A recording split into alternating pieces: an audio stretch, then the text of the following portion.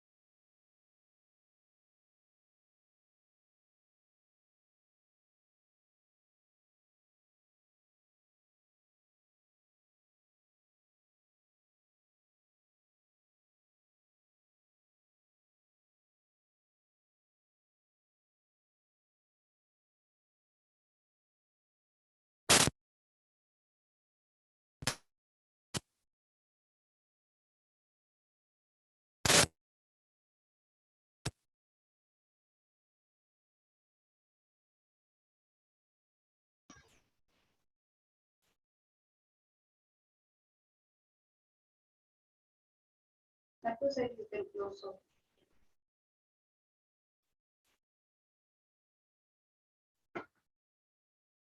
Turn it off.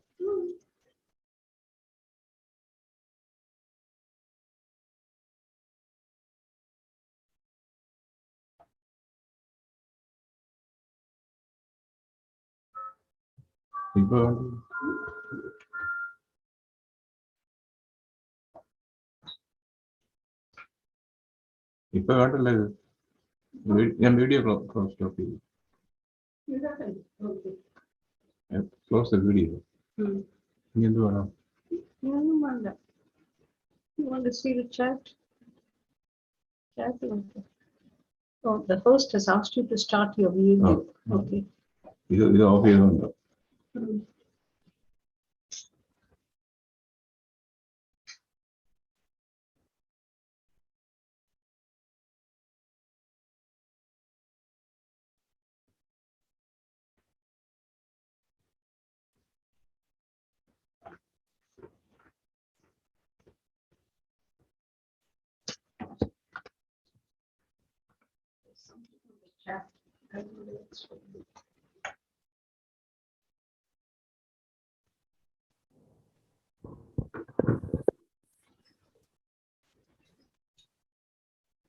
It's on. Camera is on. Morning. Good morning, sir. You can see me. Sorry?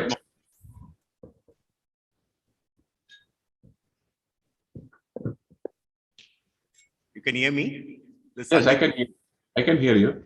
Oh, very good. Okay. You can see me also. Good morning, sir. You can see me. Sorry?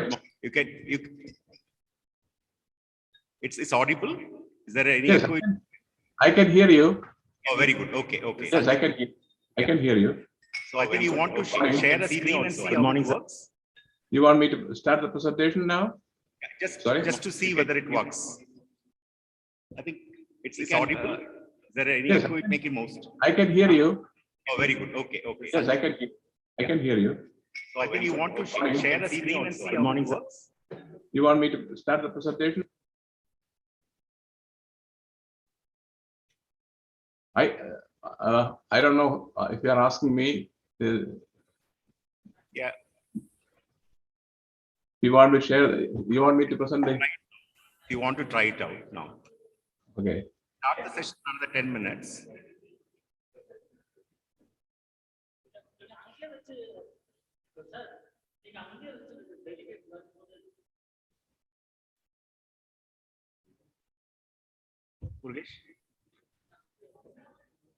Okay, can you see that?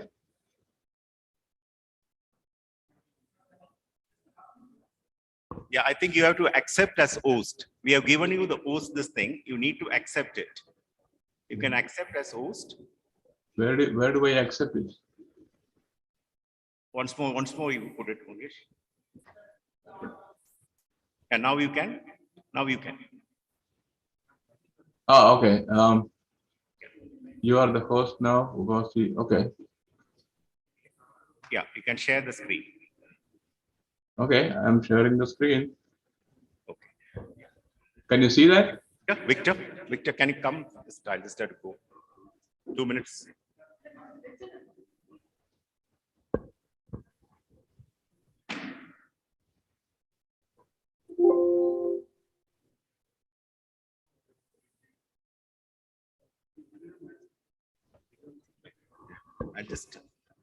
I'll just join in. Dr. Victor will take over. At 5 minutes, I'll join you.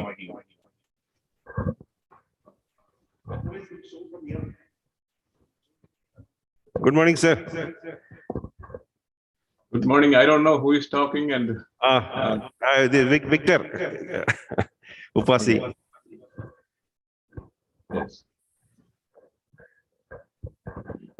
Can you see me? Yeah. Clearly visible. All right. So tell me what I should do. I am just waiting here to hear from you to follow your instructions.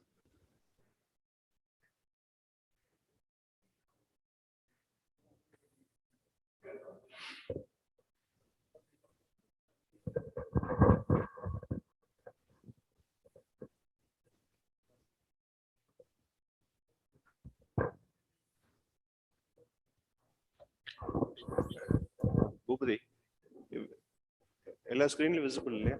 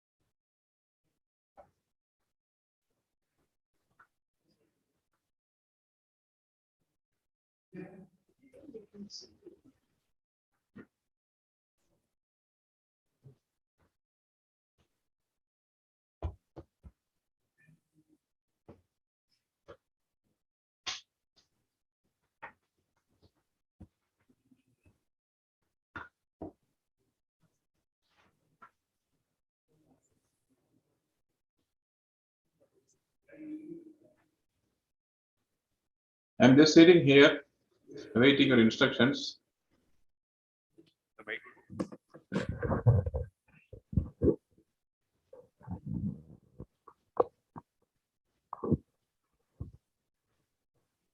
Hello. Yes. Now, sir, can you see me now? No, I cannot. You want me to start all over again? I can't see anybody. I can only see my presentation.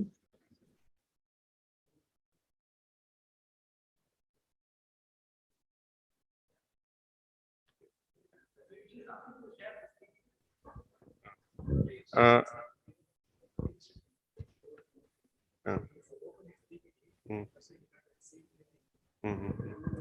Sir, can you share your screen, the slides once again? Okay. Yes. Yeah, now I can see somebody. Yes. Right. Yes. Yeah. This is Victor. This is Victor. Good morning. Fine. Yes. Okay. Now we are in business. Yes. Yes. All right. All right.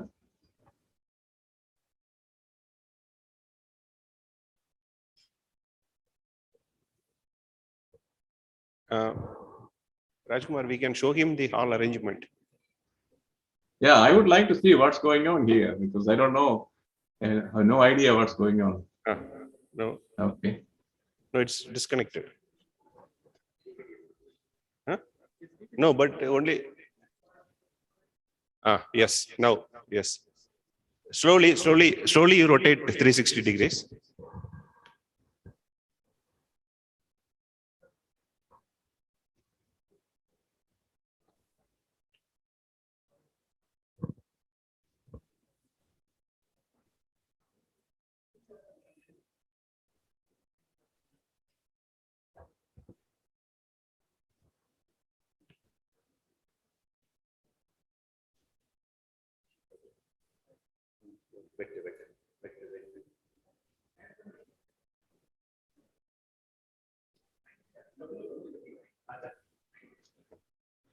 Okay.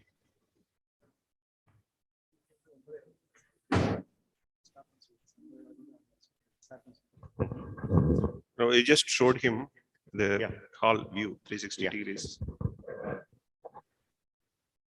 So I think everything is set, sir. From my side, yes.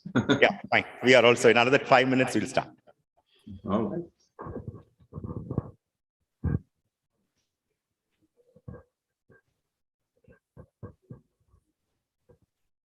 No, it disconnected.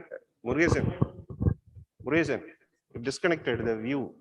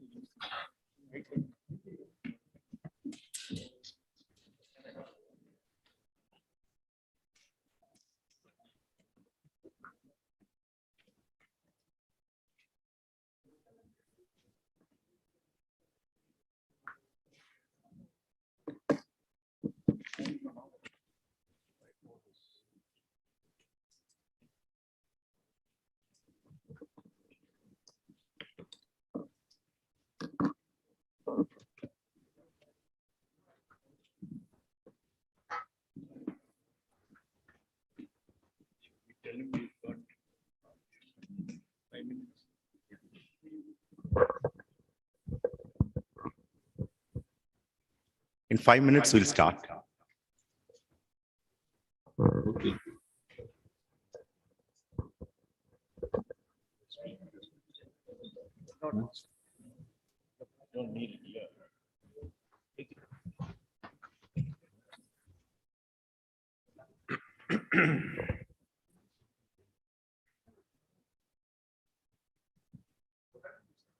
In 5 minutes. 9:50. He's already on.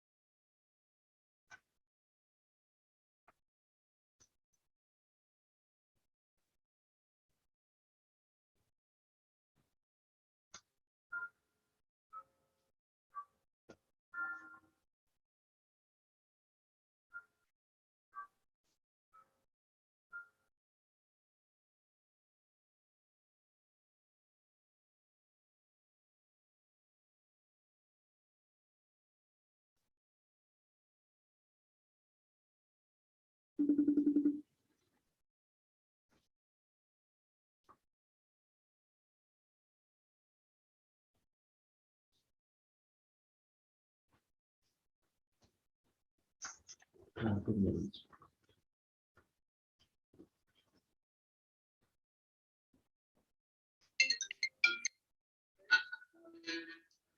no, no.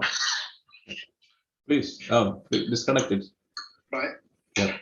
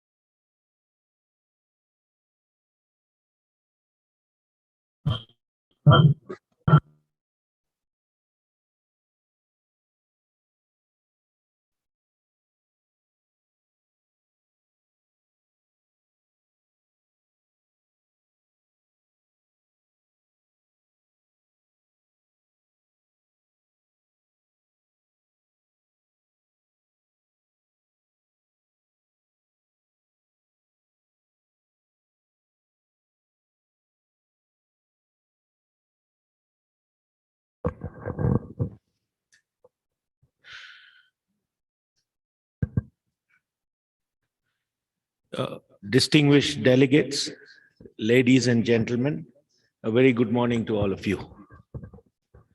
We have with us both physically and virtually a large number of distinguished guests, and it gives me immense pleasure to welcome each one of you to this technical session on plantations.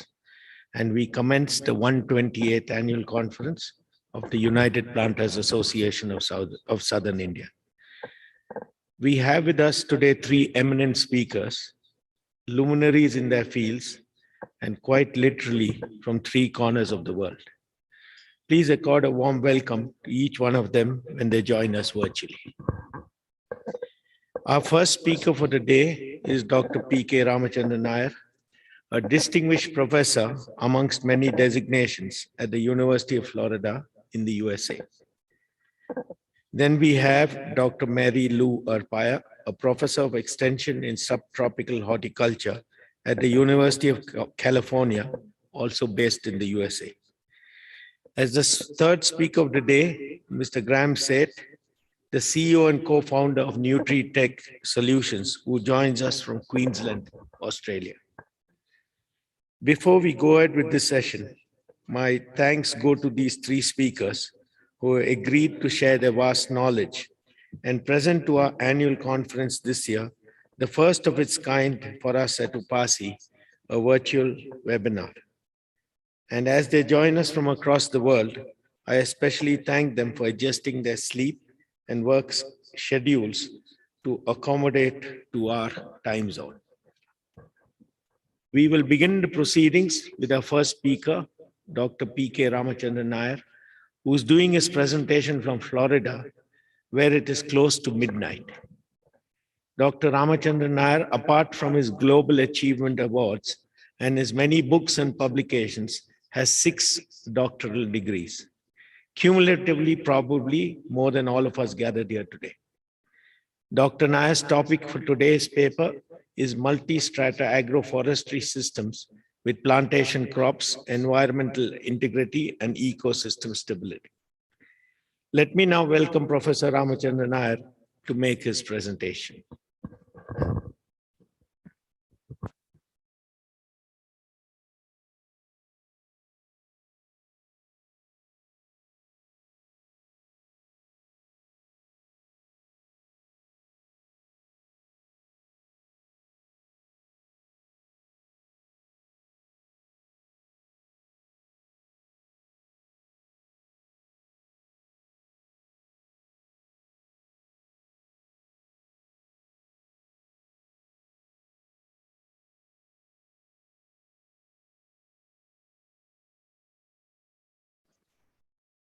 How is that now?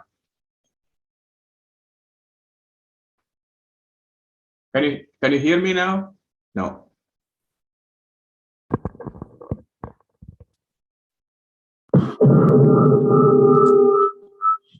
I can hear you.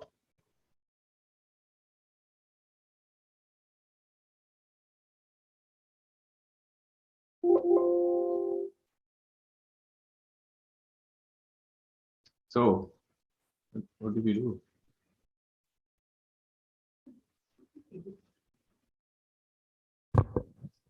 We can, you can give a full screen.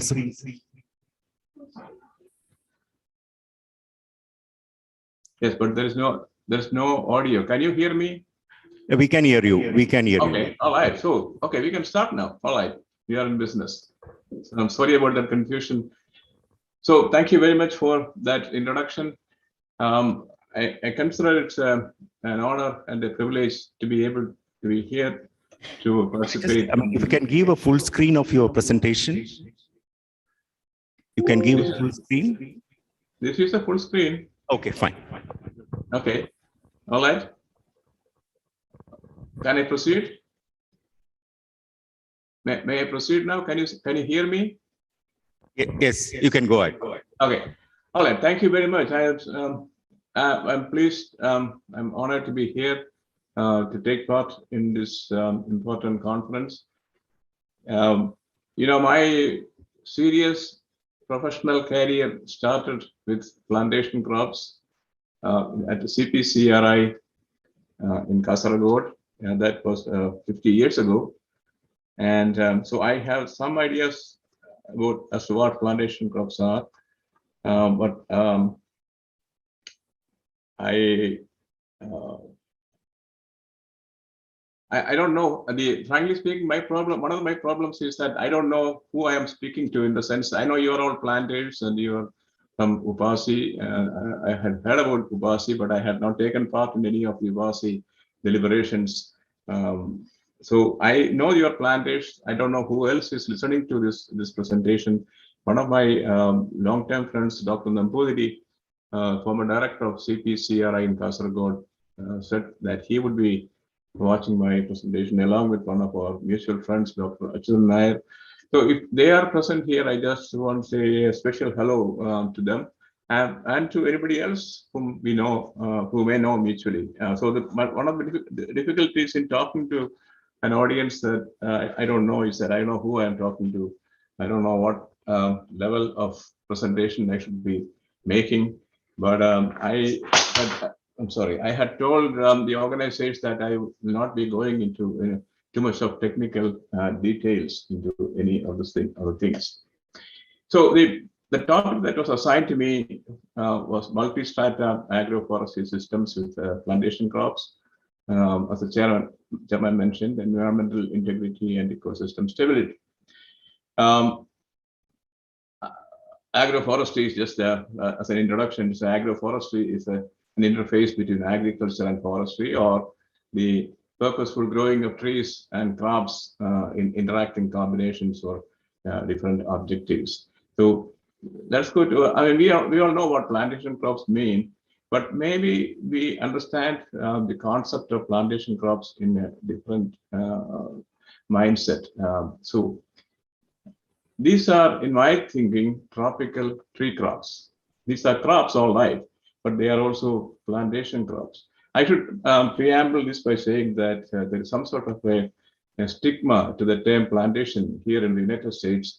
I was not aware of that until I came here. That goes back to the legacy of the slave labor and all those things in the United States. So some people feel a little bit uncomfortable in talking about plantations. For example, in a neighborhood that I live here in Gainesville, Florida, there is a large neighborhood called Hale Plantation, and there is a move to rename that the name of the place and take plantation out of that.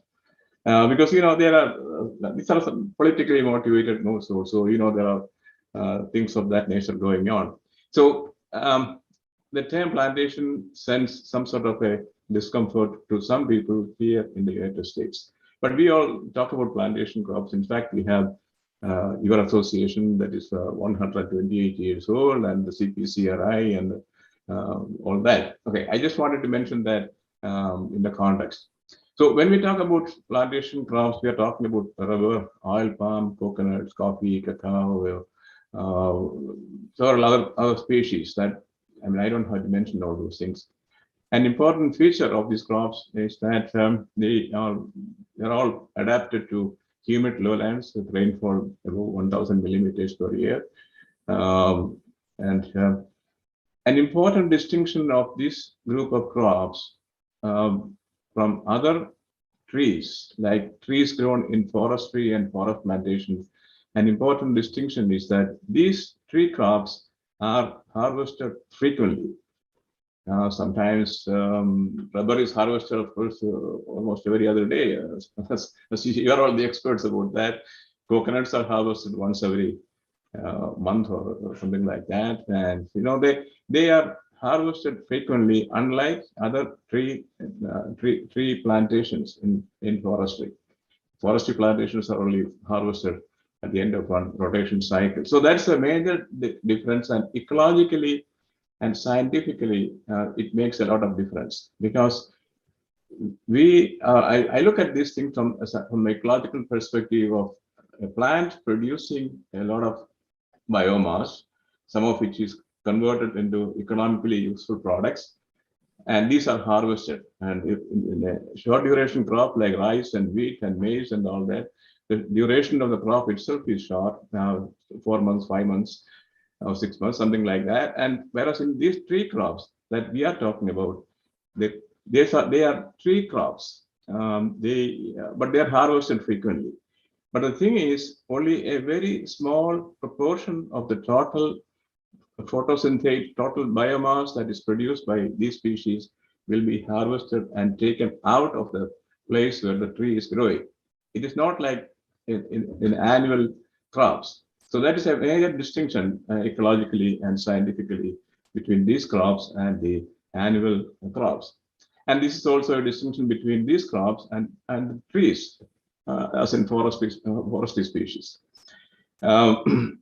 And another important thing is that most of the plantation crops that I suppose that you are dealing with are for commercial purposes, but many of them are also grown in smallholder systems. The term smallholder is a very variable term, because it depends on where in the world you are talking about. If you go to the Pará state of Brazil, where the rubber originated, I have been there several times. A smallholder system is maybe 200 hectares of rubber. They don't grow rubber, rubber grows there. So they're not managing it very well. Occasionally they tap it and all that. So the concept of smallholder depends on the place that you're talking about. In Kerala, for example, that where I come from, smallholder maybe a hectare or even less than that. So that's that difference is in the US. They say the average smallholder is 50 hectares of land. So that's a lot of variation in the size of the land when you talk about smallholder. But when I talk about smallholder systems, these are very smallholder systems where these crops are grown in intimate association with other species. And those systems, those multi-strata systems with plantation crops in smallholder farming systems in the tropics are a major form of agroforestry. I don't want to go into the details of where agroforestry is practiced, but I just want to mention this global distribution of agroforestry system subgroups. There are several groups of agroforestry systems, and these multi-strata systems that we call the home gardens and shaded perennials, that is another term that we use for these crops. And they are not the most important type of agroforestry system in terms of the area they occupy. There are other types of agroforestry systems. So I'm not going into those details now. Now, one more point I want to emphasize here is that the scientific foundation of these mixed species systems that I referred to, that practiced in smallholder systems, is very important. This is what we call the niche complementarity hypothesis. That states that a larger array of species in a system leads to a broader spectrum of resource utilization and more efficient use of sharing of resources resources for the growth and survival of the system, making the system more productive. This is the basic complementarity hypothesis upon which the mixed species systems are managed. So I joined CPCRI, as I mentioned, in 1972 after my first PhD in Pantnagar, where I was working on multiple croppings with annual crops, rice, maize, and wheat, and all those. And then I had a stint of postdoctoral training in Rothamsted in England. And so from there, I came and joined CPCRI. And because of my background in multiple cropping, and multiple cropping was a big thing those days, and even now I think it is. But that was the height of the importance of multiple cropping concept at that time. And so the authorities and CPCRI expected me and directed me to work on multiple cropping and see how it could be applied in the plantation crops, or mainly coconuts, as you see here. I should say that a little bit of work had already been done in this area of intercropping in Kasaragod under the guidance of the late Mr. Nellier. And but when I joined there, this was presented to me as a challenge. One of the things that I did in the beginning itself, everybody knows some of those things that are happening in the ecosystems and the natural stands. It is like the old saying that there are things that everybody can do, and anybody can do, and everybody thought that somebody would do, but nobody did. It's that sort of situation. So we all know that in single species stands of this sort of farms, there is a lot of light that is not being efficiently utilized by this single species system. At the same time, you are required to plant them wide apart, because at certain stage of their life, they overlap, the canopies overlap, the crowns overlap. So because of that, you're required to plant them apart. But as the palms grow up, a lot of that light, the basic resource of crop production, because I consider that light, and that is solar energy, and the nutrients are the major resources, and of course water for the growth of the species. So what I did was, with using the very preliminary, I may even say primitive type of instruments that we had available at that time, we did some measurements of the light penetration on the plantation floor in stands of coconuts of different age groups. So this is what the age of palms, and this is the percentage of light transmission. And so this is not, it's a schematic presentation based on observed values. And you can see the light transmission through the canopy is low at a certain stage in the growth of the palm, but as the palm grows up, the crown becomes shorter, and this sort of situation that you see here happens. So this is the apparent coverage of the ground by the coconut canopy. So this is one of the basic things that I did there, and based on those considerations, and we also did a similar investigations on the type of root distributions of different multi-strata species which we established there. So from this situation, we developed systems that look like this now, the so-called multi-strata systems, coconuts and black pepper and bananas and clove and other species all in intimate association. So that's what I talk about, refer to as multi-strata systems. So let's also see some other examples of this one. This is a picture of the same situation that I had initiated 50 years ago. And I photographed this thing when I went back there in 2016 or 17, when they had CPCRI had the centenary celebrations, and I was invited. Dr. Nambudiri, who had by that time retired, but he insisted that I should participate. And so I was there. And I was very happy that the interest in multi-strata systems and all those things was very high at that time in Kerala. But ordinary people have always been doing this sort of systems without knowing that they are doing this thing, and without anybody looking into the scientific basis of this. That's what I mentioned earlier. Okay, now there are also similar systems in very many different parts of the world. This is a multi-strata system developed by the Japanese settlers in the Pará state of Brazil. Pará is a place I mentioned before where the rubber originated. That's why it's called Pará rubber. So this species is Schizolobium amazonicum, a nitrogen fixing species, and they have other palm species here. There's a some of you may have heard this acai, Euterpe valeraceae. This palm is a very interesting species and getting very popular now. And there is another species here that looks like cacao or cocoa, and this is Theobroma, but it's not. It's not Theobroma cacao. It's a cousin of Theobroma cacao. It's called Theobroma grandiflorum, and that is called the large cacao. The fruits are much larger than our normal cacao fruits, and that's also used for in the manufacture of ice cream and all that. So this is another example of that.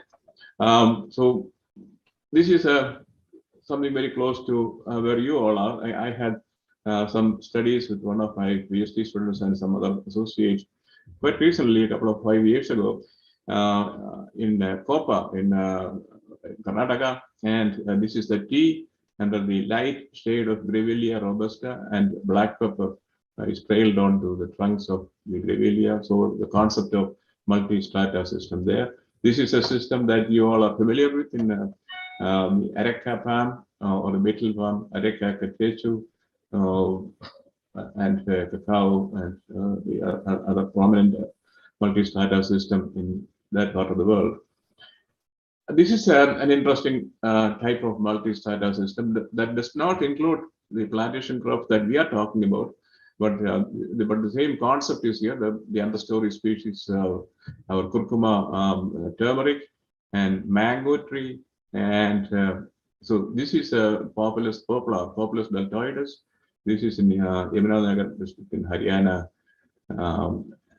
And this is another very interesting type of system of multi-strata system using a peach palm, the Bactris galloppius, another interesting palm tree in Brazil and South America. It has got, I think, enormous potential in other parts of the world also, but for some reason, it has not grown in any place other than where it is now.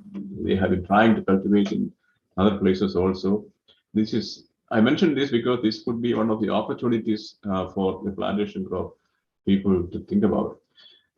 So this is a very, this is the Bactris or peach palm, and then the cloud trees are here in the background, and pepper, and also they are trying to plant some cacao there.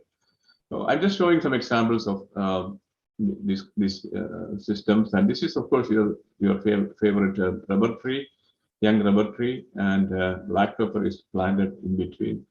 I took this picture 40 plus years ago from the state of Amazonia in Brazil.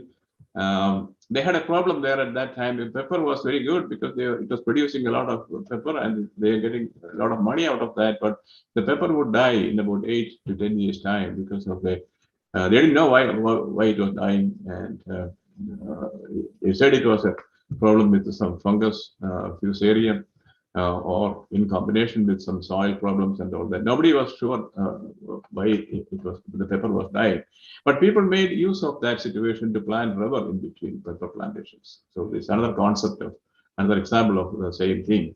And this is a famous shaded coffee system in Costa Rica, a major producer of coffee in Central America. And this light shade here is Erythrina popihiana.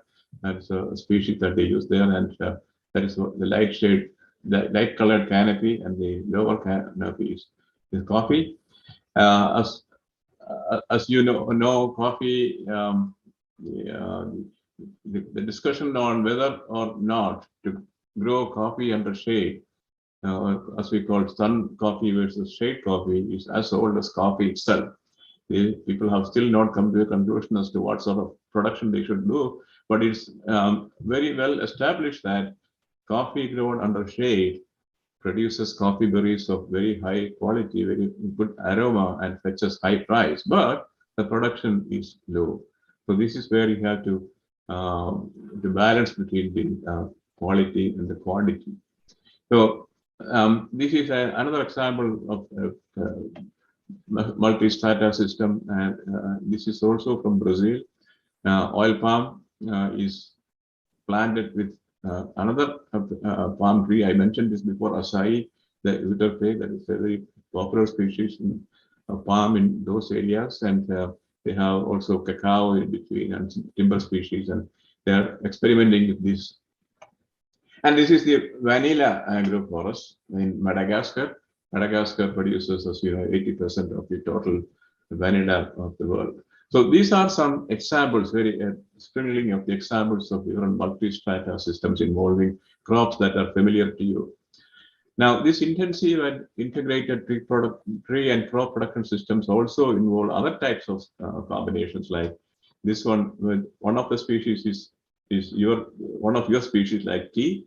But this is not the overstory species. It's grown underneath timber plantation. This is Paulownia tomentosa. It's a very valuable species, timber species. And they also grow vegetables underneath the Paulownia. This is in China. I don't know if they have this sort of system in northeastern parts of India. I'm not sure. So these are some examples of these plantation or multi-strata associations. Now, over the years of 45 years since we started agroforestry, it has become established as a major, not a major, but an important discipline in land use management. I'm not going into all those things. And for the past 2 years, I have been working very hard on producing a second edition of my, some people call classic. I wrote a book on Introduction to Agroforestry in 1993, and that was used, that is being used as a textbook and all that in many places. And so that was getting outdated, and I was under intense pressure to produce a second edition. And I was actually under the, I was hoping that somebody else would do that job, and so I wouldn't have to worry about that. But nobody came up with another comparable second edition or another book. So I took on the task, and with the collaboration of my good friend Dr. Mohan Kumar, who was the long career at the Kerala Forestry, Kerala Agricultural University, and Vimala is my wife. She's also a professor here in the University of Florida in Soil and Water Science Department. So we have just completed the proofreading and submitted the final manuscript, and the publisher Springer says that this will be coming out next month. Touch wood. So I refer to this ecology-economy conflict, and that is very important for us to discuss in this context here, because the ecologists' views contradict with economists' view in many of these things. Ecologists think that economy is a subset of the environment, and all economic activities, even life, depends on Earth's ecosystems. And ecologists recognize limits, constraints, and cycles. In fact, the cycles of nutrients and water and all those things are very important ecologically. Ecological deficits mean that we take but not borrow. We take from the future generations, and this is fundamentally important. We are not sharing it to the present generation. When we end up in deficits ecologically, that means we are taking it from the future generations. We are stealing from them. And on the other hand, the economies, they want to have more production, which is a good thing, of course, but they just think that environment is a part of the economy, and they think that environment will fall in its place when the economy is prospering. Something that is certainly a very controversial point. Economic theory does not explain economy-driven destruction of Earth's natural systems. Okay, and economists work usually with curves, linearly or curvilinearly. But that is not, they don't recognize the cycles that we talk about here in ecology. Excuse me. Economic deficits mean that we borrow from each other. So this is a fundamental difference between the ecology and economy, and that's very important for you, because I know in plantation crop systems, especially in the fairly large commercial production systems, your main goal is economy. But I think what I'm coming to, you already got the idea that we should be very well aware of the problems that we might be creating to the environment. So ecosystem stability, I would say, is not an option. It's a must. Sustainability is a term that it has been used and misused for a long time.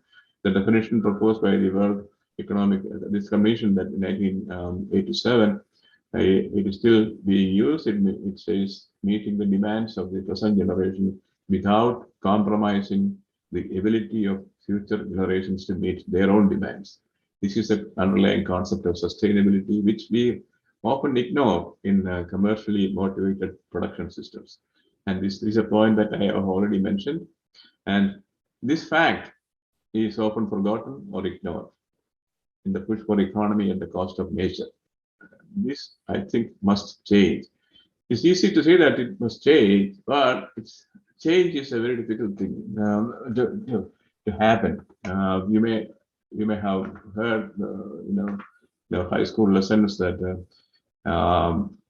Copernicus and Galileo, when the great astrophysicists in the 15th, 16th century, they were condemned by the Catholic Church in Middle Europe, Italy, and all that, the 16th century, because they proposed that the sun is at the center of the world and the earth revolves around it.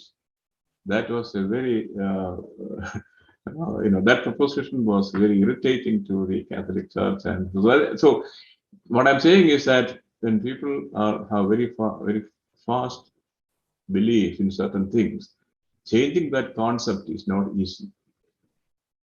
So when you talk about ecosystem services, ecosystem refers to the organisms and the non-living environment with which they interact, and ecosystem services are the benefits that people obtain from the ecosystems.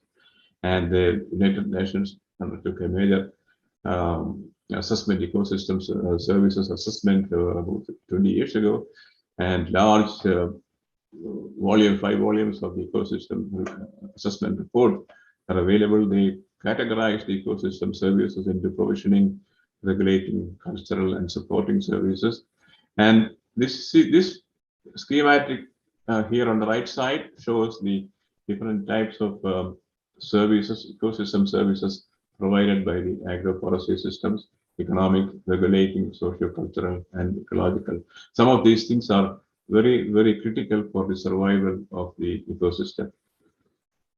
Now, one of the important things that comes out of these ecosystem studies and related to that is the soil carbon and the carbon sequestration in terms of the climate change mitigation. That I am sure there's nobody here who has not heard about the climate change and its consequences. And even people who don't know what it means, they don't want to say what it is. They don't show their ignorance because they feel that they'll be left out of the society.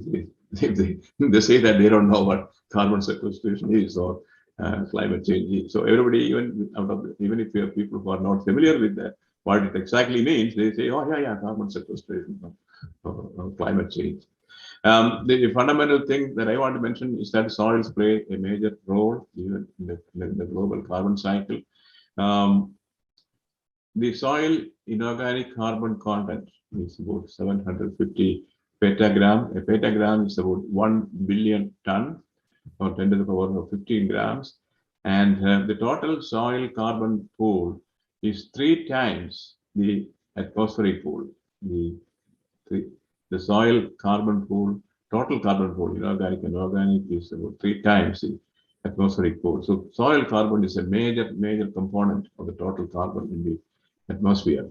So we did quite a bit for the past 20 years. This has been my major area of research.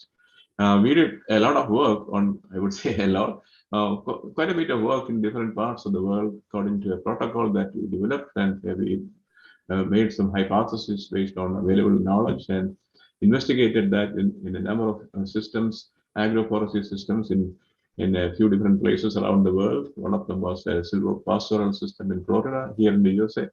And there is another one called another sort of silvopastoral extensive system in northern Spain. The system is called, I'm not going into the details of course, I don't have the time to do it, any of things. Read my book if you are interested. These are all described in that. So this is the one that I mentioned earlier. We had done this study in Karnataka, in Kopa, and also in Kerala, Thrissur, we had a home garden system.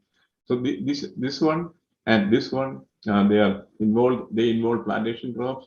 This study was in the semi-arid region of so-called parklands in Segu in Mali, West Africa. There are no plantation crops can go there except maybe date palm. Even date palm doesn't grow there. Date palm means more dry areas. And then the cow in Bahia in Brazil, and another silvopasture study in Minas Gerais in Brazil, and shade under coffee.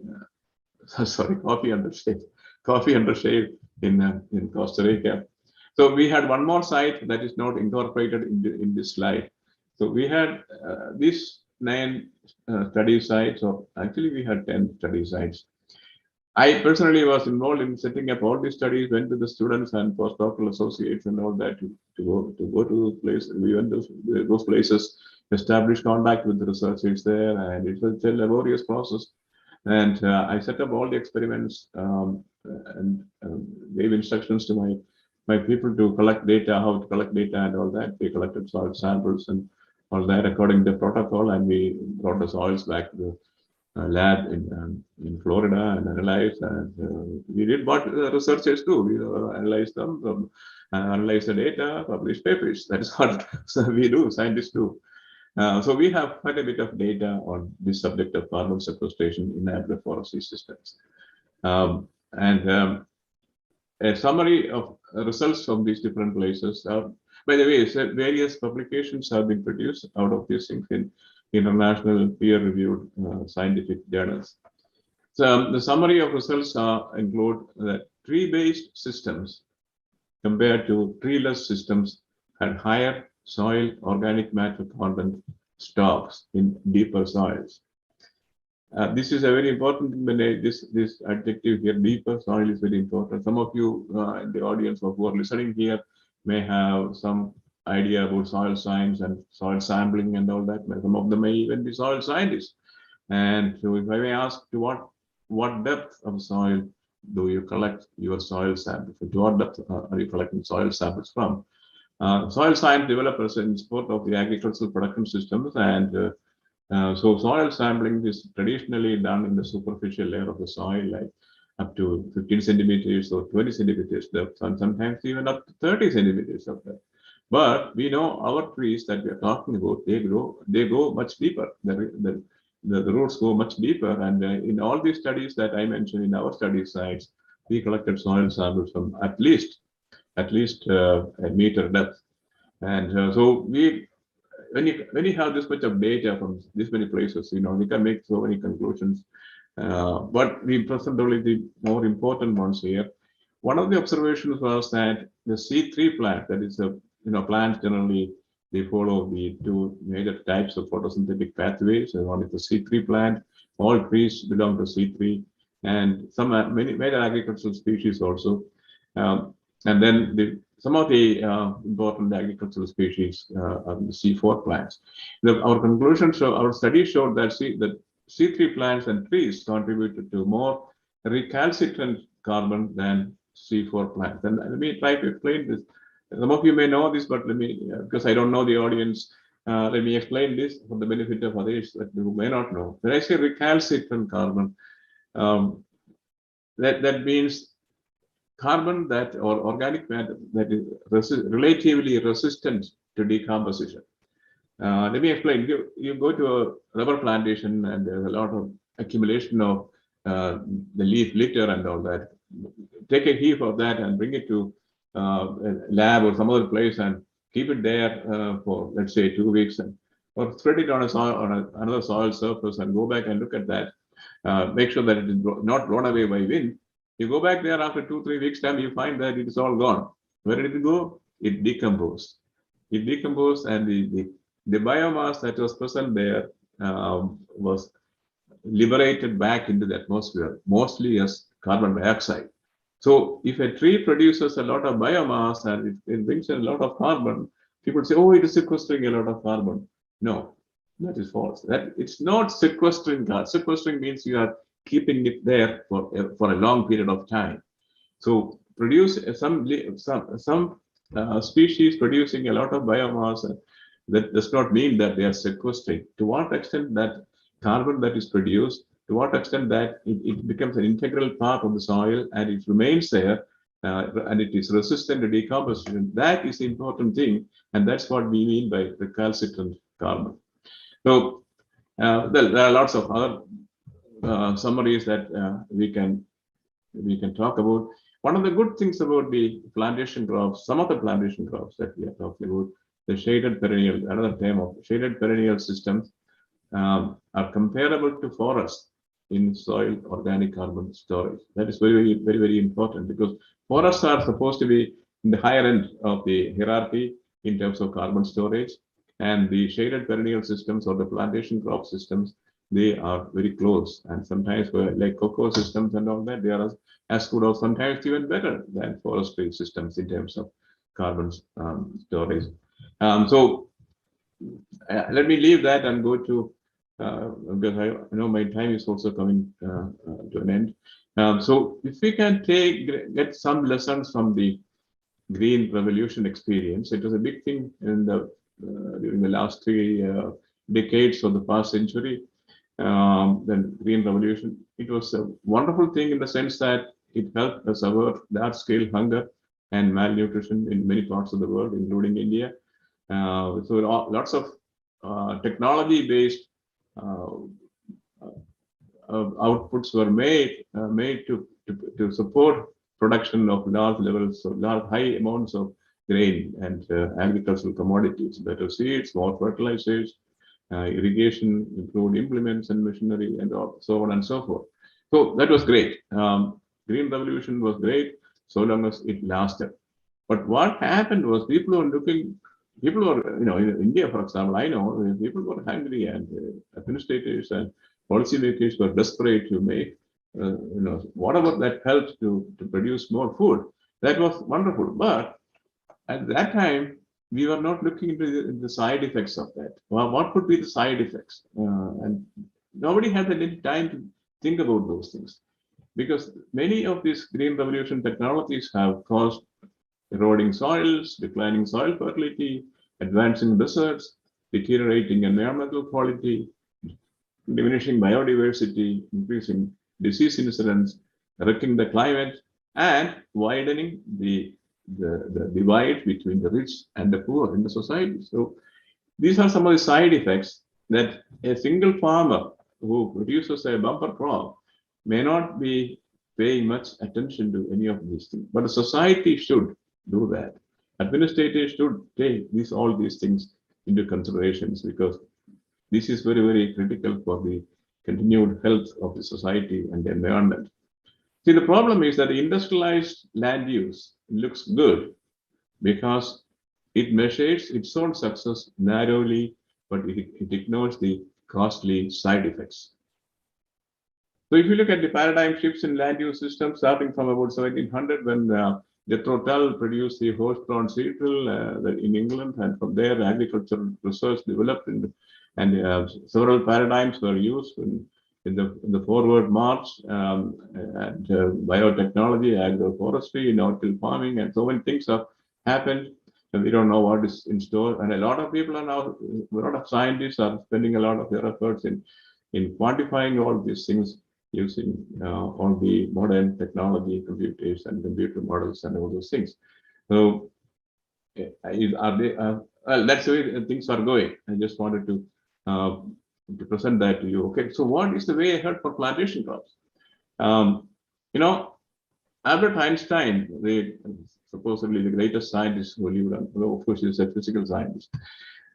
He said, the significant problems that we face today cannot be solved at the same level of thinking we were at when we created them.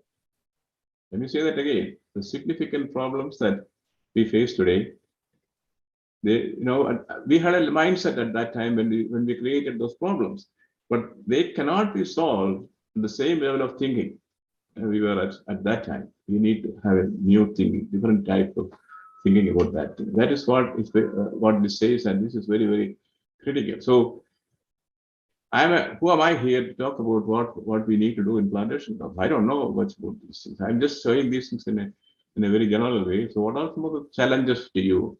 in terms of moving forward with the plantation crops enterprise. We need to adapt to benefit from the paradigm shifts in land use systems. There are several examples of devastation caused by unexpected threats. And I think you all are aware of that, or you ought to be aware of this thing. History tells us that we don't know what's going to happen, but and because of that, we cannot take any advance action. But we should be prepared to meet those challenges. A good example is our ongoing COVID situation. See, for example, in coming to plant production, there are several examples. Irish potato famine, 1845, caused by a blight. Devastation of the beautiful tree, American chestnut tree, devastated by a blight. Recently, I mean, relatively recently, and our own coconut root wilt. So many examples. COVID-19 is also one of those experiences in a way, although not necessarily for plants, for the society and the human. So we don't know what is in store for us. So if we put all our eggs in one basket, and then that's not a good strategy. We need to have some sort of a diversification plan.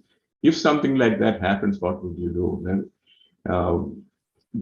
those of you who can afford to spend a share of your resources in trying some new things, I would strongly recommend you to do that rather than depend on one commodity. And I suppose that's happening now. See, for example, the rubber boom happened. I told you I had been to the native place of rubber tree. And if you go and see the rubber trees there, it's a disaster. But Henry Wickham, the British explorer, went there, maybe for other purposes, but he brought some seeds of rubber tree, para rubber tree, and he germinated them in the Kew Botanical Gardens in England, and then took those seedlings to Singapore Botanical Garden. At that time, Singapore and Malaysia, all those were under British Empire, so it was very easy. There was no quarantine or anything. So he took them to Singapore Botanical Garden. You know probably these things, and then from there, rest is history. It spread into Malaysia and the neighboring countries, and the big boom, rubber boom. I think the rubber boom is now shifting. I heard that Malaysia is no longer the major producer of rubber. It has gone into Indonesia because of the labor shortage. See, that's a societal problem that the producers and the plant breeders who developed this high technology could not anticipate. So there are issues like that. Depending too much on one commodity is not a good strategy, in my opinion. Then this is what I said, the diversified multifunctional land use system could have advantages over traditional monocultural systems. And that's what our forefathers have taught us by combining different species together in our coconut gardens and all that in Kerala and neighboring places. We can learn a lot from those things. Large-scale plantations are very good. They have a purpose, and they have done very well, and they are contributing enormously to the economy of the country. And but there might be some challenges. To what extent are they contributing to the society at large? Land use systems should be in harmony with nature and the society. So that's my main message. Mahatma Gandhi said, you say all these things, first they ignore you, then they laugh at you, then they fight you, and then you win. Thank you very much for your attention. I think so that's the end of my formal presentation. You know, we university professors have a strange habit. See, the normal lecture hour here in the US universities is 50 minutes. Did you check your watch? I took exactly 50 minutes. Thank you very much.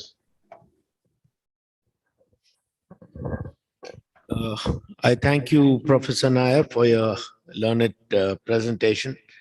And my apologies and thanks again personally to you for adjusting to our time zone and doing this presentation for us. Professor Ramchandra Nair, there are a few questions which have come up. I'll ask Sanjit Nair to please read them so you can see if you can address those answers. Okay. There's a question from there's a question from Shivakumar Subramanian. Is rubber, when planted with agroforestry systems, more productive and give better income than rubber monoculture? So the question is, would rubber agroforestry give more income than monoculture? Is that a question? Yes. You have to tell me. I don't know. I don't do monoculture. I don't know. You are the farmer. Why are you asking me? I don't do this this practice. You have field experience of doing monoculture and probably doing these things. I just don't know. Probably it will. I don't know. What is your who is the person who is asking the question? What is his or her experience? I don't want to. Where I'm coming from. I cannot make a guess on that. It might be economically useful, but as I said, economy is not the only thing. Yeah, we can take any questions from the meeting hall itself. Anyone have any questions? We can take it here.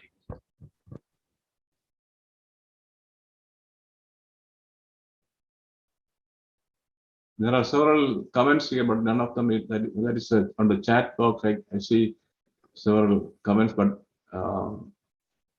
I don't know.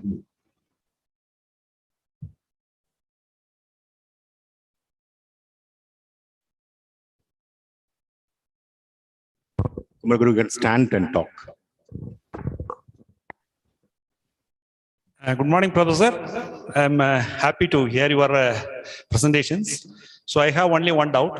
You have grown with pepper with the coconut. Coconut is highly salinity. Normally it will grow in a high saline.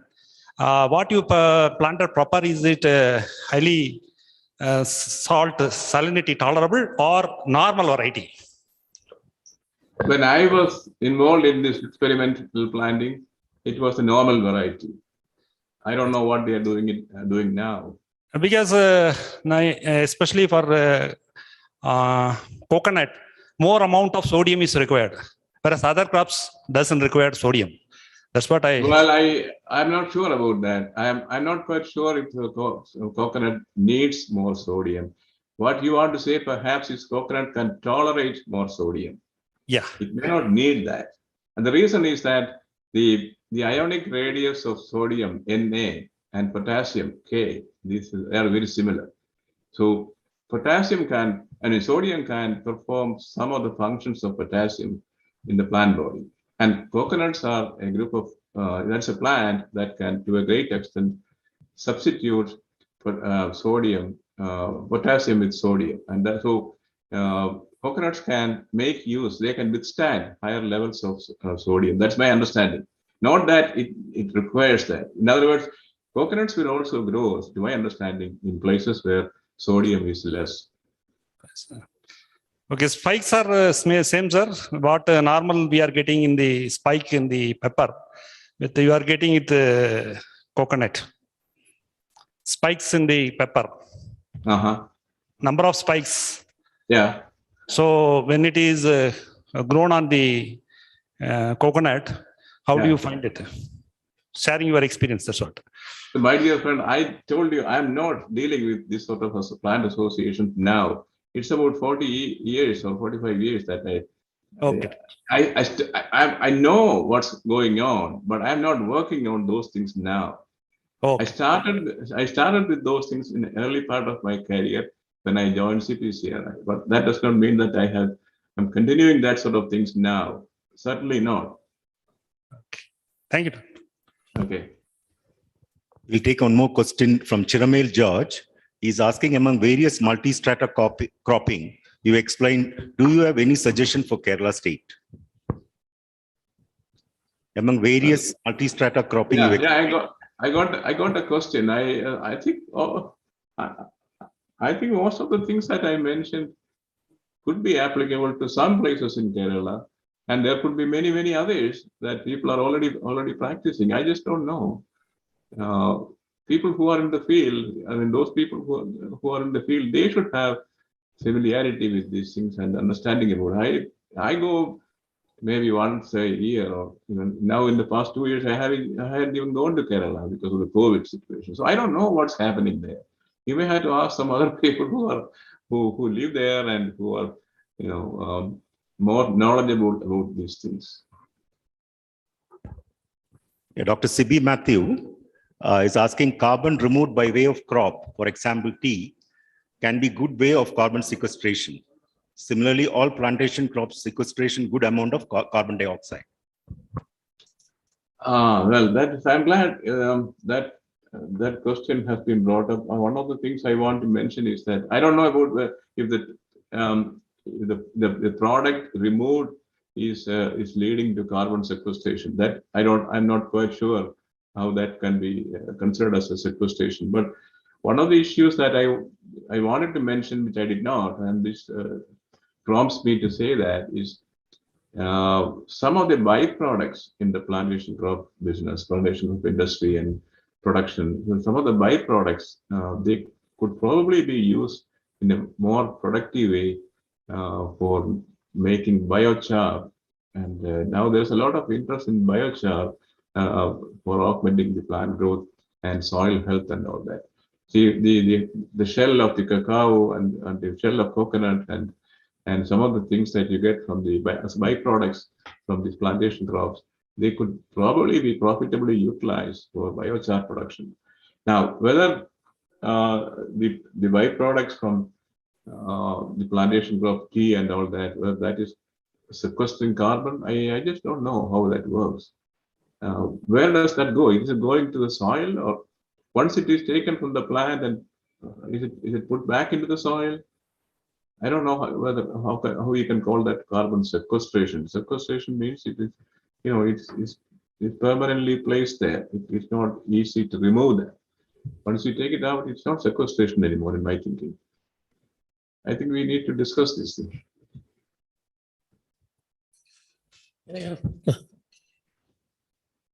Yeah, Dr. Mohan Kumar from the meeting hall has a question for you. Can I put it on, is it? Good morning, Professor Nair, Dr. Kumar. I have been in the tea research, and most of us sitting here are either coffee or tea planters.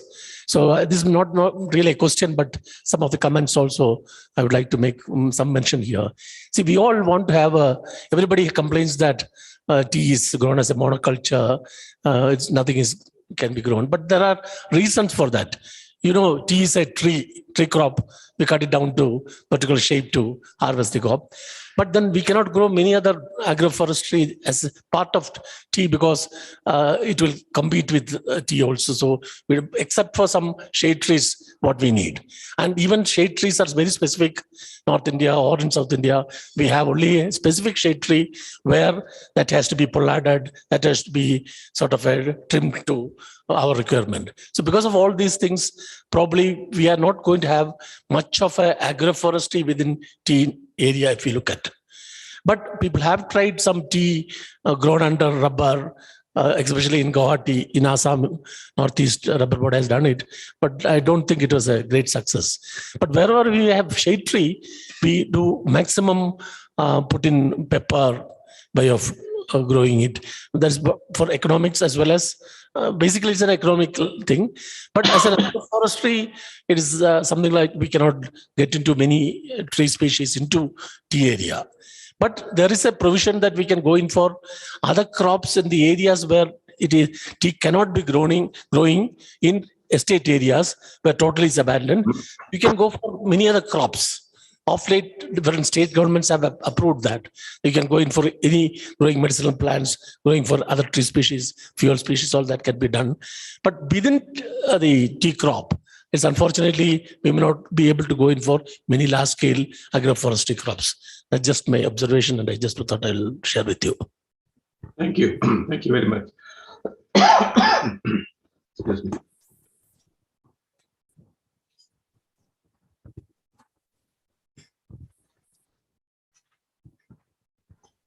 Yeah, Can I ask one to Professor? We have one more question from Dr. Victor Ilango, Director in charge of UPASI TRF. Professor, the prolonged monoculture that has been practiced in the Western Ghats, could it be one of the reasons for the increasing pest incidents in tea? Can you throw some light on that subject?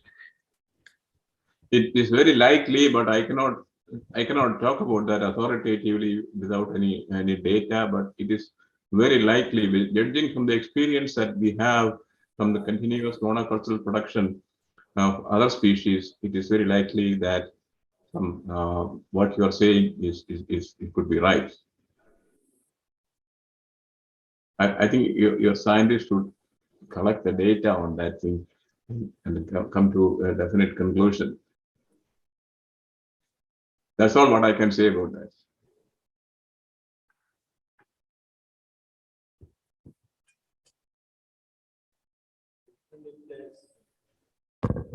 There's no other questions. We'll move on to the next speaker.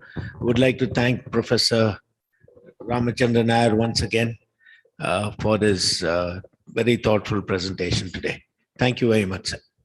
Thank you. Thank you. I may not be able to continue to listen to. I would have liked very much to listen to the presentations, but it's 12:30 in the night here, and so if you will excuse me, I will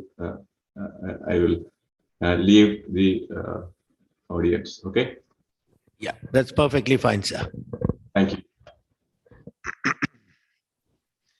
Our next speaker of the day is Dr. Mary Lou Arpaia, who's doing a presentation on an introduction to avocado cultivation with special reference to South India. Dr. Mary Lou will share her expertise of cultivating avocado, which is predicted to be the fruit of the next decade. Please give Dr. Mary Lou a round of applause as I invite her to give us her presentation. Thank you very much. So let Over me to you, start my Doctor. presentation.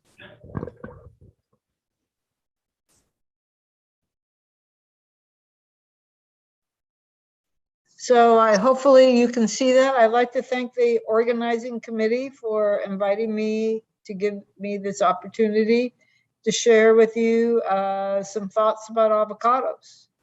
And I've been told that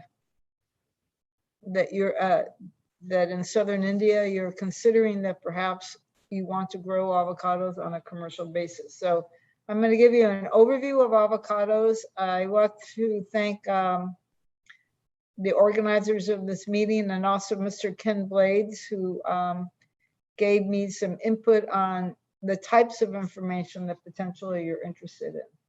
So I'll get right into it. I thought I'd start off with some interesting facts about avocados and to whet your appetite for why you might want to consider growing avocados on a commercial basis in southern India. The first thing is that avocados are very good for your health. They have no cholesterol. Sometimes here in the United States, people talk about the fact that the avocados have cholesterol, but they're a plant-based product, so they have no cholesterol. And actually research done in the United States and elsewhere has shown that actually the avocados are very good for modulating your cholesterol, and that they can modify the HDL to LDL ratios in a favorable manner. The avocados are also a very good source of fiber. They're a very good source of potassium, actually higher than banana. And you can see here, they're also an excellent source of many different vitamins and folic acid, full of monounsaturated fatty acids. So the oil is of very high quality, comparable to olive oil. And the avocado has unique sugars that may reduce the risk of certain cancers and diabetes. And that is an active area of research here in the United States as I speak. Some other unusual things about the avocado is that they accumulate large quantities of lipids in the fruit flesh as the fruit develops, and can have very high levels of oil in the fruit. The primary fatty acid in avocado oil is oleic acid. And the other sort of unusual thing about the avocado is that unlike many other fruit crops, the fruit continues to have cell division during growth and development. There's a lot of unique uses for avocados besides being a fresh food. It's widely used in the cosmetic industry, for skincare products. Scientists in Japanese discovered that there are antibacterial type compounds in the fruit, and there's a researcher at UC Riverside looking at avocado as a treatment for burns. So there's a lot of different unique uses for avocado that remain to be more fully developed. Now, consumption, I'll just give you an example from the United States. You all have probably heard of American football, and we have our championship game, usually the very end of January, beginning of February. And over time, avocados have become closely associated with what we call Super Bowl Sunday, which is the championship game. And in 2020, you can see here, over 13 million pounds of avocados found their way into parties that people have at their houses to celebrate this championship game. And that is equivalent to about 26 million fruit. Now, although California is a large producer of avocados, the United States is a very large market for avocados. In fact, it's one of the largest markets in the world. And 85% of all the avocados that are sold in the United States now currently come from Mexico. Mexico is directly south of the United States. But the United States is crazy about avocados. And you can see here in this bullet point that the per capita consumption in the United States has grown from just about two pounds per year in 2000 to a little bit over 8 pounds per year in 2020. And 40% of the households in the United States actually report buying avocados each year. But we pale in comparison to Mexico, which per capita consumption is about 20 pounds per year. So the United States is a global market for avocado. And here you can see we have year-round supply of avocado into the US market. And you can see the avocado comes from many different places, again, primarily from Mexico, but a significant amount of fruit comes from Peru, Colombia, Chile, the Dominican Republic, which is in the Caribbean, and as far away as New Zealand. And there's many countries actually petitioning the United States to be allowed into the US to market avocados. So where do the avocados come from? And I think this is should be of great interest to you, because where the avocado comes from, you'll see from the environment that it comes from that it should be ideally adapted to your growing conditions in southern India. So the avocado is a member of the laurel family. There are many members of the laurel family in Southeast Asia. And this family is mainly tropical evergreen trees. It has about 25 genera, and you can see here over 2,800 species. Important members of the laurel family include cinnamon, the bay laurel, which is used in cooking, the California bay tree, which is an important wild tree in California, the red bay laurel, which grows in the southeast United States, sassafras, which is a wild plant that grows in the United States that is one of the main ingredients in root beer, at least before they have synthetic ingredients.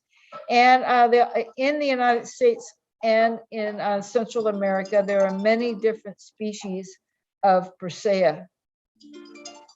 So the avocado is a forest tree. So it is native to the forest, and this is a picture of a wild forest in southern Mexico that the avocado trees, there's one here in the forefront right here, and they're a very important part of the forest of Central America. So the avocado is relatively a new crop to domestication. It's only been grown commercially for just a little bit over 100 years. And because it's relatively new, it retains many of the traits that have it adapted to its native rainforest habitat. Persea americana, which is where avocado is highly diverse. And so when you are trying to do a breeding program or you plant out seed, you'll see that the seeds are not true to type, that they come up with many different, you see many different things when you germinate seeds.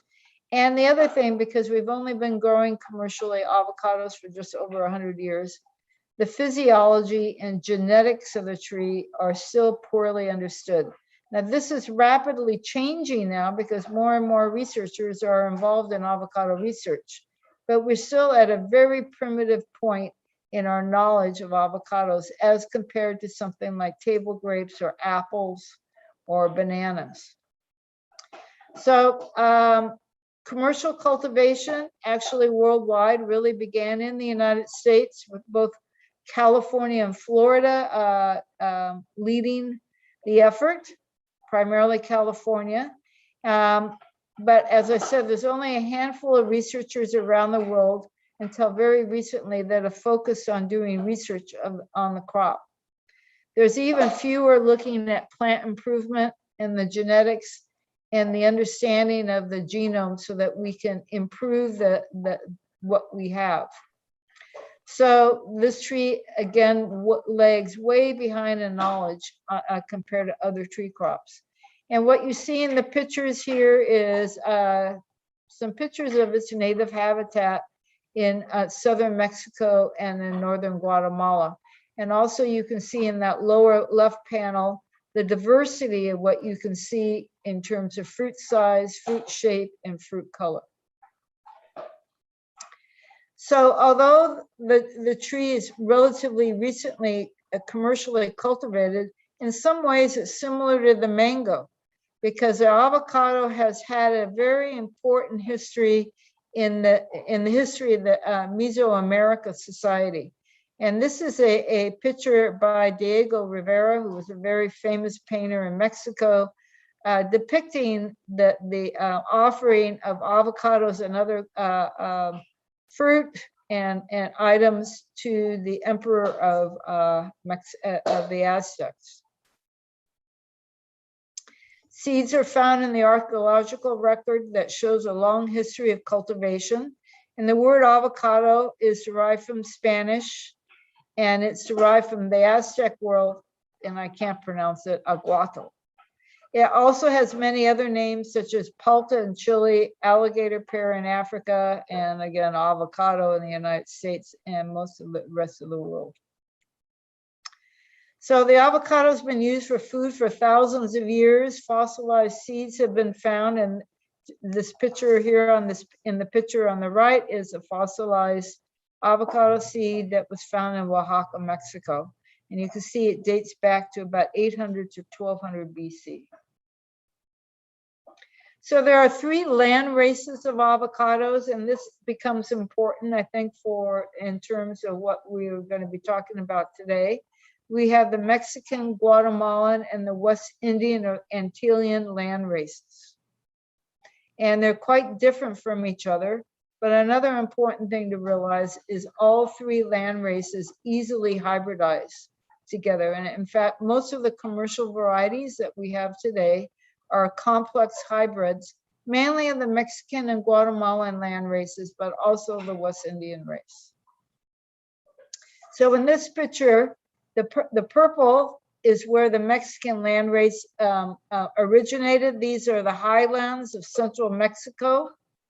And the Guatemalan race is from the highlands of Guatemala, shown here in green. And then the West Indian or Antillean race is actually native to the very low elevation, very tropical areas of lower Central America. Excuse me, I need to turn off my phone. So the general traits of the 3 land races, you can see again, the native region, Mexican, Guatemalan highlands. These are high elevation highlands, and the West Indian race coming from the tropical lowlands. Climate adaptation, you can see for these two, is more subtropical. They can tolerate lower temperatures, whereas the West Indian race is more cold sensitive but can tolerate higher heat. I am not addressing salinity at all in this talk, but I was interested in the discussion just a few minutes ago about coconuts. And avocados as a tree crop in general is considered to be one of the most sensitive tree crops under cultivation to salinity. And this is a very important thing. If you do have salinity problems, primarily sodium and chloride, then you can do a lot of you can really affect the productivity of the tree. These are some differences in fruit traits. So you can see the size of the fruit can vary from being very small to very large across the land races. The color of the skin can vary, the thickness of the peel can vary, and there's many other things. One interesting thing is that the Mexican race, if you crush the leaf and even in the fruit, you can get this very, very strong anise aroma out of a crushed leaf or out of the fruit. Oil content varies also between the land races, with the highest oil being from fruit that are derived from the Mexican land race and the lowest from the West Indian race. So there's a lot of differences between these. So avocados are currently produced worldwide. More tropical areas produce the West Indian races, but most of the leading avocado producing countries in the world grow these Guatemalan Mexican race hybrids. And currently the leading cultivar worldwide is the Hass variety, which is a Guatemalan Mexican hybrid. And I'll talk about that a little bit more in a few slides. So Ken Blades provided me this Excel file of temperature and rainfall of different areas in southern India. And I could see that the monsoon occurs from June to September, and flowering, he told me, occurs right at the end of the monsoon period in October and November.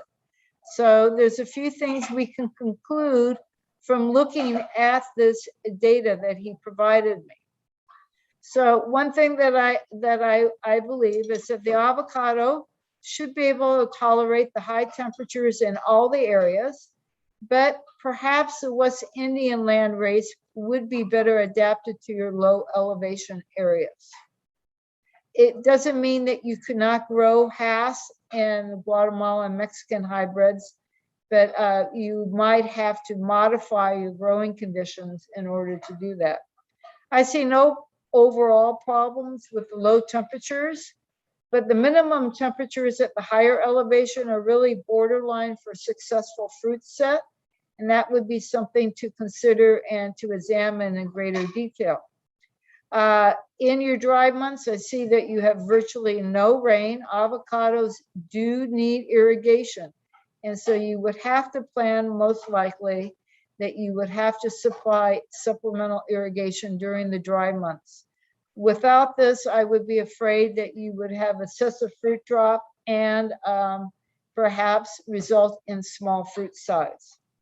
The other thing is that you have very high rainfall during the monsoons. And so I think you also would have to have a very rigorous spray program to control various fruit diseases, such as anthracnose, so that the fruit would not decay after harvest and in the marketplace. And this is just to highlight fruit diseases. So on the upper left, we have a body rot that's primarily due to anthracnose caused by Calototricum. And we can have many stem end rots, and there's various pathogens that can be involved in stem end rots. But one of the main ones here in the United States is Bactrosphaeria or Dorthiorella. Now, in terms of heat, when you have excessive temperatures during flowering, that can decrease fruit set. And if you have water stress during flowering and during the early stages of fruit growth, you can have a fruit drop. And resulting in small fruit size and very low calcium levels in the fruit. And I'll show you a slide of that in a little bit. So we know from research that we've done with the Hass variety that the stomates on the underside of the leaf close at temperatures about 32 degrees Celsius, although this is influenced by relative humidity. And so if you have higher relative humidity than we have here in California, then the stomatal closure will occur at a slightly higher temperature. But this most likely is one of the factors that contributes to small fruit size in relation to shift to high temperature. So the global industry has been dominated by just really two varieties in the last 100 years. So the first variety was Forte, and that variety dominated from the 1920s to the 1970s globally. It still remains an important variety in some producing areas of the world. And then the Hass variety, even though it is an old variety, at least here in the United States, it became the dominant variety in the 1970s and is now the dominant variety worldwide. So first, just want to say a few things about the Forte variety. The Forte variety was actually brought into California from Mexico in 1911. So a little bit over 100 years ago. And by 1920, it had become the leading variety of California because it has an extremely high fruit quality. It was found that it was adapted to a wide variety of climates. It was especially cold hardy.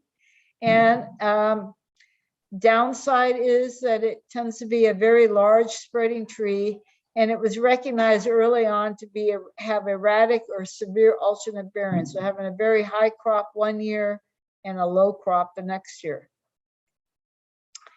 So the Hass variety is actually has been around for nearly 100 years, but it took a very long time for it to become the leading variety. So it originated in California as a seedling tree. The seed was planted in 1926, patented. It is one of the very first plants to be patented in the United States in 1935. It was recognized from the very beginning of having very high fruit quality. But at that point in time, because Forte was the #1 variety with green skin, the fact that the Hass ripens with the black skin, this was considered to be a very severe flaw. So because of that and other factors, the Hass did not become the leading variety until the 1970s, nearly 40 years after it was actually patented and introduced as a commercial variety. There's many, many other varieties of avocados. These are the main varieties that we grow in California. The Hass avocado is more than 95% of what we produce, but you can see we have many other varieties, and right next to the Hass is a variety called Gem.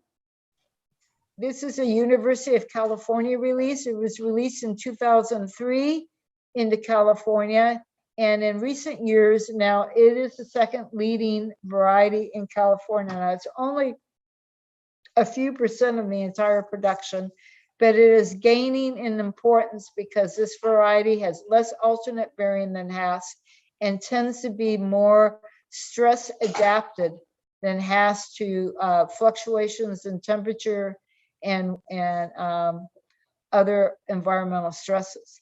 Another important variety that came from the University of California is the Lamb Hass. This variety was released in 1996. It's also this one is a very late season fruit, and it is again more stress tolerant than the Hass. And there is quite a bit of interest in the Lamb Hass once again here in California, since we've been experiencing over the last 3 to 4 years very severe heat events during the summer. The Reed is another variety. This is a Guatemalan, almost pure Guatemalan. The Reed is very interesting because it's a very, very large green fruit, about 1/2 kilogram. And it is a very late season fruit. So our avocado season goes from about January through about early September. And the lamb Hass and the reed are two varieties that would not be harvested until late July or August. So being very late, the Hass having a harvest season from about January to August, the Jim having a harvest season from about March through August. In recent years, there's been a number of Hass-like varieties released around the world. One of the most important ones is Carmen Hass. This arose from Mexico, and it's interesting because it has a very strong off bloom, and in Mexico, the tree actually can produce a very strong, what they call flor loca crop or crazy flower crop. So it's off of the regular bloom. The tree has a different growth structure than Hass. It appears to produce larger fruit in some trials, and it appears to be a bud sport of Hass. That's what we think it is. There's two Hass-like selections from Chile, Flavia and Eugenin, that have recently been introduced in the market. Again, probably most likely bud mutations of Hass. These trees are very Hass-like in tree structure and growth, but how they're different than Hass is that the fruit are much earlier in maturing and have larger fruit size. A variety that has come from South Africa is Maluma. This tree was actually not in quarantine anymore in the United States. It was recently released from quarantine. And the Maluma is very interesting because it has a very nice growth habit as a very upright tree. It also appears to be more stress tolerant than Hass. And the Maluma is doing very well in South Africa and in places like Peru. And so it's very interesting to see what will happen to Maluma. And I would urge, as you think about maybe getting into avocados, making sure that you trial Maluma under your growing conditions. So rootstocks are another important component of the avocado picture. Traditionally, seeds were planted and then the trees were later grafted with varieties. The problem with seeds is because the trees are so genetically diverse that you have uneven or orchards can result. One thing that triggered the search for actual bona fide rootstocks in California was the introduction of Phytophthora cinnamomum back in the 1930s into California, and that causes tree death. And so back in the 1930s and early 1940s, there was an effort begun to look for disease-resistant rootstocks. And because avocados are not true to seed, then that triggered the search or the effort to look at clonally propagating avocados. Now, one thing that avocados do is that they do not root very well from cuttings. And so it wasn't until 1970 that researchers at UCLA actually figured out how to clonally propagate the avocado. And since 1970, then we've had an evolution of different rootstocks initially chosen to combat Phytophthora cinnamomum. So Duke 7 is the first really successful clonal rootstock that was introduced in California. It's been grown worldwide. It's a very productive rootstock, comparatively speaking. We've had other rootstocks. Toro Canyon is probably the most important of these other rootstocks. And then about 15 years ago in South Africa, they released the Duza rootstock. And the Duza has very high levels of tolerance to Phytophthora cinnamomum. And this has been the leading rootstock worldwide for many years now. But it's fading in importance because now we have many different places in the world that have rootstock breeding programs. So the University of California, there's a rootstock selection program at in South Africa, and many with many different companies. In Israel, they have a rootstock program. The rootstocks coming from Israel have high levels of salt tolerance. So if there was an area where you were growing trees with high salt, then perhaps the rootstocks from Israel might be of interest. There are additional differences due to rootstock and nutrient uptake, tree size, yield, and alternate bearing that we have discovered or been able to quantify as we have planted and evaluated many of these different rootstocks that have come out of these rootstock breeding programs. So with that, you know, I think it's very, very important that if you plan on developing an avocado industry in southern India, that you work with institutions such as the University of California and other institutions like us to introduce material that we know are true to type and are disease-free. And that's one of the things that we have been actually how I came to know Ken Blades, because he actually visited us in California to see what kind of avocado germplasm we have. And now, so that's very important thing for you to consider. Now, other things to consider when you're planting avocados is that the roots are very fragile. And so you need to take great care, especially with clonal rootstock trees. The trees need very good draining soils. They do not tolerate wet feet very easily. They're naturally very shallow rooted, and the feeder roots are typically in the top 15 to 30 centimeters of soil. They being a forest tree, they definitely benefit from mulching and high organic matter in the soil. And planting in the spring, about the time that the trees would be flowering, would be the best time of year to plant the trees in the field for establishment. So about the roots, the roots are very prone to low oxygen stress. Research in Chile indicated that they actually have a requirement for 16% soil oxygen. So that's another reason why mulching and composting to improve aeration is very, very important. Irrigation is also important because of lack of water to these trees. You'll have poor fruit set, you have excessive fruit drop, and very poor fruit sizing. So I just want to cover some of the challenges and opportunities that we see worldwide for avocados going forward in the future, and some other things that you might need to consider if you were going to plant avocados in India. So I was asked to say something about pest and disease management. I'm not in India. I would love to visit India, but I've never been there. So I can't really tell you what kinds of pests and diseases you're going to have. But in Central America, the avocado is very prone to seed weevils and stem borers, beetles. The picture here is avocado thrips. Avocado thrips is from Mexico. It invaded into California in the 1990s.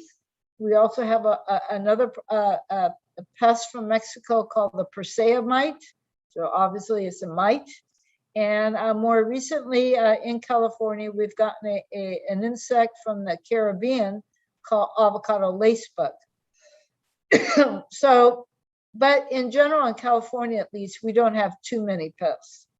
The diseases, the main disease we have in California is avocado root rot. And that is one reason why a lot of effort has been made in the last 60, 70 years looking for resistant rootstocks. So with very few, relatively few pests, and if you really want to have a good idea of exotic pests that can attack avocados and the type of symptoms you can see, then you would want to go to this website, biocontrol.ucr.edu. And this is a website run by Mark Cottle, who is an entomologist. Also, a very good source of information for the types of pests that at least we have in California and how we control them would be the IPM website at UC Davis. Historically in California, we've tried to manage our pests with biological control and not with using insecticides. As I have indicated, avocado root rot is the #1 disease in California. And temperature plays a major role in disease severity. So I bring this up because of the temperatures that you have in southern India. So the optimum temperature for root rot development is between 19 and 25 degrees Celsius, whereas the optimum temperature for avocado growth, and especially root growth, is about 21 to 33 degrees. So if you have cold soils below 22 degrees and you have Phytophthora cinnamomum, then root rot will be a little bit worse than it would be if you have warm soils. Another disease problem that you need to be on the lookout if you start bringing in budwood from other countries is avocado sun blotch. And this avocado sun blotch is caused by a viroid. You can see the symptoms on the fruit, and it actually will make similar symptoms on the wood of the stems and actually even on the leaves. There's a lesion right here on this leaf here. And this viroid disease is graft transmissible, is also transmitted by the pollen. So you can have a tree that is clean, but you can have a symptomatic fruit. And if you go and test the wood of the tree, you'll find that the viroid is only in the fruit. One really strange thing about this disease is that you can have symptoms like this on the tree, and then all of a sudden the tree will become asymptomatic. And you think, wow, the disease went away. But in actuality, the tree is still virulent and actually more virulent than when it's symptomatic. And so a lot of times what we see in California is that you can have a tree that has no symptoms and you decide to change the variety of avocados, or you have some kind of water stress or heat stress. And all of a sudden then the trees will become symptomatic. So it's a very, very difficult disease. The only way to really control it is actually to remove the tree. And this disease is present in many countries. And so I just want to highlight that if you're importing budwood from other countries, you need to make sure that the material's been tested to be free of the viroid, because this is really something you don't want in India. So this, I apologize, this slide is out of order. This is about root rot. And you can see that avocado root rot originated in Western Sumatra and was first reported on avocados in 1929. And this Phytophthora cinnamomum actually attacks over 3,500 species of plants. So it's very widespread. It's not only on avocados. In terms of pests and diseases, we have a insect/disease complex in California. It's called Fusarium dieback. And the disease is caused by Fusarium ulloaceae, but this is carried by an ambrosia beetle right here, ulloaceae near fornicatus. And this complex actually was first described in Israel. And initially they thought it was being caused by the tea shothole borer and thought the disease had come from Sri Lanka. But it turns out that this is probably originated from Southeast Asia around Vietnam. The point being is that it causes these kinds of lesions. This is white sugar oozing out of the avocado. This is perseitol, which is a unique 7-carbon sugar that's found in the avocado. And when the beetle bores in, it causes these wounds on the trunk of the tree.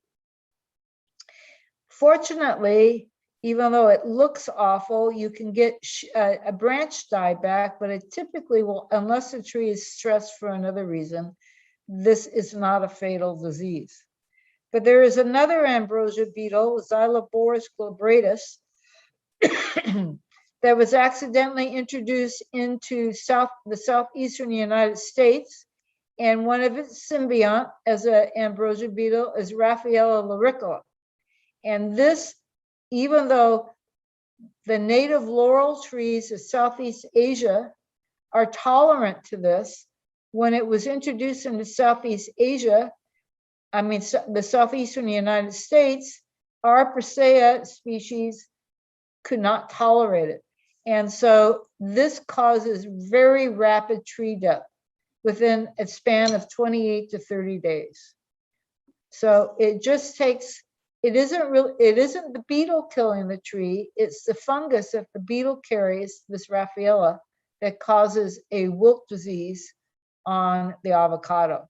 And you can see here, this is from Randy Pletz from the University of Florida, where this is an commercial avocado orchard. And you can see that once the fungus gets into the trees, it moves rapidly from tree to tree, because when the trees are grown and under commercial conditions, you can get a lot of root grafting between trees. And so it can spread very rapidly in a commercial orchard. And currently the best way to take care of this, combat this disease, is actually to remove infected trees and the neighboring trees. I also want to tell you a little bit about avocado pollination and flowering of avocados, because it's a little bit unique and you need to be able to sort of wrap your mind around it if you're interested in avocados. So avocados, even though they have a perfect flower, you have two phases of avocado flowering. So when the flowers first open, they're female. And here you can see a picture on the left of a female flower. The flowers will then close, and then the following day, or a few hours later, they will open up in the male phase. And here is a picture of a male flower. So again, just from diagrammatic, here's the female flower with the anthers, the male portion of the flower, tightly laying down along what we call the tuples of the flower. And then when the male stage, the anthers now are standing up and surrounding the female portion of the flower. So, okay, so it's a little bit complicated. They're a perfect flower, but first they open up female, then they open up male. But it's a little bit more complicated than that with avocado. So we have what we call A and B flower types. And so an A flower type will open up female in the morning, typically. And then it will be until about noon. And then at noon, the flowers close. And the flowers will stay closed all that afternoon, all the following morning, and the following afternoon, the trees will open up and they'll be in the male phase. B flower type flowers. So A is an example of an A flower type would be Hass. Fuerte is a B flower type.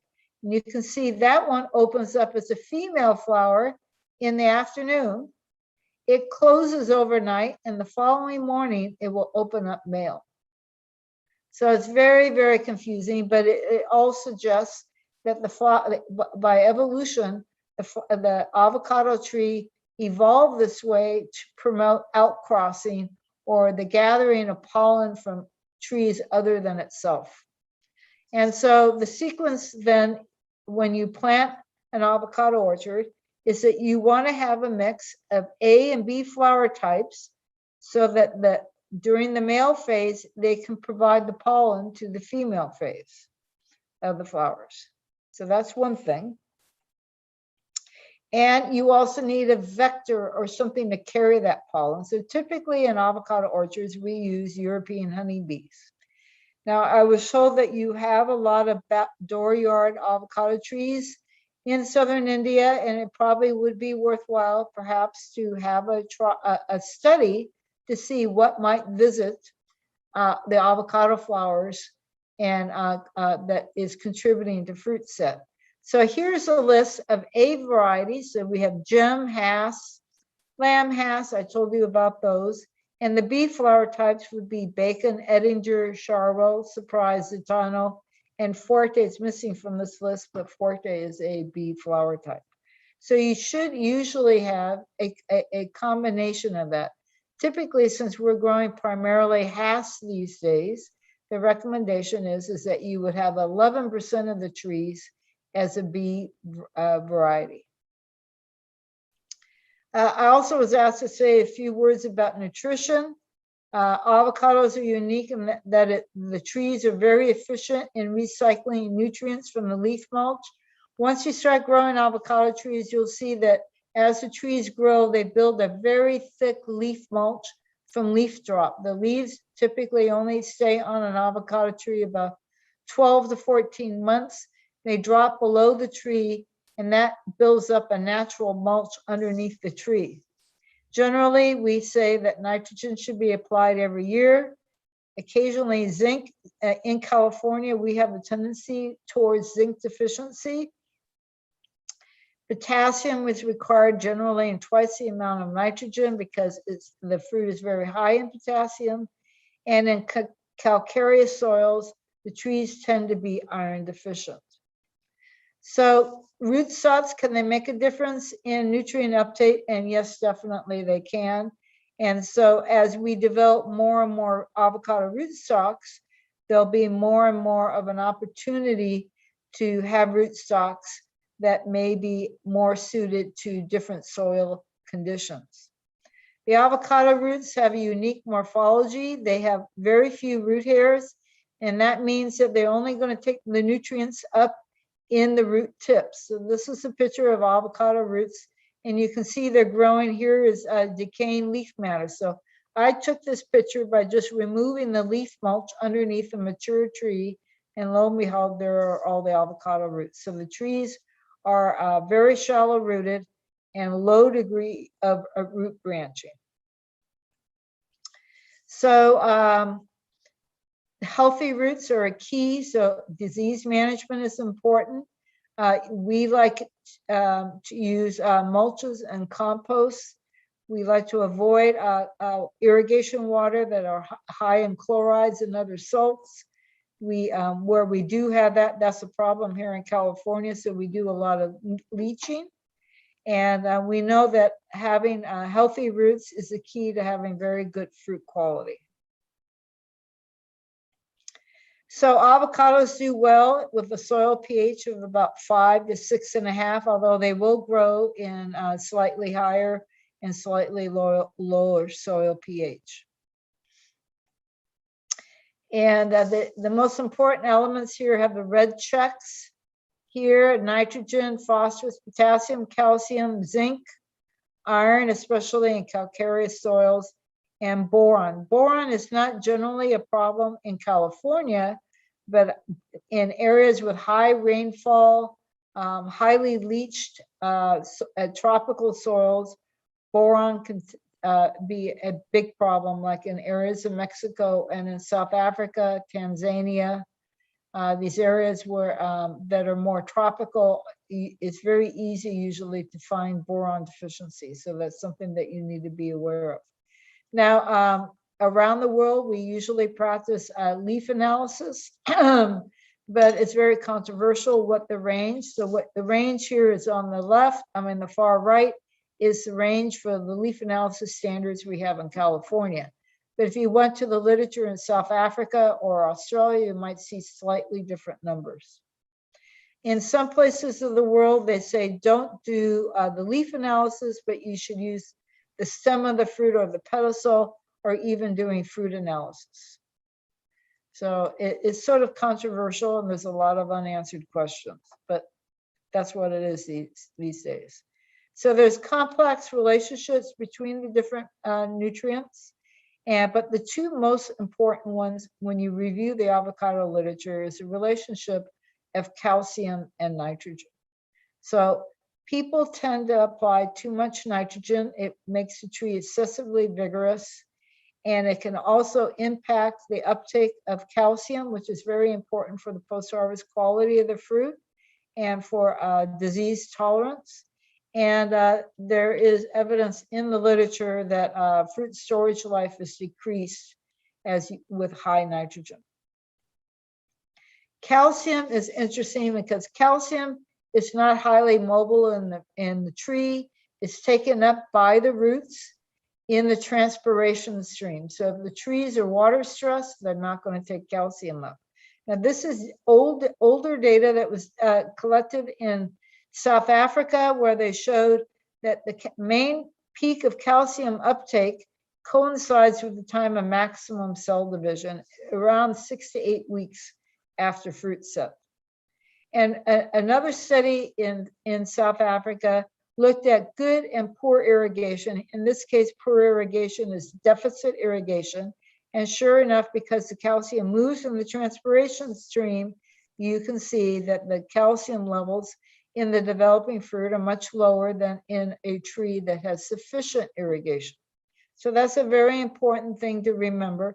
And in some countries, they look at fruit analysis, developing fruit analysis in this like 6 to 10 week period after fruit set, when they're going to be exporting a lot of fruit, to look at the calcium levels in the fruit, because there is a direct correlation between high calcium in the fruit and the incidence of post-harvest diseases and physiological problems. And so this is a slide from Australia.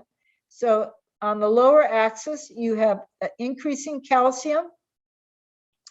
And in both these graphs, you see that the incidence of diffuse discoloration, which is chilling injury, and anthracnose decreases as you increase the calcium concentration in the fruit.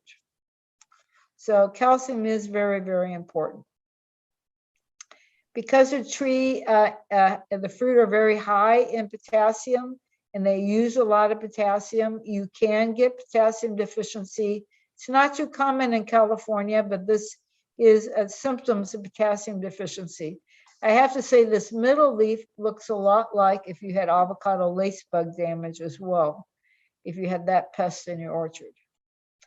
Zinc is very, very important, and we tend to have a problem with zinc deficiency in California, and I've seen zinc deficiency in Tanzania, I've seen it in South Africa, I've seen it in Peru, and so this is something else that you might want to be thinking about. I don't know if under your conditions that you tend to have zinc deficiency.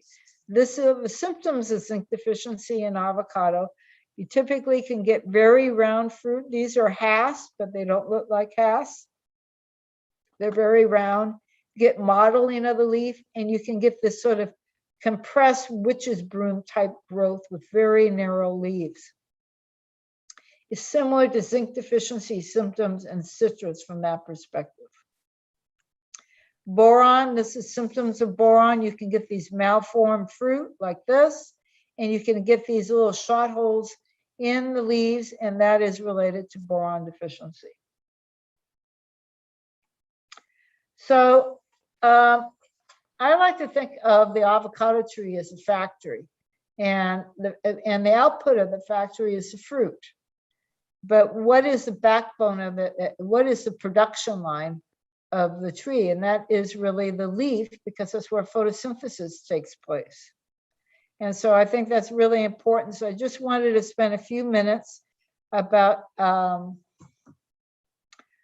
as well. There are many factors that affect photosynthesis that are listed here, and I'm just going to highlight a few.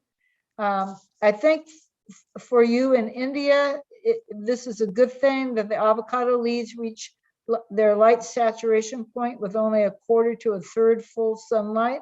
So that means if you have a lot of cloud cover, you're still going to have maximum photosynthesis occurring. Temperature is very important. Photosynthesis is reduced at high temperatures. And for the Hass avocado, optimum photosynthesis occurs right around 25 degrees Celsius. And you can see when the temperatures are very high, that the rate of photosynthesis actually drops off. This is work that was conducted at UC Riverside and Lincoln University in New Zealand by Bob Heath and Michael Mickelbert. And this is some data we collected in California on a relatively cool day where the maximum temperature was 27 degrees Celsius compared to about 35 degrees. This top panel is the photosynthesis rate, and here you can see the temperature. So you can see as the temperature is increasing dramatically during the day, you have a rapid drop off in the rate of photosynthesis in the tree. And this is a big problem for us in California because having 35 degrees from about June through August is not unusual. Water stress, these are two different varieties, but again, as you increase relative water stress, you see a rapid drop in photosynthesis. And so why is all this occurring? That is because all these stresses affect what we call stomatal conductance. Stomatal conductance is really how open the stomates are. So in avocados, the stomates are on the underside of the leaf, and stomatal conductance is really a measurement of how open those stomates are. And you can see then as the more the stomates are open, the higher the rate of photosynthesis. And so what affects stomatal conductance? Water stress, not enough light, nutrient imbalance, all these things affect stomatal conductance. And so that's why we need to consider these things, because we need to keep the factory at optimum output. So how do we manage our trees for minimal water loss and maximum carbon assimilation so that we can have optimum productivity? And we can do that through canopy management. And when I say canopy management, the canopy of the tree is the whole tree and the structure of the tree that it takes to maximize growth, to turn over the tree, reproduction, which produces the fruit, and actually survival of the tree. And what is really good for the tree may not be best for commercial production. Because remember, we're dealing with a semi-domesticated tree. This tree hasn't been cultivated commercially for hundreds of years like apples or grapes. It's something that's relatively new. So we have to tame the tree to make it to do what we want. So avocados are inherently a big tree. This is a picture of a researcher from Chile standing in front of a tree in New Zealand. Trees can reach easily 10 meters high. And you can look on the outside of the tree and you go, wow, that tree is really, really great. But you walk inside the tree or you walk into the grove and you can see that it's like a park. And you can see all the leaf litter on the ground. This is the trees self-mulching, basically. And the roots are growing right at that interface of the decaying leaf mulch and the soil. But this is a problem, and when you grow the trees and you don't manage the canopies, is all of a sudden the fruit will become higher and higher in the trees. And at least in the United States and in many other places of the world, labor is becoming more and more restricted, more expensive. And with worker safety rules, it becomes increasingly difficult to put people up on ladders to pick the fruit that's way up in the top of the tree, because there's no fruit down here in the bottom of the tree. It's just another picture of a typical older avocado orchard in California with a lot of the leaf mulch. And you can see all the branches have died in the lower portions of the tree because they've been shaded out. And in fact, research has shown that effective light for photosynthesis only penetrates about 1/2 meter into the tree. So what's the solution? In many of the places of the world, people are looking at high density, where you keep the trees at no more than 3 to 4 meters high, and you plant them at high density, and you eliminate the work of ladders or have people climbing into the tree. And this is a picture of a high density planting in Chile, and you can see these trees are planted by 1 1/4 by 2.5 meters.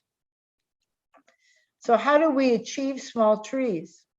Well, I mean, obviously, long term, we achieve small trees by breeding for dwarfing rootstocks and smaller varieties.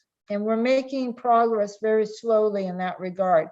But if you want to grow Hass, or you want to grow Maluma, Hass, or one in particular, and Hass is a big tree, then another alternative is to use plant growth regulators to control the vegetative vigor of the tree, and you're going to have to probably prune the tree.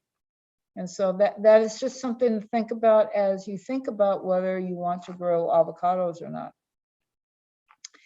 I think the future for avocados is very, very bright. We have a lot of exciting research that's being done around the world. And one of the most exciting things I think is research that's being done in South Africa, looking at trellising of avocados. This is Maluma in the area of KwaZulu, in Zanin, which is in the northeast portion of South Africa. Very high rainfall, very tropical, very similar to your mid and high elevation areas. And they're making it work with a combination without plant growth regulators from the Maluma. So I think down the road, we're going to have newer varieties that are going to be easier to manage. So with that, I'll end. I'd like to thank you for your attention. And if there's time for questions, I'd be very happy. And I really like to thank Ken Blade and Mark Buell from the consulting group Gate International for giving me advice and feedback on this presentation. And if you really want to learn more about avocados, I suggest you go to the website listed below, avocadosource.com. And a lot of the material that I presented today, you can find on that website. So thank you very much.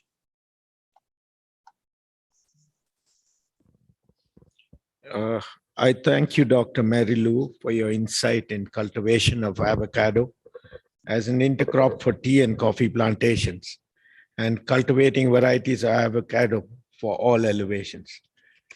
Again, with the time zone, it would be late in the night for you at California, and we appreciate for having adjusted with the time difference to do this presentation. Oh, no problem. My pleasure. Thank you for asking me. Yeah, we'll, if there are any questions, we can take it now. Yeah.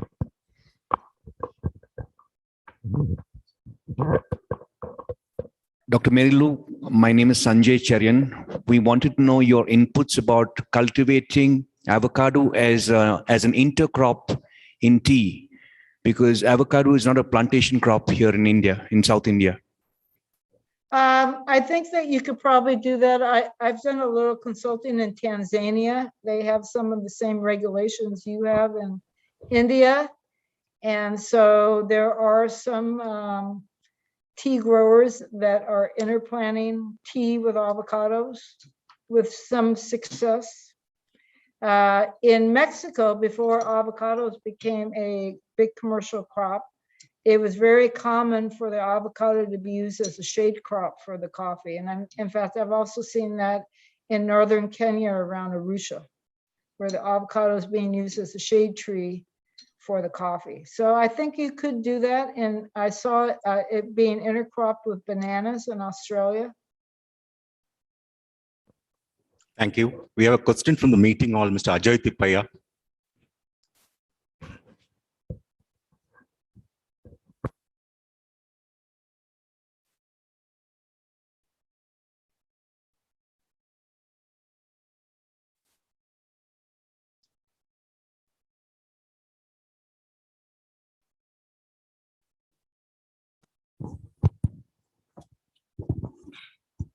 Dr. Mary Lou, thank you so much for your very insightful presentation.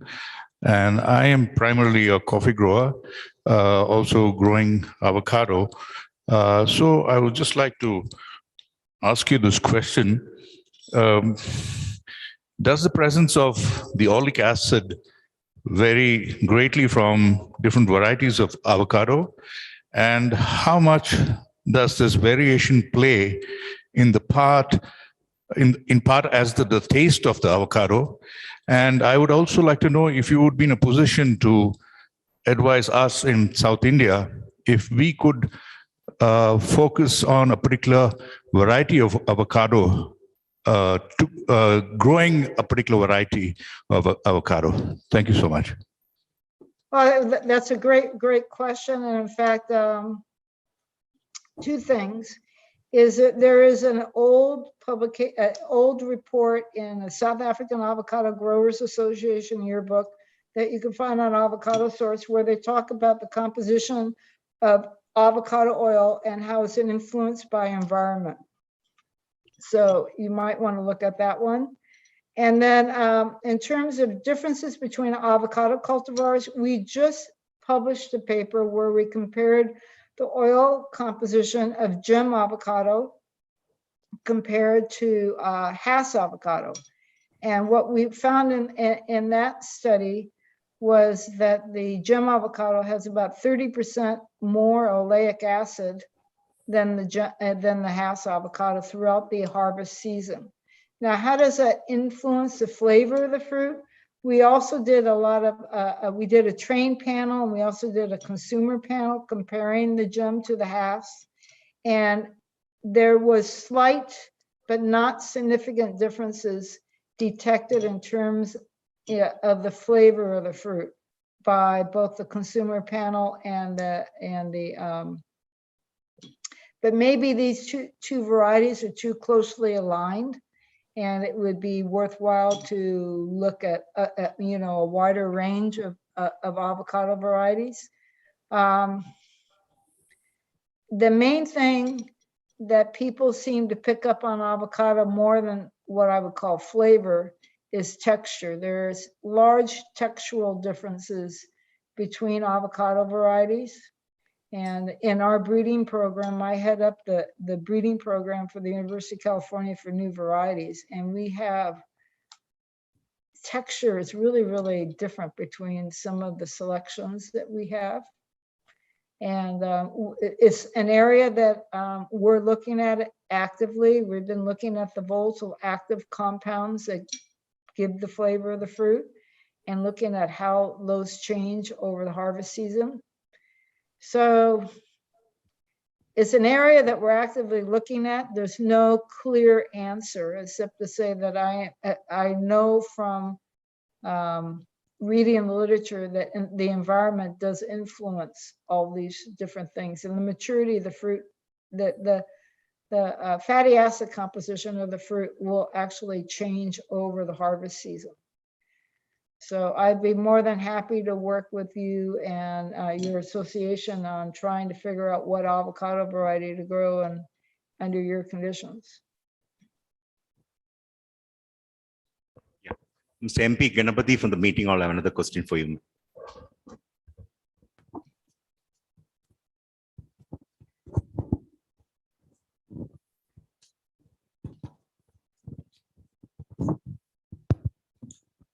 Thank you, Dr. Mary Lou, for a wonderful presentation. In fact, I saw one of your slides that you had mentioned that A-type flowers and B-type flowers. I want a clarification from you with regard to, are there any pollination studies to show a mix of A-type flowers, type avocado variety with B-types influences crop set? If so, what is the extent of fruit set in a interplanted Pinkerton, Ettinger, and As versus a As monocultured plot? Okay, well, I'll try to answer that one in a succinct manner. I believe that if, let's say you're growing Hass, that you should have a mix of bee flower types, because the Hass has, at least in California, we have a very long flowering period typically for Hass, 2 to 3 months. And some of the pollinizer varieties, some of them flower early, some of them flower late, some of them flower in between. The other thing is temperature is very important in when the flower opens as female and when it opens up as male. And so having a mixture of bee flower types is sort of like, you know, increasing your odds of having good outcrossing. Now, in some places of the world, like South Africa, where the temperatures are more mild and they have higher humidity, they don't believe they need to have the bee flower type mixed in with Hass. I don't necessarily agree with that, but what happens when you have more moderate temperatures and higher humidity, you can get an overlap of the male phase and the female phase flowers around the middle of the day. But it's a very short period of time. So if you really want to optimize fruit setting opportunities. I think that you really need to have pollinizers in the orchard.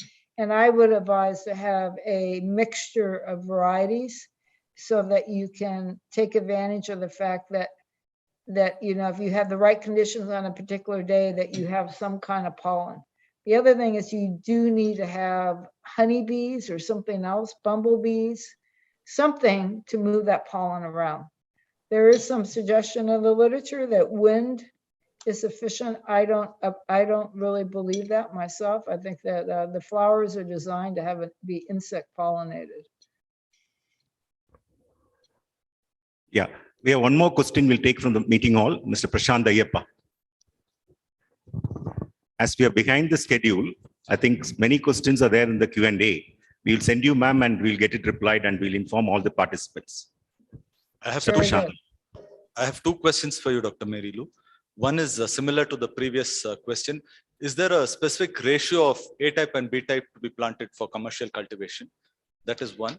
And is there a particular sequence in which it needs to be planted for effective pollination?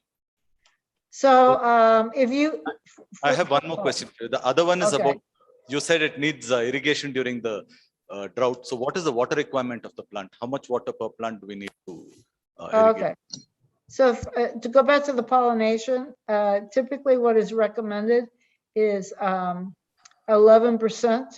So if you had a Hass orchard, you would want to have 11% of the trees as the bee flower type. Now in California, what most people do is they plant every other tree, every other row, so that the pollinizer tree, each Hass tree is going to see a pollinizer tree. But I've been to other places in the world, like in Israel, where they'll just plant one entire row of the bee flower type, and then they'll plant a couple rows of Hass, and then another row of the bee flower type. It's going to depend upon your constraints, but you want roughly 11% of the orchard to be the pollinizer variety. That's why it's very important to plant a variety that you can actually market the fruit, because it's going to potentially produce a lot of fruit. If you were going to use honeybees, the general recommendation is for 10 hives per hectare. So now the second question is, can you repeat the second question again? I asked about the water requirement of the plant. The water, sorry. In California, we use a crop coefficient of 0.8. So if you a crop coefficient of 0.8, and in California, because we have relatively low humidity and high evaporative demand, we need about 3.5 to 4 acre feet per year for an acre of avocados, which would be and using a crop coefficient of 0.8. I don't know if that answers your question. I don't know how many cubic meters of water that is, unfortunately, because the United States is so backwards and it's not on the metric system. I don't think metric all the time. Thank you, Dr. Mary Lou. We will send you all the questions we have got in the Q&A, and we'll get your answers and we'll send the concerned members. Thank you. Okay, thank you very much. Thank you once again, Dr. Mary Lou, for your wonderful presentation. Our third speaker for our session is Mr. Graham Seth, who is already logged in and who will share his knowledge on the dynamics of nutrition farming. Mr. Graham Seth is a much sought after speaker and with a wide following of 200,000 views after his topic on TED Talks on Humus Saves the World went viral. I now call upon Mr. Graham Seth, who joins us from Queensland in Australia, to give his presentation. Thank you. It's a pleasure to be here. You can hear me okay? Is the sound good? It's quite clear. That's good. Thank you. Okay, so I'm going to talk about something called the dynamics of nutrition farming. So it's a term that I've coined to cover the way that we approach what has turned out to be something of a revolution globally in the last 5 to 7 years. And that's this whole model of regenerative agriculture. So we'll talk basically about regenerative agriculture for the next 45 minutes. And essentially, we're talking about minerals, microorganisms, and humus, and a quite complex interplay between those three things. So I'll just get this working. So that's it. I'm back. That's it. Just getting this feel of this. So basically, the story 26 years ago, we decided to kind of work and develop this holistic, genuinely holistic approach, because we're talking about integrated system where we're recognizing the profound links between soil health, crop resilience, animal vitality, farmers' health. So in my courses, my 4 and 5 day courses, there's a 20% component on how you can live a longer, happier, healthier life, and recognition that a healthy farmer is more likely to have healthy soils and healthy crops. And more recently, the recognition of the link between soil health and planetary health. And we'll talk about that in a bit more detail as we move through.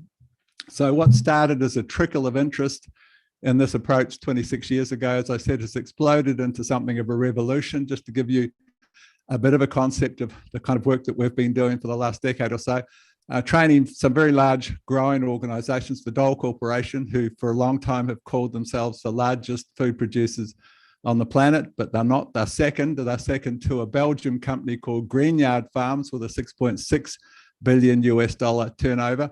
And both of those organizations have had my 4-day and 5-day courses. Driscoll's Berries, the largest berry producers at 3.5 billion US. And what's very interesting in their instance is that their organic division, which is $1.2 billion turnover, the largest organic producers on the planet, their organic division last year out-yielded their conventional division by 9%. So there's been an old school concept that organics means some kind of sacrifice, but that's not a recognition of the modern science and the recognition that really you're working with the natural system more efficiently when you're working scientifically with that system. So training whole ag departments in countries like Brazil, Singapore, Laos, Vietnam, meeting agriculture ministers. I met with the Minister of Agriculture in the US prior to COVID when I was traveling to 25 countries a year to speak about post-Brexit agricultural policy at that point. Training growers from supermarket chains. South Africa have a supermarket chain called Woolworths that is 540 stores strong. And twice I've been with my agronomy team over there to train their growers in this regenerative approach. And they launched something called Farming for the Future, where all of those 540 stores practice this food grown with minimum chemical input, nutrient density, and forgotten flavors. And it's been a tremendous success story to the point that the UK supermarket chains are now talking about heading down the same path. Mentoring climate change groups. If you've not seen the movie Kiss the Ground, which has won 23 awards and had several million views on YouTube, I suggest that you watch it. It covers this profound link between humus, soil health, and planetary health in terms of climate change and global heating, and consulting, of course, with quite large grower groups around the planet. So what you perhaps think of as conventional agriculture, I often refer to as the chemical experiment, because it's not something we've always done. It's something we've had 10 decades where we've employed a chemical extractive model for our food production. That experiment, as I call it, the chemical experiment, began by dumbing down crop nutrition. There was a German chemist called Justus von Liebig who burnt some plant material, and the ash, of course, contains the majority of the minerals from that crop. He analyzed with the crude technology that was present at that time that ash, and determined that really it was largely dominated by nitrogen, phosphorus, and potassium, and that we had armaments factories that could produce those three minerals. And so began what we call the NPK revolution, really a silly move in the sense that the first cell that oozed from the Precambrian ocean, if you believe that's how it happened, contained all 74 minerals, and every crop you remove contains a little of each of those minerals. And now we dumb down that complex nutrition to taking off a little bit of everything and putting three things back. Initially, we farmed with just NPK at the start of that NPK revolution, and then we started adding gradually some calcium, magnesium, and finally some trace minerals. So we mined our soils for many years. And soon after that dumbed down simplistic nutrition, we started to see, and you can research this for yourself to see the timeline, we started to see unparalleled pest pressure. And rather than asking the question, was there a link between the simplistic nutrition and the pest pressure that followed, science stepped up to the plate, and so began the advent of a huge range of toxic rescue chemicals that became our savior. The downside to that story is that every year for 10 decades, we've increased our use. Last year, 14.6% increase in total global chemical use. The year before, 14.2. The year before that, 13.9, 13.7, 13.4. Every year for 10 decades, more and more chemicals in the equation. But wait for it.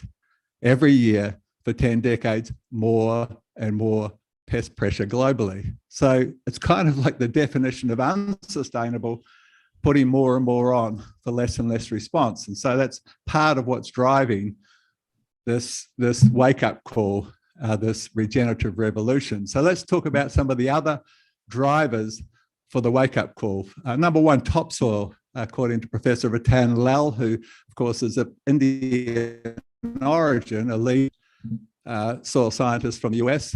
Topsoil currently is eroding at the rate of 7 to 12 tons per hectare per year. And at 60 years' time, there's nothing left.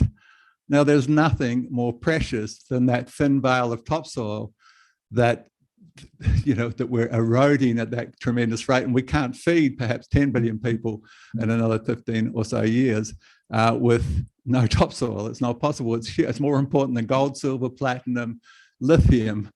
Topsoil is arguably our most precious substance. For 10 decades, as I said, we've put more and more on for less and less response. And when we start looking at soil life finally, recognizing that the soil is not something that you just stand a plant up and pump a few chemicals and nutrients into it, we start recognizing the huge importance of beneficial soil life. And now we start monitoring that soil life. We recognize considerable collateral damage from this extractive industrial approach. Number four, in terms of the drivers for this wake-up call, agriculture provides 25% of the CO2, 60% of the methane, 80% of the nitrous oxide that thickens the blanket that surrounds us, traps the heat, and demonstrably changes our world. Now, we're all familiar, I assume, with the fact that there's only a certain number of carbon molecules. They're stored in the soil, they're stored in living things, or they can become the gaseous form, and the carbon cycle sees them cycling between those three sources. The largest storehouse is the humus in the soil. We've gone from 5% down to 1.5%. And if we do the sums on that loss, we recognize it's the lion's share of the carbon dioxide in the atmosphere. But when we look at something that's not spoken about and something quite easily affected, it's the nitrous oxide story. 80% of the nitrous oxide. And you could say, oh, well, nitrous oxide is only 5% of the pie, and it is,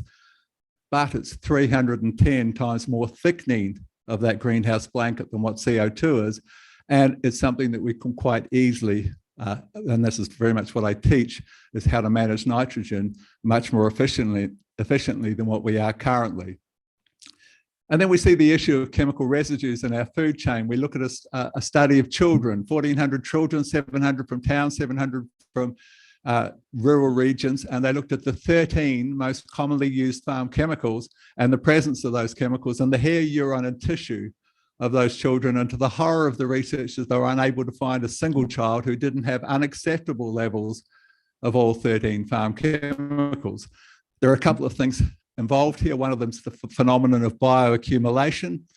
Now, if it's a natural thing that we copied, which some of our chemicals are, the liver has a means by which detox can take place, or at least can minimize the damage. But if it's something we created, the liver tends to pump it off and store it in our fat cells, and there it accumulates. And that's part of what was measured in those children. That's called bioaccumulation. The cocktail effect is what happens when you put three chemicals together. Well, invariably, you create a fourth chemical, and no one has studied the impact of that fourth chemical.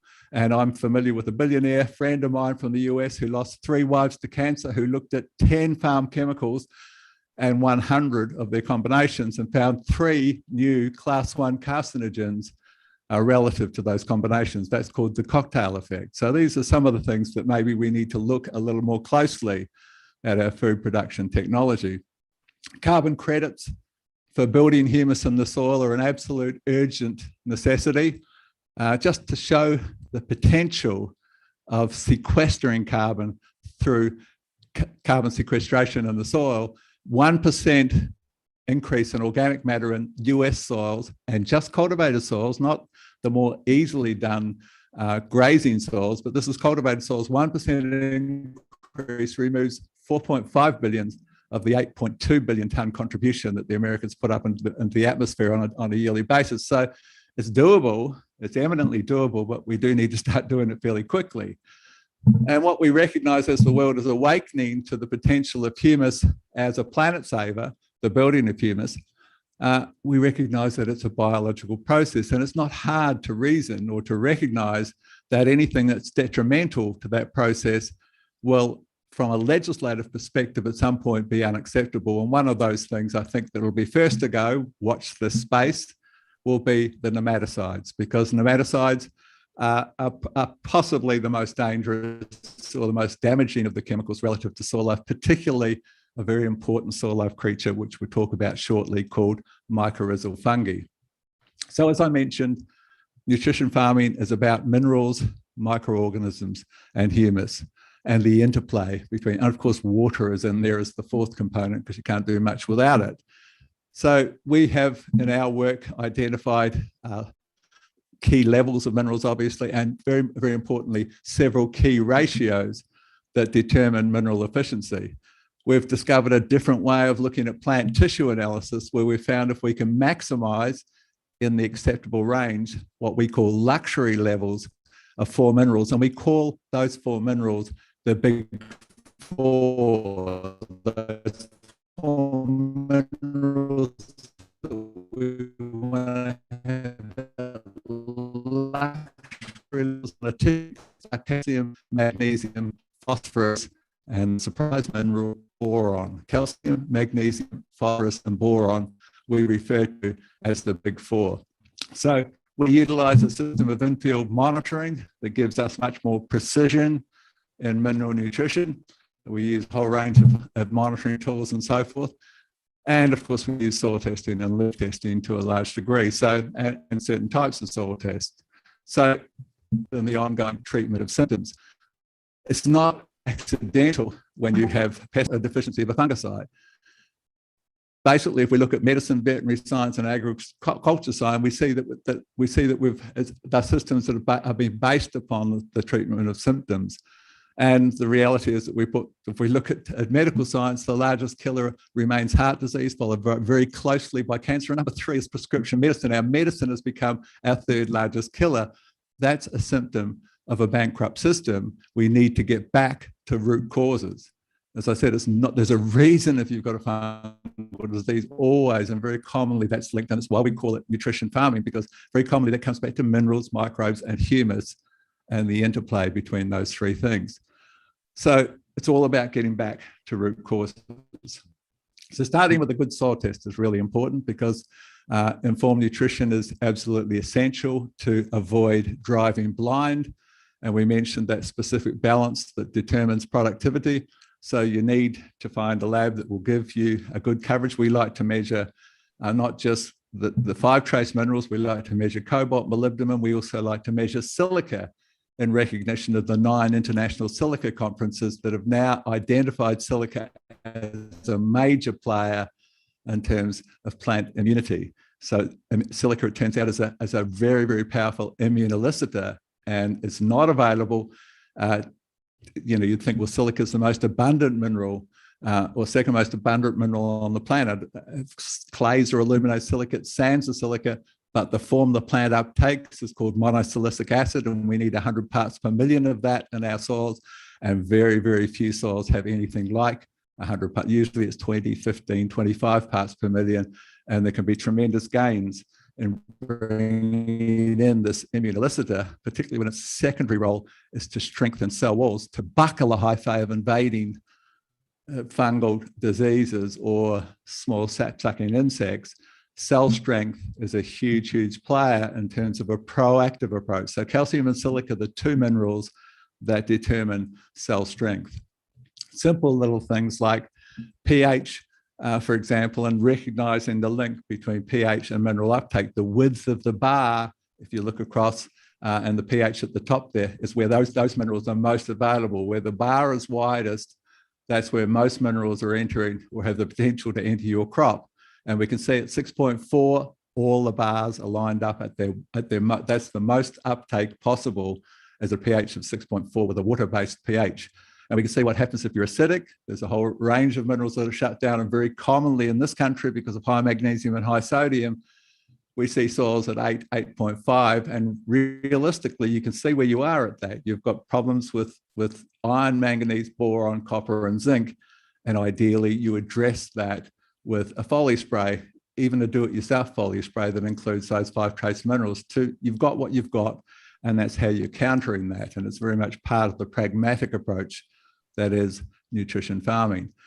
This work by Professor Mulder really highlighting the fact that no mineral is an island. Every mineral impacts positively or negatively another mineral. Calcium is the mineral we look at first because it has most impact. If you look at the antagonism, which is the solid line at the bottom of the chart, and stimulation is the broken line, and we see from calcium, if we've overdone calcium, we've overlined calcium, then there are 7 minerals that are directly impacted. And if we've underlined it, underdone calcium, that we haven't addressed our calcium shortages, then calcium serves to increase the uptake of those same 7 minerals. So calcium becomes the thing we look at first when we're balancing any soil.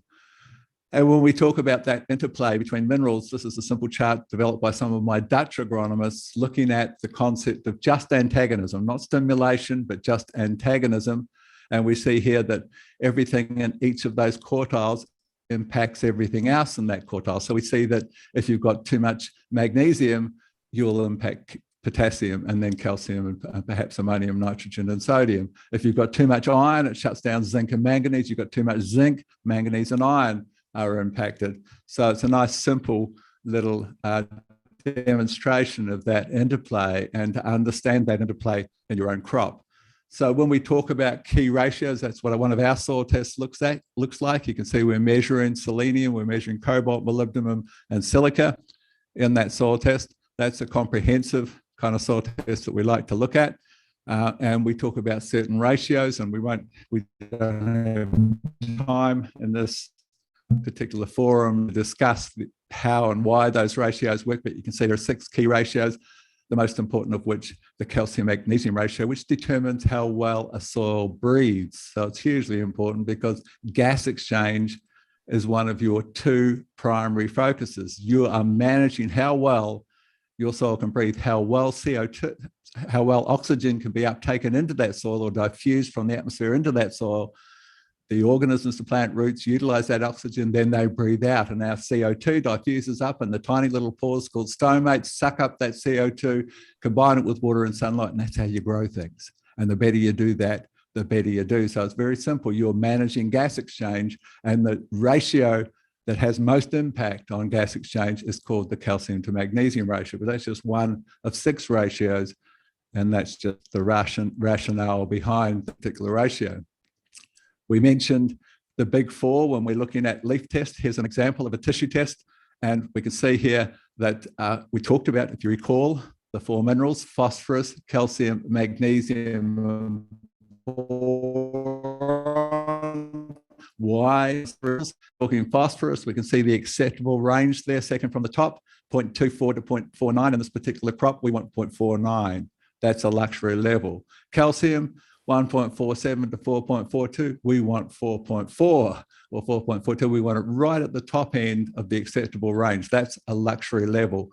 Boron, 56 to 105, we want 100 parts per million is the ideal boron level. That's maintaining luxury levels of the big 4. And the big 4 are called that term because of their importance in photosynthesis. If we look at calcium, which we often call the trucker of all minerals because of its impact on the uptake of so many other minerals that determine chlorophyll density and your capacity to photosynthesize. And we look at phosphorus, you can't make sugar without ATP, the battery of life, and then several phosphate-based enzymes that are involved in the process of photosynthesis. And magnesium, of course, the centerpiece of the chlorophyll molecule. So hugely intimately linked to photosynthesis, these four minerals that we like to keep at luxury levels on a leaf test. Some of the tools that we use in the field, we use a refractometer. You might be familiar with that if you're, say, a grape producer to determine when you go to harvest, but we're talking about the refractive index of the leaf. We're measuring, squeezing with a garlic crusher, some drops of sap from the leaf. The light is refracting through that sap, and you're measuring dissolved solids. You're really measuring your skill as a chlorophyll manager, your skill as a food producer in many instances. And the higher the Brix level, which is what you're measuring with a refractometer, the better you'll do and the less pest pressure you'll have. And there are no exceptions. If you've got an insect pressure on one block and you don't have in the other block, the block with insect pressure, not sometimes, but always will have a lower Brix level, because the insects are just performing their role in the scheme of things. They're garbage collectors. You grew garbage and the garbage collectors come to perform their role, and the refractometer gives you an indication of whether you're producing quality food or garbage, essentially. We look at a SAP pH meter. It was a relatively new concept where the healthy, disease-resistant, insect-resistant plant has, interestingly, the same as the ideal soil pH, a SAP pH of 6.4. We look at new microbe monitoring tools, what we'll talk about shortly. We use nitrate and potassium meters. Potassium meters, really, really important. Potassium is what I call the money mineral. And if you've got a meter, you can measure the typical place where you do a tissue test, which is the first fully developed leaf at the top of the plant, and then you measure a leaf lower down at the bottom of the plant. And if you've got enough potassium, they should be the same. And what happens because of the mobility of potassium, the moment you start running out, potassium's mobilized and moved to the top of the plant, where it's used, of course, to drive sugar into fruit and so forth, or for the growing tips of the plant. And you don't know that you've run out because you're measuring where it's moved to. But if you've got a meter, you measure the top leaf, bottom leaf once a week. And the moment that lower leaf is 10% below the top leaf, that's a potassium deficiency. And you act, because potassium is the money mineral that determines the size and to some degree the sweetness of your fruit. So it's a huge, huge important thing to have fingertip control of potassium, and a meter allows you to do that. Simple handheld waterproof meter is worth its weight in gold in the field in horticulture. So that's just talking about what we just talked about, and how you're measuring top leaf and bottom leaf. Never want to see more than 10%. As soon as the lower leaf is 10% lower in potassium than the top leaf, then you need to bring some potassium into that scenario. We mentioned the refractometer, an essential nutrition farming tool. You're measuring yield potential, you're measuring crop quality, the likelihood of pest pressure, calcium levels. When you're staring through, and you can see in the top screen there what it looks like when you're staring through with the two hemispheres, the white and the blue, and they never want to be sharp and distinct, where you can see there where it intersects at 15, and that sharp, distinct line between the white and the blue, that's a classic symptom of a calcium deficiency. You want to see a diffused line, never that sharp, distinct line, and that correlates very well with leaf tests for calcium, or with a calcium meter in the field. It's a very simple way to say, have I got enough of the most important mineral, the trucker of all minerals? I want to have a fuzzy line, not a sharp line when I look through a refractometer.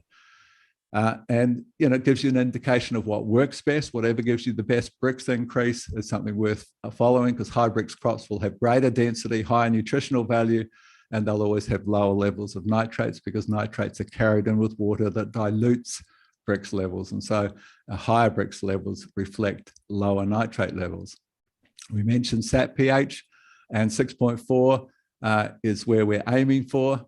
And if you're lower than 6.4, it's very likely you'll have pressure from fungal disease. And if you're higher than 6.4, that is commonly linked to insect pressure.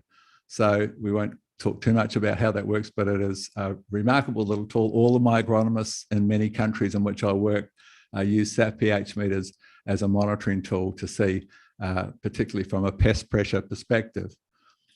So this is a relatively new tool that if you haven't got one, you need to look at it. It's under $300 Australian, so it's under $200 US.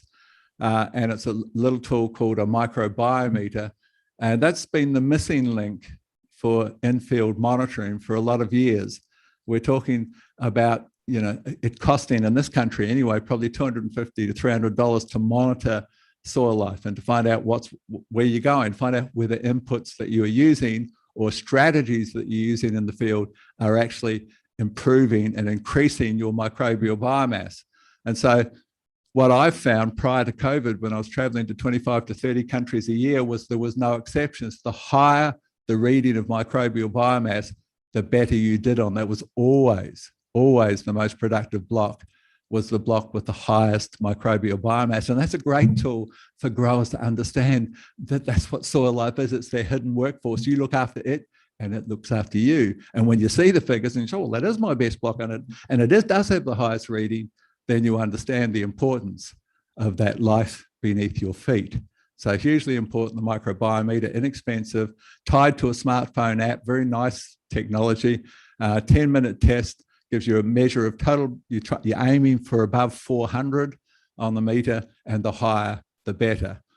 So that's quite, an invaluable thing in its own right, because that can give you some guideline whether a compost you're using is a good compost, whether a microbial inoculum has a high reading, has high level of microbial biomass, and of course, what works best on your soil. So you're not driving blind when you're trying to improve that soil workforce. So basically, simple little process. And the new addition on that meter is that it measures the fungi to bacteria ratio in your soil. So not only does it measure total microbial biomass, but it also measures the all-important, and I'm calling it the all-important fungi to bacteria ratio. What we've been finding in my last large international conference prior to COVID, we had 5 farmers from 5 countries presenting, large-scale farmers, horticulture growers, and all of them had the same story. They spoke for half an hour on one of my 5-day courses, half an hour each day, the farmer speaking, and each of them shared the same thing. When they improved their fungi to bacteria ratio, everything started turning around. Profitability, pest and disease pressure, farming fun changed when they improved their fungi to bacteria ratio. What we find are the bacteria are dominating most soils. Fungi seem to be much more fragile to many of the things, obviously things like fungicides, but herbicides and nematicides are harsher on fungi. And so if you can improve that ratio, and we seem to find that a 1-to-1 ratio on that little meter is really, really productive. And so you then can say, well, what improves it? And you can try inputs, things like humic acid or things like cocktail cover crops in your orchard or in your field, because they have been demonstrated to be very, very powerful players, very, very powerful strategies in terms of increasing total microbial biomass and improving the fungi to bacteria ratio, particularly if you have a good legume component in that cocktail cover crop. So this is just the readings that you're looking at on your screen from your mobile phone, from the app, and you're aiming to be above 400 and the better. I'll give you an example. The highest reading I've ever measured was on a farm, an organic farm in Canada, a 1-acre greenhouse. Now they've got hundreds of acres, but they've got 1-acre intensive greenhouse. That was a measure of 2,100, which is the highest reading I've ever seen on a microbiometer. And you need to know the turnover from 1 acre per year. The turnover was $1.2 million US from 1 acre. So that's the potential. That's the maximum potential of work. And this guy's done my course 4 times, and he's put in all of those nutrition farming principles into practice. And there was the highest rating and the highest production I've ever seen anywhere on this planet.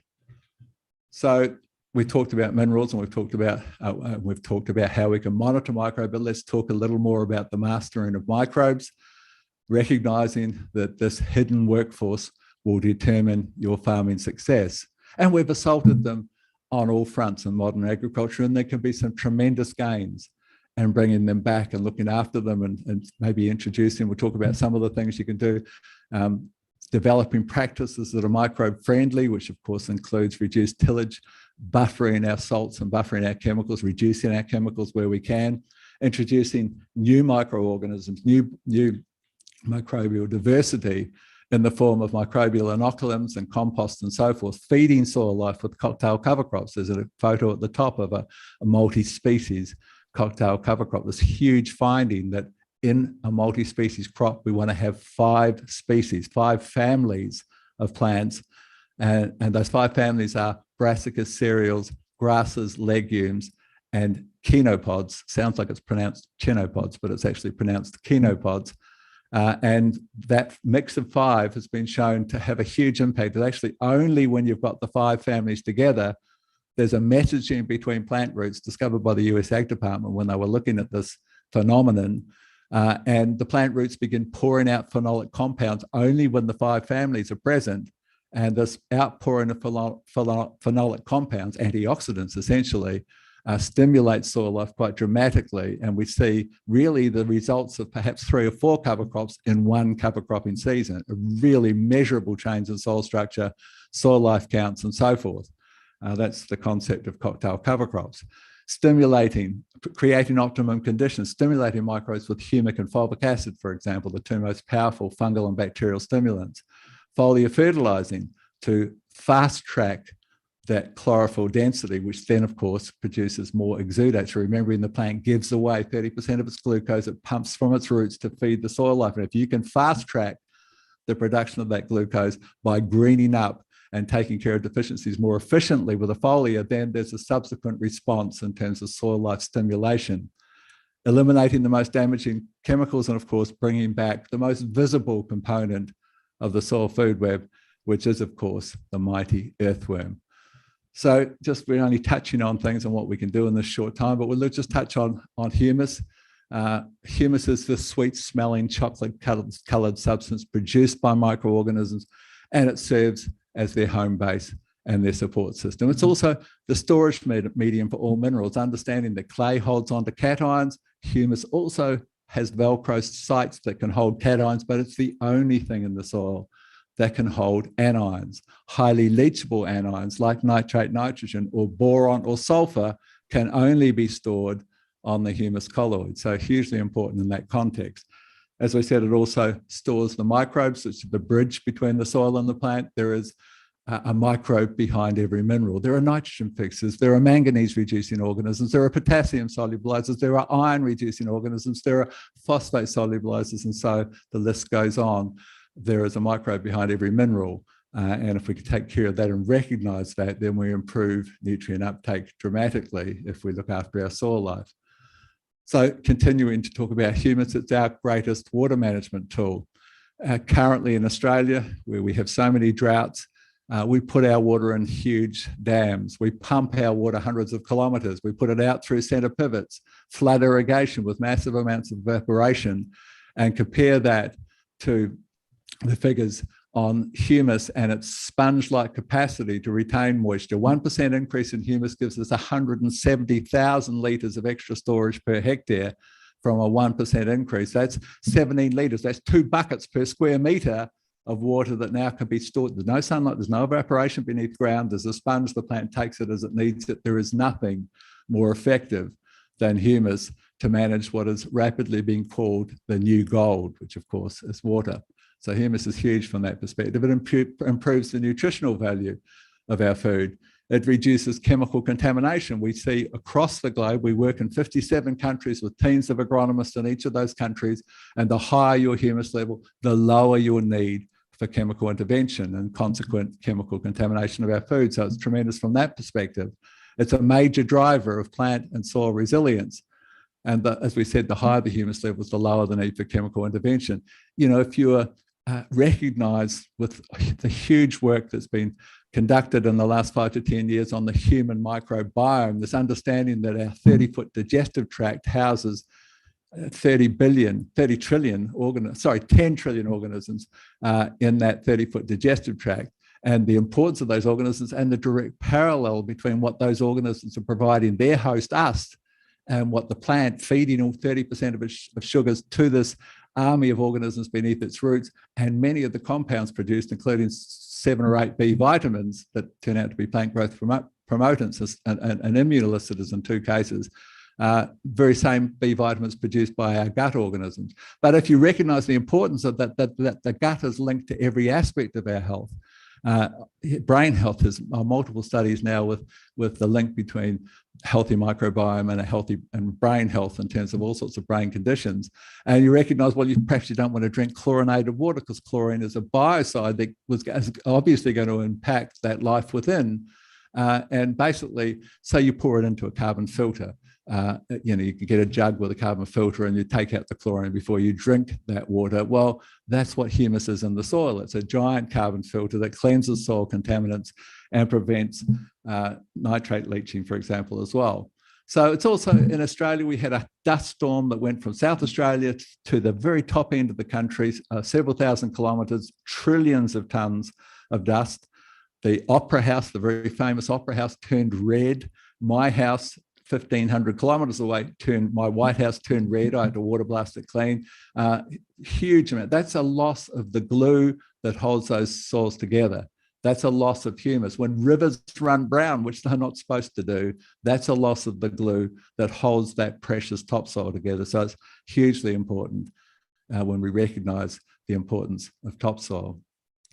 Just touching for a couple of slides before we complete on the recipe for free nitrogen, understanding our mismanagement of nitrogen, understanding that we really need to make sure that we're accessing the maximum amount of what I call the free gift. This massive 74,000 tonnes of nitrogen gas that hovers, it's the most dominant gas in the atmosphere, and we were supposed to get some of that for our crops, and that involves having 5 things in place in your soil. And you can tick off the box, have I got this taken care of? Number 1, a good calcium to magnesium ratio. And here we're talking about the most important of all elements, which of course is oxygen for plant growth, because the Cal-Mag ratio determines how freely oxygen diffuses into that soil. We look at something like Azotobacter, which is the most prolific of the free-living nitrogen-fixing bacteria, and it is also the most aerobic of all organisms. So oxygen is critical for those organisms to survive, thrive, and produce, and to fix nitrogen from the atmosphere. Number 2 is soluble phosphorus. Now, phosphorus is a problem because phosphorus has got 3 negative charges and it ties up very quickly with calcium, with iron, with manganese, depending on the pH of the soil. And so we want to, so much of our phosphate in our soils is in a locked up form. And basically for the enzymic reaction to fix nitrogen, to drive the enzyme nitrogenase, we need to have a phosphate-based compound, the battery of all life, called ATP. So we need soluble phosphorus in that instance to ensure that we've got ATP supplied.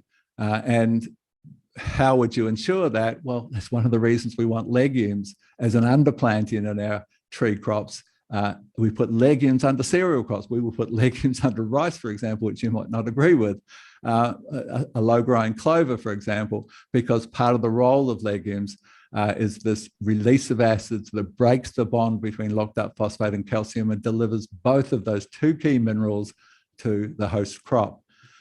Iron is soluble iron, and the trick to making iron more soluble, iron's pretty abundant, but sometimes in some soil conditions and some soil types it can become the reluctant mineral. And the way to solubilize iron, and there are 9 published papers on this, is that wonderful substance, humic acid. Humic acid dramatically increases the solubility of iron in your soil.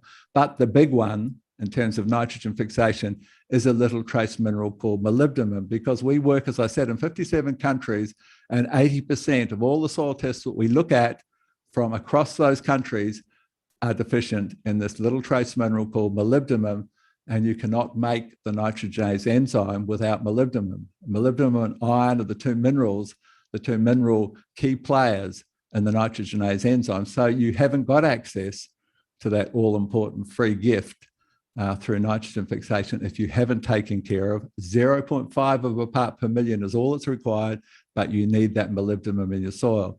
And even cobalt, 2 parts per million is what we're seeking. Most soils have got 1 part, half a part per million of cobalt. And cobalt is considered mother's milk for nitrogen fixers. So perhaps you can see here how we're looking at how everything interplays in a genuinely holistic approach.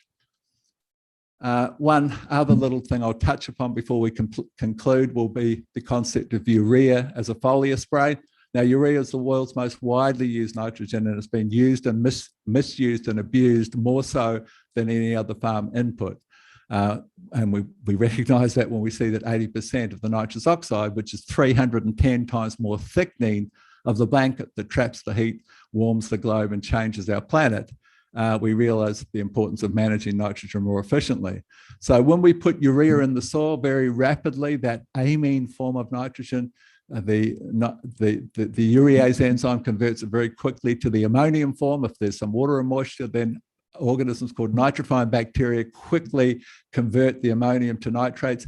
Nitrates are uptaken with water. If you put a lot of urea, you put a lot of water into the plant, which has a dilution effect and increases insect pressure very commonly.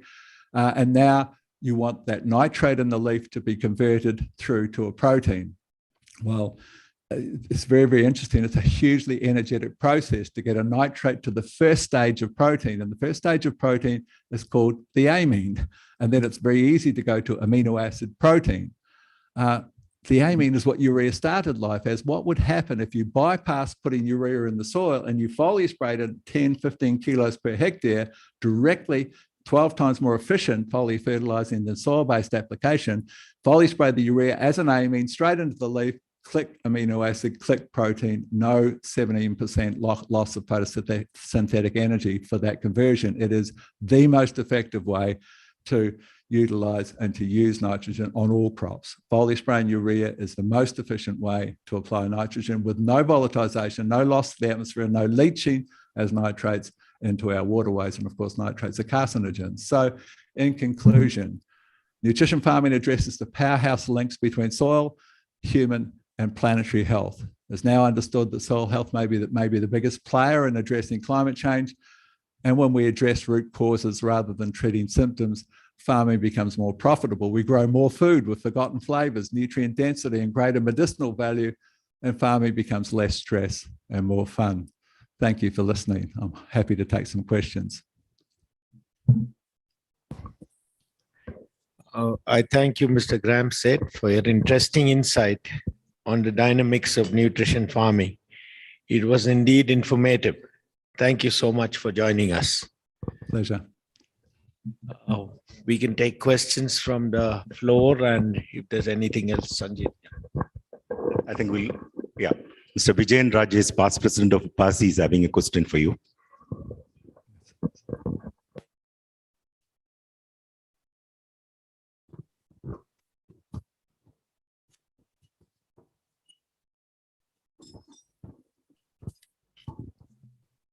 Hello, I'm Vijayan Rajesh. I'm a coffee farmer from South India.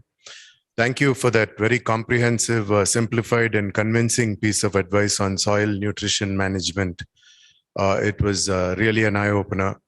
I have two questions for you, Mr. Seth. One is your view on the role of earthworms in a healthy soil environment. And the other is, are there any adverse effects on the soil by prolonged use of weedicide spray? Okay, so number one, earthworms, hugely important. If we look at what comes out of it, let's talk about some of the things they offer. Number one, they incubate in their gut a unique group of organisms that include things like phosphate solubilizers and nitrogen fixers and so forth, and disease control organisms.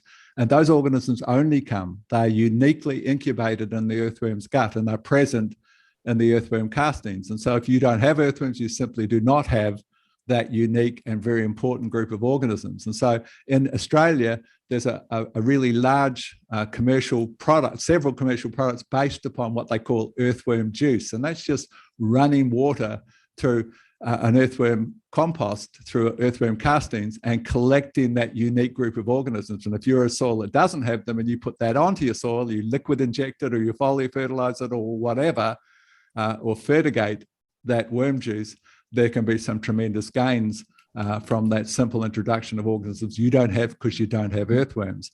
Now, when we look at other roles of earthworms, we find that they produce humus 4 times more rapidly. If we understand the role between humus and climate change, and it's a hugely powerful role, link between those, between the importance of humus relative to countering climate change, we find the earthworm is 4 times more rapidly decomposing and creating humus than any other way that we can do it, any natural form of decomposition. So it's hugely important to build humus. But then we look and analyze what comes out of its tail end.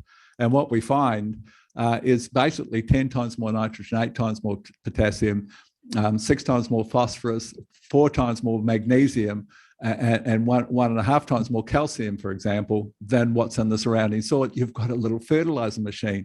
And interestingly, it basically has this addition, this capacity to add a little bit of calcium carbonate to everything. So it's like a line works on a fertilizer factory in one. And it really is the essence of what we aim for in nutrition farming is 25 earthworms per shovelful.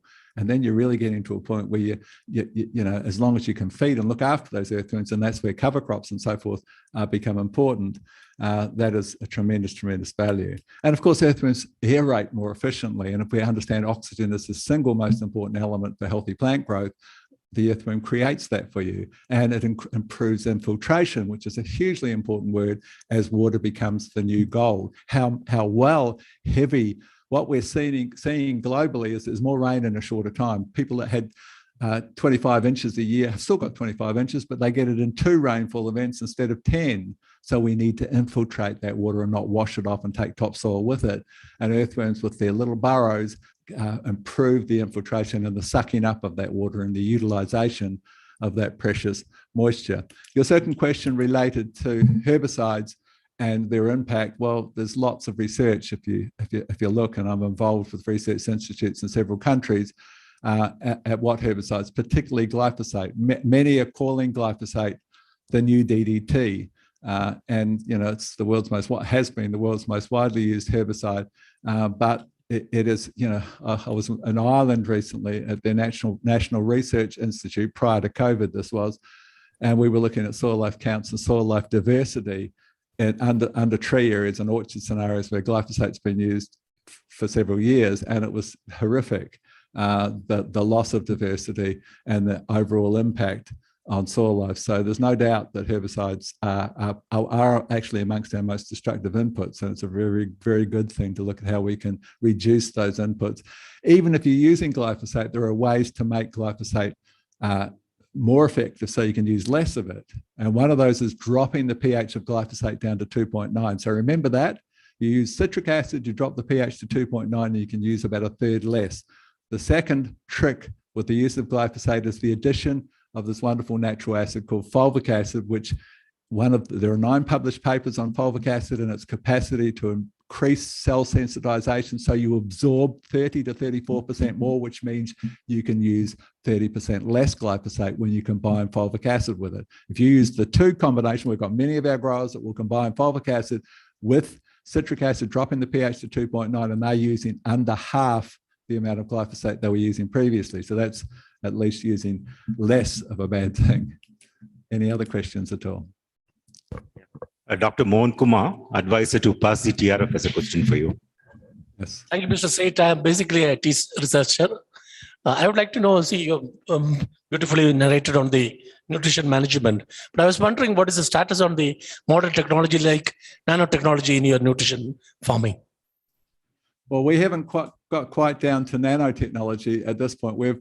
I'm really keen on micronized minerals, taking them down to 2 microns. We haven't gone sub-micron, but we're using things like guano micronized to 2 microns, lime, dolomite, gypsum. Diatomaceous earth is wonderful. I don't know if you're familiar with diatomaceous earth, but of course it's a very, very high 85% silica. And when you micronize it to 2 parts, down to 2 microns and less, but we haven't quite gone sub-micron, there might be some sub-micron particles, so they're not quite nanoparticles. The silica, when you're doing leaf tests, is remarkably available at 2 parts per million. You can fertigate that powder, very, very fine powder. It doesn't clog drippers or anything, as long as you've got an agitator in your fertigation tank or in your spray tank. And you can watch on leaf tests the silica rise and rise. There are no guidelines for where silica needs to be, but we've found you need 800 parts per million of silica in the leaf if you want serious cell strength and resilience. And the best way to do it is with micronized diatomaceous earth. Thank you. Yeah, I'll take a couple of questions from the Q&A posted. Dr. B. Radhakrishnan wants to know the relationship between soil application of fertilizer versus pest resurgence. Also, he wanted to know the BRICS guideline. Will it work for the perennial crop like tea? Yes, it does. Yes, there's a tremendous link between how we utilize fertilizers and the end result we mentioned. If you've overdone nitrogen, it's a very, very high price to pay. If you're using urea specifically in the soil, or if you overdo nitrates full stop, then what you see if you're using things like a refractometer and measuring the refractive index of the leaf, you see immediately after, if you use too much nitrogen in the equation, you see this nitrate carried in always with water, which has a nutrient dilution effect, which is measurable with a significant drop in Brix levels, and that calls in the insects. There's always increased insect pressure if you've significantly lowered Brix levels. So that's that's a huge player. But if we look at the interplay between minerals and then through to resilience, basically there's a very, very good book called Plant Nutrition and Disease. All of my agronomy team use that as a resource. It's called Plant Nutrition and Disease. It's edited by Professor Don Huber. And what you'll find there is that nitrogen and mismanagement of nitrogen has probably the most impact of any mineral upon pest and disease pressure. And where we see the interplay, if you overdo nitrogen, the antagonistic effect, the first mineral that shuts down is potassium, the second mineral that shuts down is calcium, and the third mineral that's impacted by too much nitrogen is boron. And then you look at the link between potassium, calcium, and boron. Nitrogen, number one. Number two is potassium, too much, too little, and its impact on both pest and disease pressure, insect and disease pressure. Calcium, of course, huge because it's cell strength. And boron is calcium. Understand one thing, calcium is the trucker of all minerals and boron is the steering wheel. When we talk about the protective mechanism of calcium in terms of cell strength, we talk about calcium pectate. It's really important to understand you can't make calcium pectate without boron. You can't have a good liming effect or utilize calcium without boron. You can't have a completely deficient boron scenario and expect to see a good calcium response. Anyway, I think that's probably answered the question. Thank you. One couple more questions. This is from Unnikrishnan Rameshan. How much % of nutrient requirement of a crop can be through organic way? That is through compost. All of it, possibly. It depends on, it depends on the starting point, and it depends on many, many things. It depends on your starting nutrition. I mean, in many instances, it depends on the mineral we're speaking. If we're talking about phosphorus, for example, in many instances, what we do with our soil test is we measure plant available phosphorus, where we usually use malic 3 as the extraction, but there are various other ways. We find that to be most effective in a variety of soil types. But you can also measure total phosphorus. And what we see is that if you've had a history of phosphate fertilizing, it's important to understand you get 27% of your DAP, your MAP, your superphosphate. That's the figure that's quoted by the industry. And some say it's less than that. But 27% is all you get. The majority of it is locked up in the soil. And when you do a total phosphorus, you say, oh my goodness, I've got 2,000 parts per million there. And that's where your phosphorus can be taken care of through the introduction of phosphate solubilizing bacteria and fungi with composts. And so you can release locked up phosphate in that context.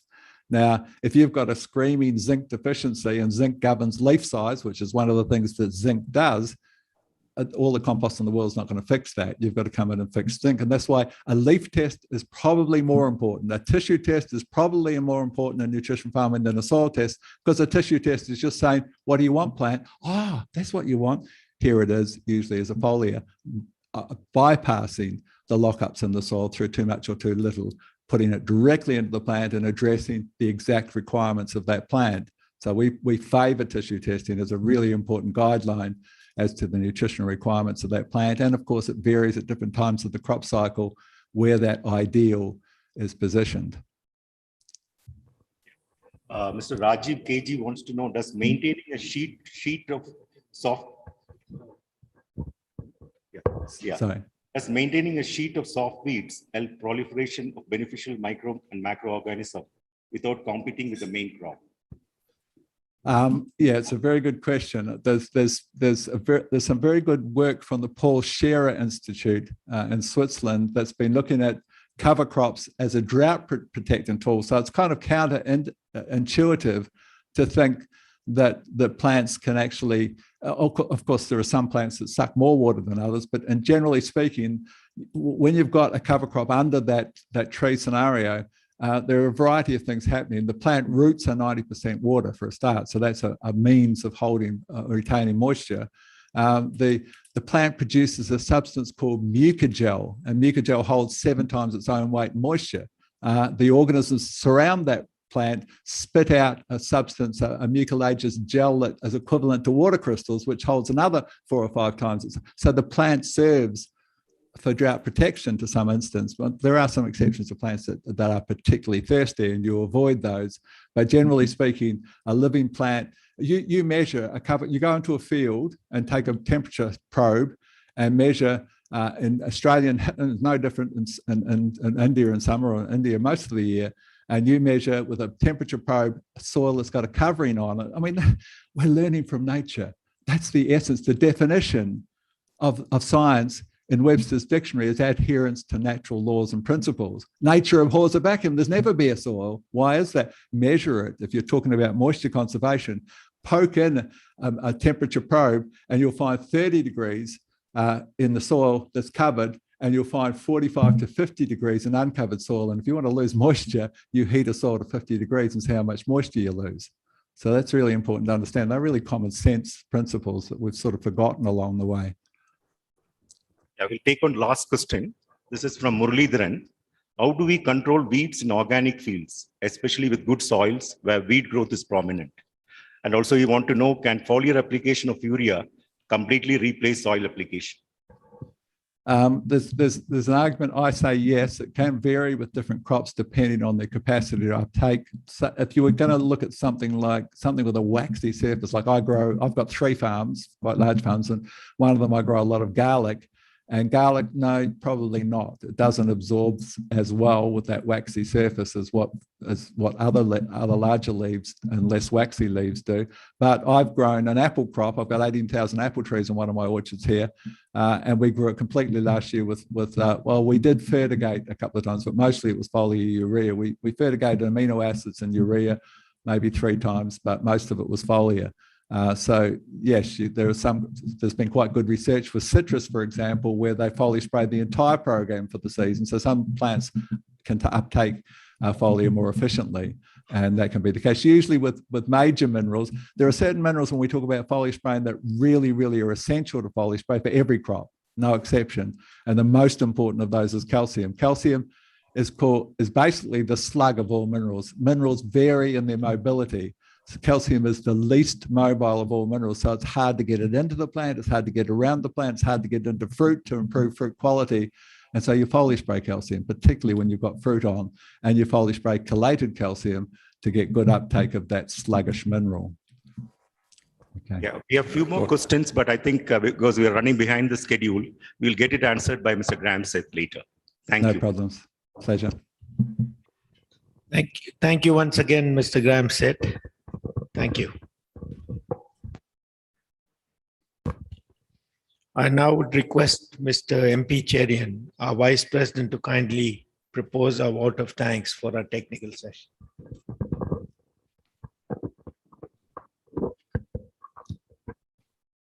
Professor P.K. Ramachandran Nair, Dr. Mary Lou Arpaya, Mr. Graham Seth, Mr. Prashant Bansali, President UPASI, ladies and gentlemen, I'm pleased to deliver the vote of thanks at the culmination of today's technical session. We had a few interesting papers of varied and diverse subjects, each very relevant to our current context. On one hand, the plantation sector has been increasingly exposed to unprecedented challenges caused by climate change. And on the other, the increasing cost of production that deters us from being competitive. Our deliberations here today should definitely help us in evolving a better strategy that addresses these crucial issues confronting the plantation industry today. The Intergovernmental Panel on Climate Change stated in their report last month that global surface temperature are likely to increase in the band of 2 to 5 degrees centigrade by the end of century, unless deep cuts in greenhouse gas emissions occur in the coming decade. Atmospheric CO2 concentrations were higher than at any time in at least 2 million years. The report goes on to say that heat waves and humid heat stress will be more intense during the 21st century. Both annual and summer monsoon rainfall will also rise with a higher degree of variability between years. This will mean more floods and droughts, both events that significantly impact agriculture and food production. It is in this light that we decided to focus this annual conference on identifying impactful coping strategies that would raise productivity and incomes while reducing greenhouse gases. We hope this technical session has been insightful and effective in charting our course forward. My special thanks to Professor P.K. Ramachandran Nair for an excellent presentation on multi-strata agroforestry systems with plantation crops, environmental integrity and ecosystem stability. His insights into ways in which to better manage our ecosystem through agroforestry and ecosystem services like carbon storage, freshwater recycling, biodiversity protection, and pollination can provide us with fresh perspectives to replace existing plantation systems. By capturing synergies that exist among activities to develop more productive systems and improve natural resource management, we can bring sustainable growth into our sector. Thank you, Professor Ramachandran Nair. I thank Dr. Merilu Arpaya for informative presentation and introduction to avocado cultivation with specific reference to South India. We at UPASI significantly wanted to address the subject here today to better understand avocado as a potential intercrop that could go hand in hand with plantations and the suitability under different agroclimatic conditions. Thank you, Dr. Merilu, for this insightful presentation. We all have benefited from the excellent presentation and also received a lot of innovative ideas on how to best cultivate avocado.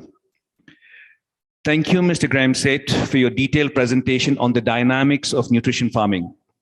We understand from your presentation that nutrition management as a tool for soil sustainability and nutritional security requires a holistic approach to a wide range of soil parameters. The key understanding here is that we have lost most of our topsoil, whose health determines productive capacity. The more mineralized and biologically active the soil, the greater the crop resilience. The very simple and obvious solution is to return some of the excessive atmospheric carbon back to the soil as humus. When we build organic matter in the soil, we have effectively sequestered carbon from the atmosphere. Thank you, Mr. Graham Seth. I thank Mr. Chennai Metex for sponsoring the folders and Mrs. ABC Fire India for hosting the tea and coffee break. Last but not the least, my sincere thanks to all the distinguished guests who are physically present and delegates who joined the session through virtual mode.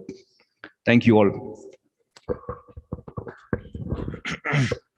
We'll start our session for the annual conference at 12:30, about 10 minutes from now, when we expect our Minister of State, the Honorable Minister, also to log in from Delhi.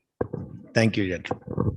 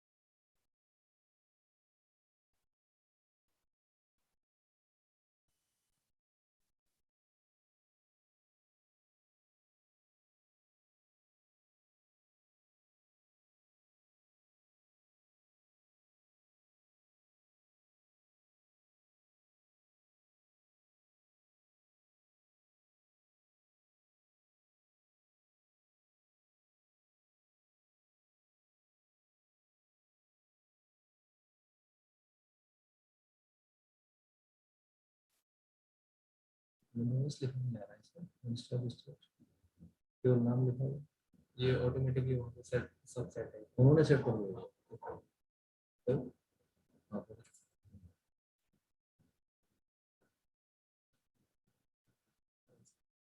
हाँ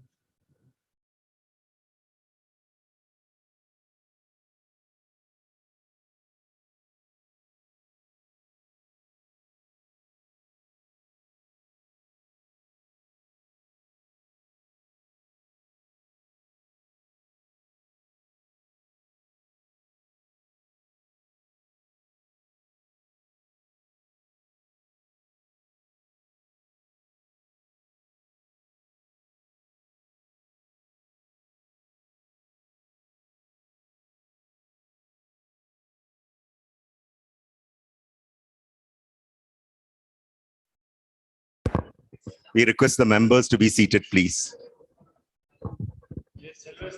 So just tell them to come out.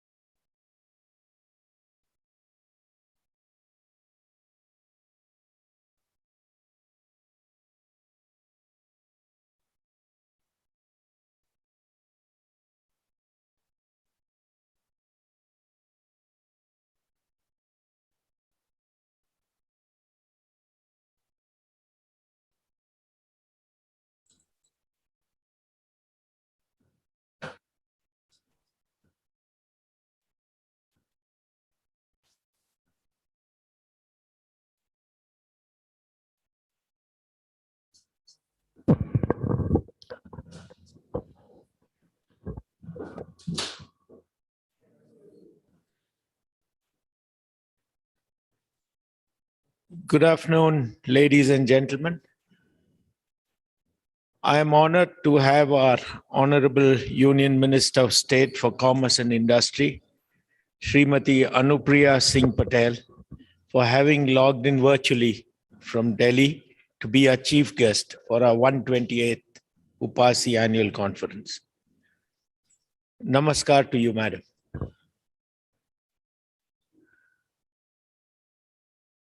She's still yet to log in. Sanjay.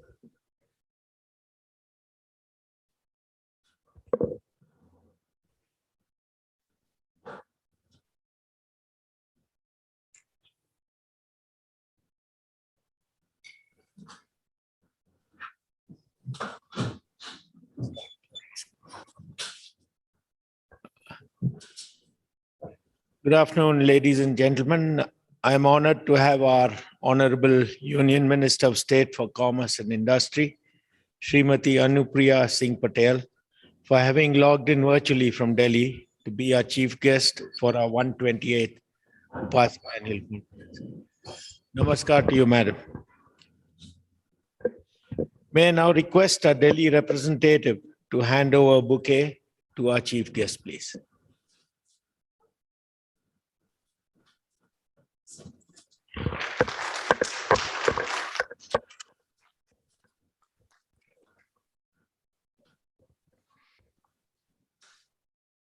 We have with us both physically and virtually a large number of distinguished guests, and I welcome each one of them. To start off my address, the chief guest to inaugurate the 28th annual conference.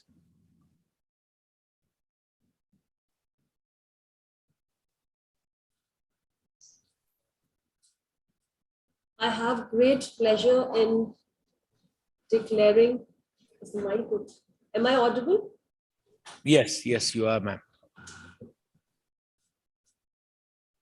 I have great pleasure in declaring the 128th annual conference of UPASI open.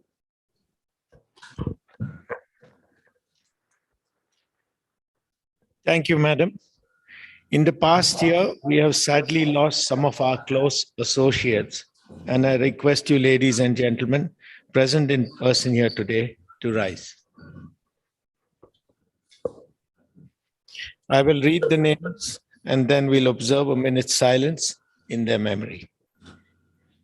Mr. Vinod Narayan, Mr. T.S. Nagarajan, Mr. R. Gokul Timaya, Dr. Ashish Prasad, Mr. K.S. Prasad, Mr. U.P. Narendra, Mrs. Sally Bopana, wife of Mr. M.A. Bopana, Mr. Sudipta Mukherjee, Mr. Kaivan Patel, Mrs. Kanta Venkatramani, wife of Dr. K.S. Venkatramani.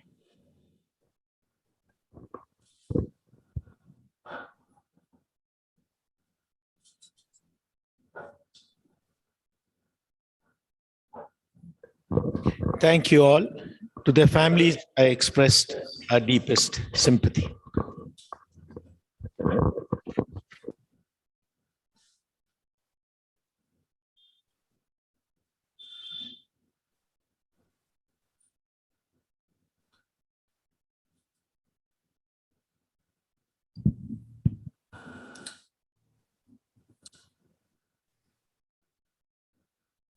I feel both privileged and humbled to stand before you as your president of UPASI at its 120th annual conference. Our UPASI's existence for 128 years is truly a significant milestone and achievement, with UPASI remaining to be the planter's voice over so many long years. The plantation sector plays an important role in the economy of the three southern states, Kerala, Tamil Nadu, and Karnataka. These three southern states together account for practically the entire production of coffee, natural rubber, cardamom, and pepper, and almost 1/5 of the total tea output. The region accounts for 65% of the growers and around 50% of the workers engaged in plantation activities all over India. To be specific, 12.61 lakh growers, most of them small and marginal, are cultivating plantation crops in 11.91 lakh hectares, providing round-the-year permanent employment directly to as many as 10.82 lakh workers, 60% of whom are women, and while supporting another 22 lakh persons indirectly. The value of plantation commodities in India for 2021 is estimated at rupees 54,840 crores and the export realization at 12,470 crores.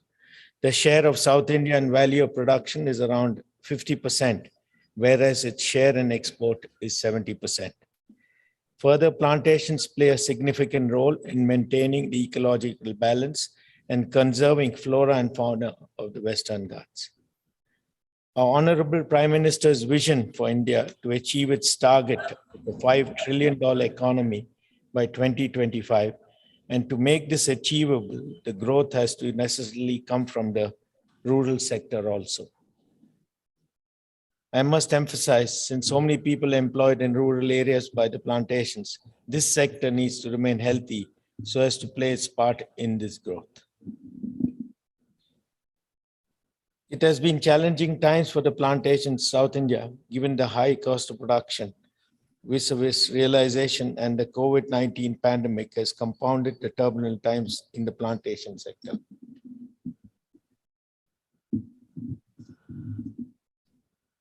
Disrupting the normal plantation activities, processing, trading, and export operations, resulting in severe cash flows.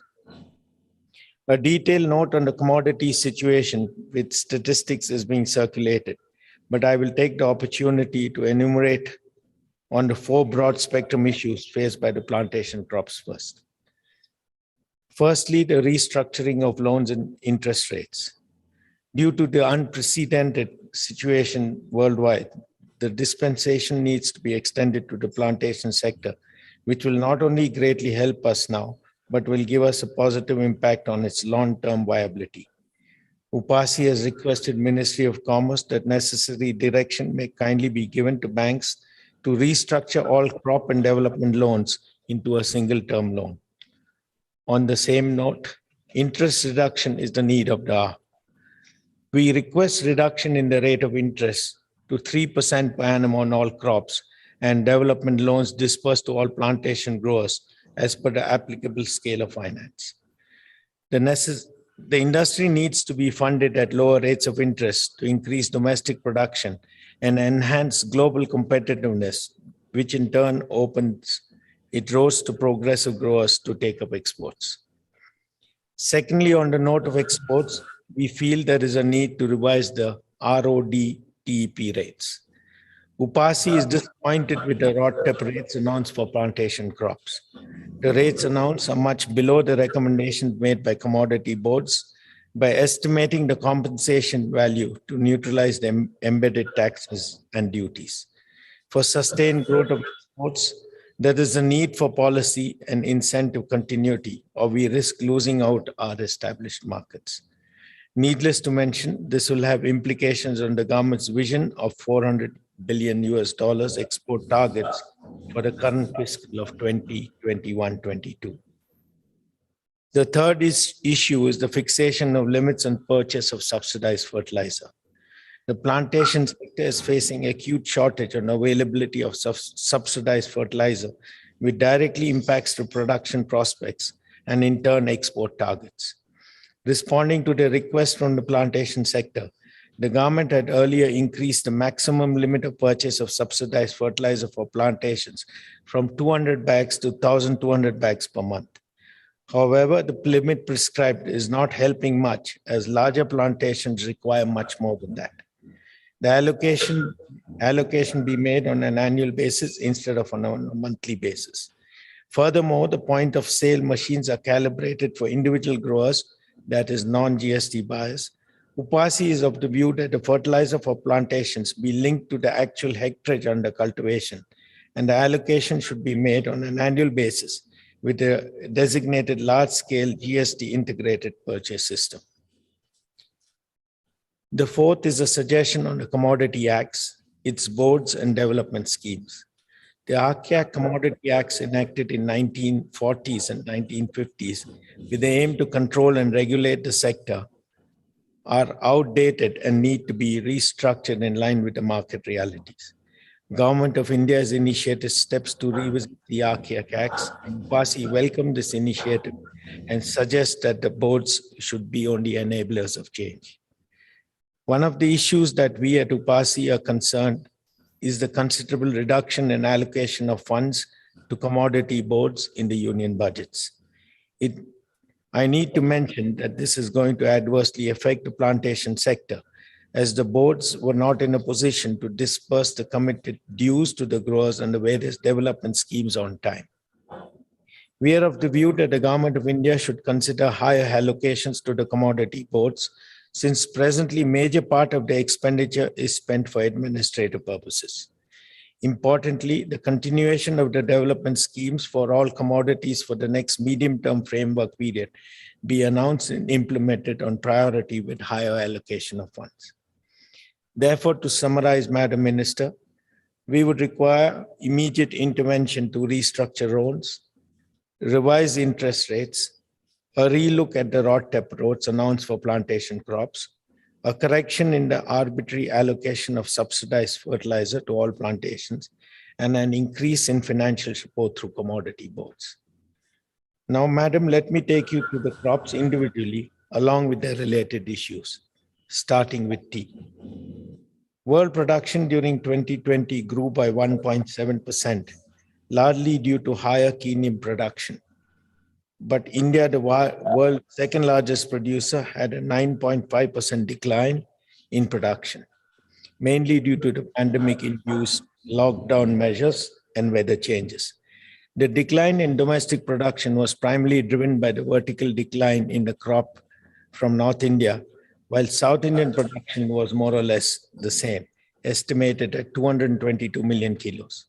On the tea export front in 2020, quantum exported fell by 17%, and the declining trend in exports continued into the current year also. With total quantity exported declining by a further 12% in the first 6 months of 2021. Exports were expected to stage some recovery, but the shortage of containers, especially food-grade containers, and increased freight charges had turned out to be the new obstacle. This not only resulted in an increase in the transaction time and cost, but also led to a considerable delay in completing the export formalities. Tea prices in South India remained at slightly higher levels in 2020, mainly as a result of low production in the country. However, during the current year, prices started declining significantly since the second quarter of the calendar year, as most of the tea growing regions in the world are reporting higher crops. Now, I will take a few minutes to discuss 5 related issues, starting with replanting and research, the 2 pillars of the long-term sustainability of the South Indian tea industry. Our tea plantations in South India have largely been planted out as early as the 1920s or 1930s. Some of the areas are in excess of 100 years old. A massive and rapid replanting program initiated by the government can be considered for planting high-yielding clonal varieties adaptable to mechanical harvesting. With this initiative, a large capital layout can be planned, hereby doubling the yield with the same hectare of land. The superior and modern plant varieties will also enhance the quality parameters to regain or at least expand on our export markets. This would translate to better economic growth and finally increase the availability of superior quality of tea of higher value. Furthermore, the challenges of labor and land productivity can only be met through increased use of mechanization. To achieve what I've suggested, we would need modern research institutes with state-of-the-art equipment and instrumentation for our research laboratories to innovate and recommend the very best solutions for implementation. While the Government of India finds it worthy to fund 100% for R&D activities for coffee, rubber, and spices, which is essential and appreciated, in the case of tea, funding is to the extent of 49% and only restricted to certain heads of expenditure. We would request the Government of India to elevate the funding status for tea on par with other research institutes coming under the various commodity boards. Secondly, our Honorable Finance Minister in the Union Budget 2021-22 had announced rupees 1,000 crores for a special welfare of the women tea workers in Assam and West Bengal. While UPASI appreciated this announcement of the government for the Northeast planting fraternity, we are of the view that there should not be any discrimination on the welfare scheme, and it should be extended to all the plantation growing states across the country. The third concern is the end of the Orthodox Tea Production Incentive Scheme. Madam, we are given to understand that the Orthodox Tea Production Incentive Scheme is unlikely to continue in the next medium-term framework period. If that happens, we fear it could further impact the export performance in tea, as a large majority of exported teas are Orthodox teas. Orthodox teas are cost-intensive compared to CTC teas, and unless there is some financial support, it is difficult to enthuse producers to change over. This scheme must be continued at the tea board, recommended ₹7 per kilo, to establish the earlier preeminence of India as a supplier of high quality and competitively priced Orthodox teas to the international market. On to the next, I would like to mention UPASI's view of routing of teas through the auction. UPASI always is of the view that the mandatory routing of 50% of tea through auctions is a retrograde step in the free market open economy that the country adopted since 1991. At the end of the day, a business must have liberty of deciding to whom it wants to sell its product and which platform it would prefer to use, which is in line with the government's current policy on ease of doing business. Finally, now breaching the issue of import of tea, that despite being the world leader in black tea production, the increased import of tea into India is a matter of great concern, and it would be detrimental to the tea sector. The import of tea during 2020 shows an increase of 48%, and during the current year, January to June, the import has shown a significant jump of 176%. Imports of increased quantities are reported from Kenya, Nepal, and Vietnam. While the tea imports to India are meant for blending onshore and re-exporting, a large quantity of these imported teas are blended with Indian teas and are being sold in the domestic markets. Both a minimum import price mechanism and a close monitoring of import of teas is required. Moving on to the next plantation crop, coffee. Global coffee production for the year 2021 saw a marginal increase of around 0.5%. A crop shortfall in Vietnam was covered by Brazil, India, and other countries. India was in a position to fill the supply gap as we saw an increase of 10.5% crop in 2021 compared to 2019-20. Domestic estimates for 21-22 coffee crop were initially bright.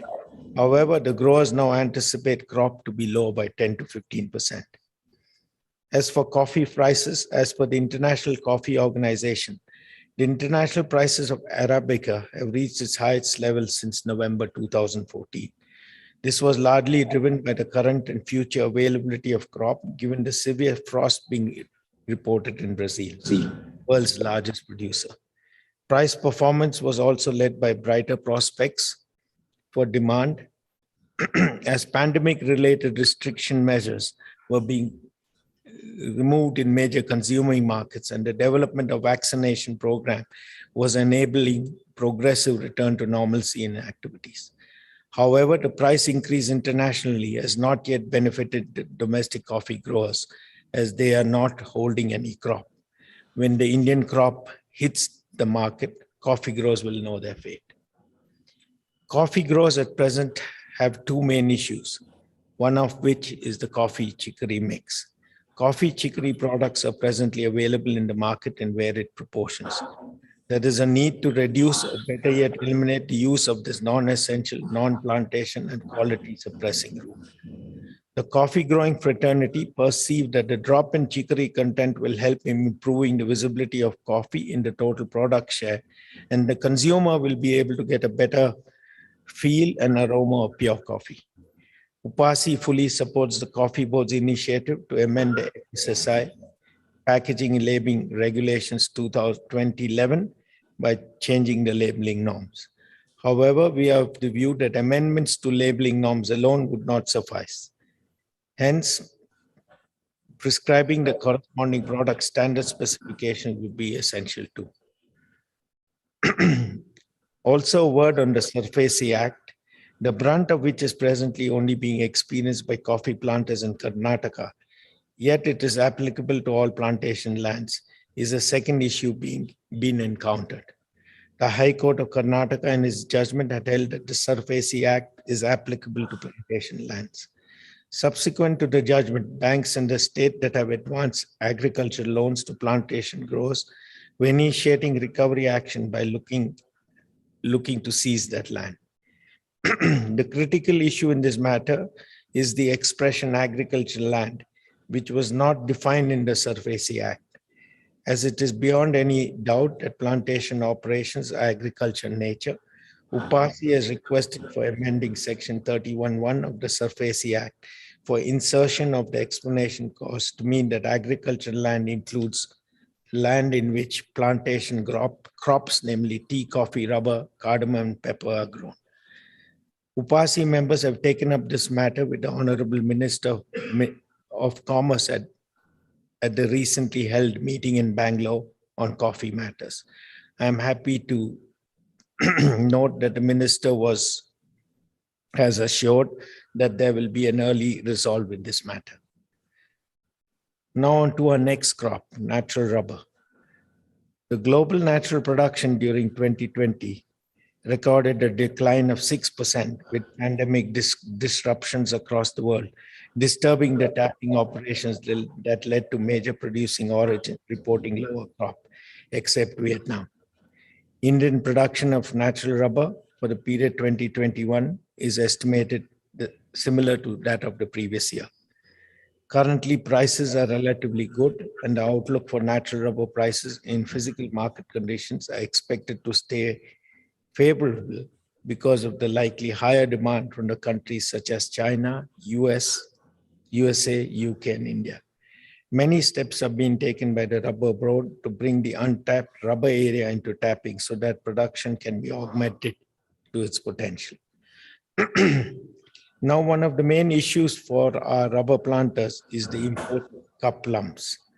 The fear is that there is attempts to facilitate and permit import of rubber cup lumps from other countries. The import of unprocessed raw materials is never encouraged anywhere in the world, particularly if the same product is being produced by growers in the native country.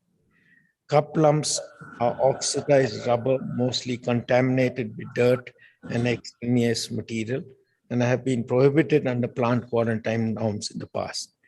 Clearly, this proposal has been mooted by the consuming industry as it means to further reduce prices of Indian natural rubber.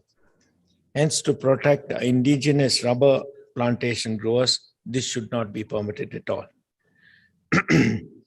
It has been a long-standing demand from the growers of rubber to classify rubber as an agricultural commodity. Rubber has to be declared as an agricultural commodity under the WTO regime, where it has been wrongly classified as an industrial raw material.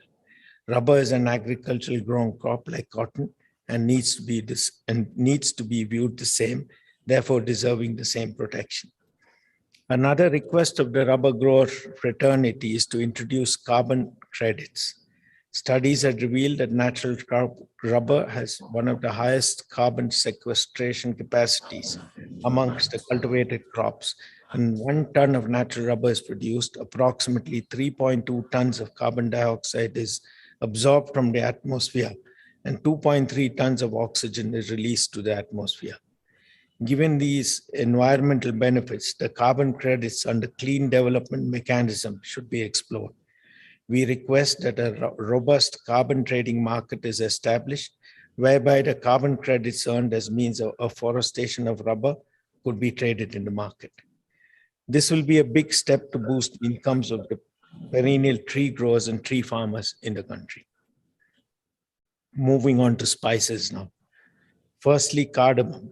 Cardamom production is highly sensitive to climatical conditions, as the cardamom plant requires intermittent spells of rain and good sunshine during the growth stage.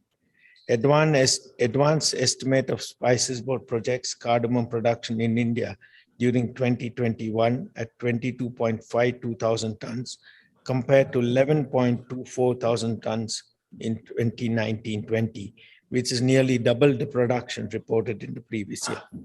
The higher crop prospects had a telling effect on the price, which has reported steep decline to approximately rupees 1,500 per kilo from rupees 3,000 per kilo during the season 2021 compared to the corresponding period of last year.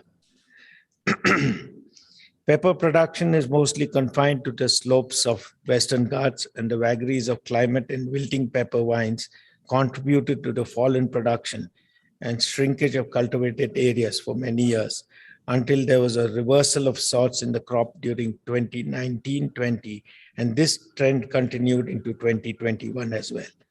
As per the advanced estimates by Spices Board, pepper production in India during 2021 is estimated to be 6.6% higher. Pepper prices have been on the decline since 2018, largely on account of imports of pepper.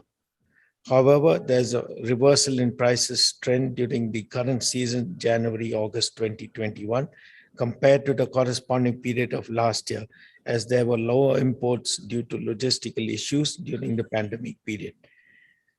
Now, as pepper import has restarted, this will again adversely impact prices. This brings me to the single largest concern of pepper planters, the import of pepper. The government should take measures to control the misuse of imports, taking the advantage of the free trade agreement route, and also on account of the undervaluing of pepper during imports. Further restricting pepper imports through designated ports, prohibiting EOUs and units in SEZs from the sales in domestic tariff areas, and fixing a higher minimum value addition requirement for re-exports. This will help the existing pepper plantations become more sustainable. Overall, our plantations crops have seen challenges of varying proportions over the past 18 months since the global COVID pandemic. Yet still the common factor for all our crops has been the low commodity prices, either caused naturally by erratic weather or by oversupply of commodity. The adversities have been compounded by the cost and availability of labor, which has been a major constraint in creating a sustainable long-term crop. Globally, also, as the beverage space has seen rapid evolution, especially in the developed countries, with energy drinks, sugar-free and healthy beverages, and herbal infusions clamoring for market space.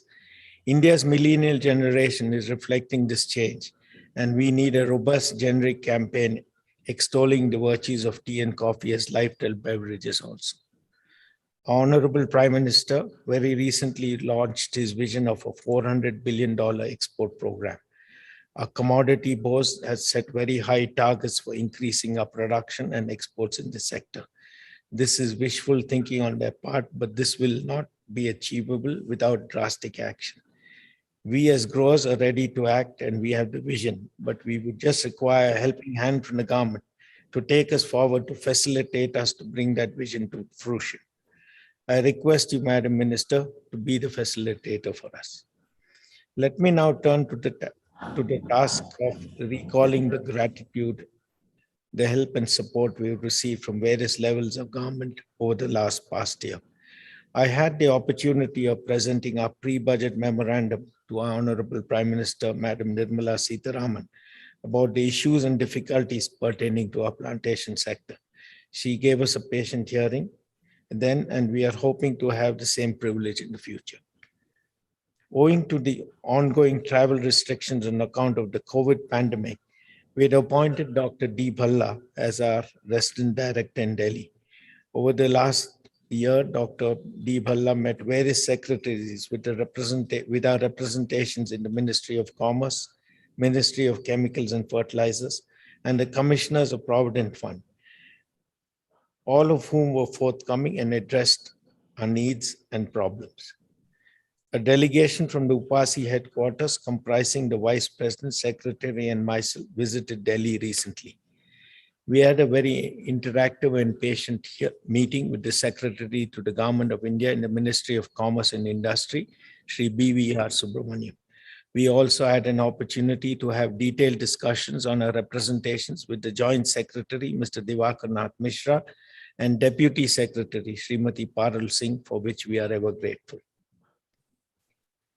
I would like to thank the Chairman of the Tea Board, Mr. Prabhat Besbarua, Deputy Chairman of the Tea Board, Mr. Pramod Kumar Sahu, Executive Director, Tea Board, Mr. M. Balaji, and S. Soundarajan, Director of Tea Development, for their support and guidance during the course of the year. I would also like to thank Mr. Bodhi Gowda, Chairman, Coffee Board, Mr. Jagdisha, CEO and Secretary, Coffee Board, Mr. K.N. Raghavan, Executive Director, Rubber Board, and Mr. D. Satyan, Secretary, Spices Board, for their interaction with our members. Through this year, I have received tremendous support from our Vice President, Mr. Sanjay Cherian, the Chairman of our 4 commodity committees, all members of our UPASI Executive Committee, and also our past presidents, for which I am ever grateful. The strength of our UPASI is our coordinated backing received from our 3 state associations: Planters Association of Tamil Nadu, Association of Planters of Kerala, and the Karnataka Planters Association. I express my gratitude to all the 3 chairmen and their executive committees. Mr. Sanjit, our secretary at our headquarters, Dr. D. Balla, our resident director at Delhi, Dr. Victor Elango, our acting director at the Tea Research Institute, and all his scientists and all the officers and staff at our secretariat deserve my sincere appreciation for their work. Also, I'm obliged for the support I received from my family members who encouraged me at all times during this past year.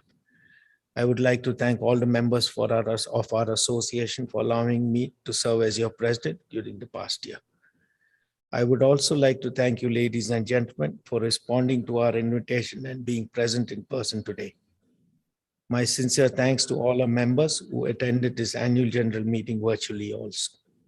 I thank you all for giving me a very patient hearing. I would now request our chief guest, Srimati Anupriya Singh Patel, Honorable Union Minister of State for Commerce and Industry, to deliver her address. Thank you very much. Good morning, ladies and gentlemen. Shri Prashant Bhansali-ji, President UPASI. Shri MP Cherian, Vice President UPASI. Shri Sanjeet, Secretary UPASI. Shri D. Bhallaji, Resident Director, and all the members of UPASI, all the participants, esteemed audience.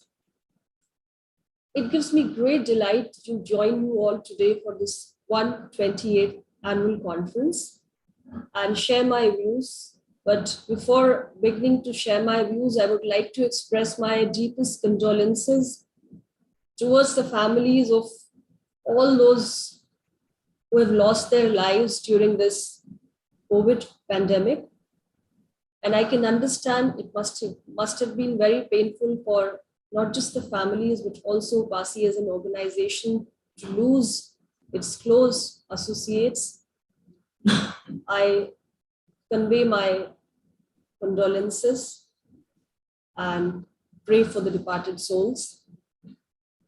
Well, coming back to today's 128th annual conference, plantations is a sector which has contributed greatly to the economic growth of the nation. And particularly if you talk in terms of the underdeveloped regions, I would say the southern regions, the eastern and northeastern states all have benefited greatly from this sector. It not just creates huge foreign exchange for the country, but also is a big source of employment generation, and above everything contributes to maintain the ecological balance of the planet. So this is an extremely important sector, and its one of the earliest organized sectors, which is not just led to the agriculture and industrial development of the country, but has also contributed to the exports. And today, after we have faced the second wave of pandemic in our country, and the other countries across the globe have faced more than that, we are now, as a world, recovering from the setbacks which was given to us by the pandemic. The economy is rebounding, not just world over, but even in India. And we see a huge opportunity in terms of our growth being on track if it's driven and accelerated by exports. And our Honorable Prime Minister has set a very ambitious target for this fiscal year, which is $400 billion in 2021-22. And he says that we can raise it to $2 trillion by the year 2027-28. So $1 trillion contribution will be from the merchandise exports, and the other $1 trillion contribution will come from these services. And I have all hopes that the plantation sector in every commodity, tea, coffee, spices, rubber, every commodity can contribute hugely towards the achievement of this target of $400 billion. I would like to talk about tea first, India being the second largest producer and the largest consumer, and the fourth largest exporter. Around 80% of the production of tea is consumed within the country, and the remaining is exported. And especially the teas which are originating from the Nilgiris, Darjeeling, Assam, they're all well known for their distinctive quality and flavor. And when it comes to exports, they're contributing a significant amount to the foreign exchange. And most of the workers in these tea gardens are women, more than 50%. Even in the ancillary activities, there are 2 million people who derive their employment from tea gardens. And this tea industry, the small tea grower sectors, is emerging as a major player in the tea industry by producing more than 50% of the share during 2020. We've raised certain issues. I tried to keep my attention towards the problems that you pointed out while making the presidential address. The first was especially regarding your demand regarding the extension of the special welfare scheme for the tea women workers, which was announced particularly for the state of Assam and West Bengal by the Honorable Finance Minister in the Union budget. But as of now, there is no proposal for extending it to the other states. However, the government has approved the continuation of the tea development and promotion scheme from 2021-22 till 2025-26 in a financial outlay of 967 crores and 78 lakhs for the overall development of the tea sector. Insofar as the orthodox tea incentives are concerned, yes, it has been discontinued, and we are as of now focusing more on clearing our pending subsidy claims, for which we have made a provision of 298.76 crores for clearing the subsidies in the tea sectors. Then issues were also raised regarding the Tea Board's directive of mandatory sale of 50% tea through auction. I only want to say that in order to bring transparency and giving some relief to the small growers from the issue of price to be paid by the manufacturers, a mandatory sale of 50% of made tea through auction was notified by making an amendment in the Tea Marketing Control Order in the year 2015.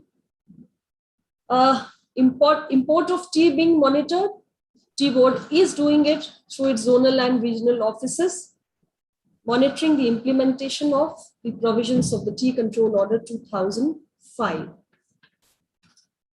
Regarding ROTIP rates, well, you may have some concerns, but I must make it clear that it was actually decided by a committee which was specifically set up in the Department of revenue, and this committee has determined the rates technically after taking into account the data of the unrefunded duties and taxes and levies borne during the process of manufacture of the exported products as submitted by the industry. The fertilizer incentives, we have already taken up the matter with the Department of Fertilizers. We've sent them reminders also. Hopefully something positive may develop in course of time. Coming to coffee, the second largest traded commodity in the world next to petroleum and hence aptly described as brown gold. We produce 4% of the world's total coffee, ranked 7th in the world, and the Indian coffee has created a niche for itself in the global market, particularly the Robusta variety, which is highly preferred for its good blending quality. And India is perhaps the only coffee producing region whose coffees are fully shade grown, entirely handpicked and completely sun dried. There are a total number of more than, say, or approximately 4 lakh coffee holdings, of which 99% are small holdings with less than 10 hectares. And 70 to 75% of the coffee produced in the country is exported. During the year 2020-21, more than 3 lakh tons of coffee valued at more than 5,500 crores was exported. And regarding coffee also, I think there were a few issues.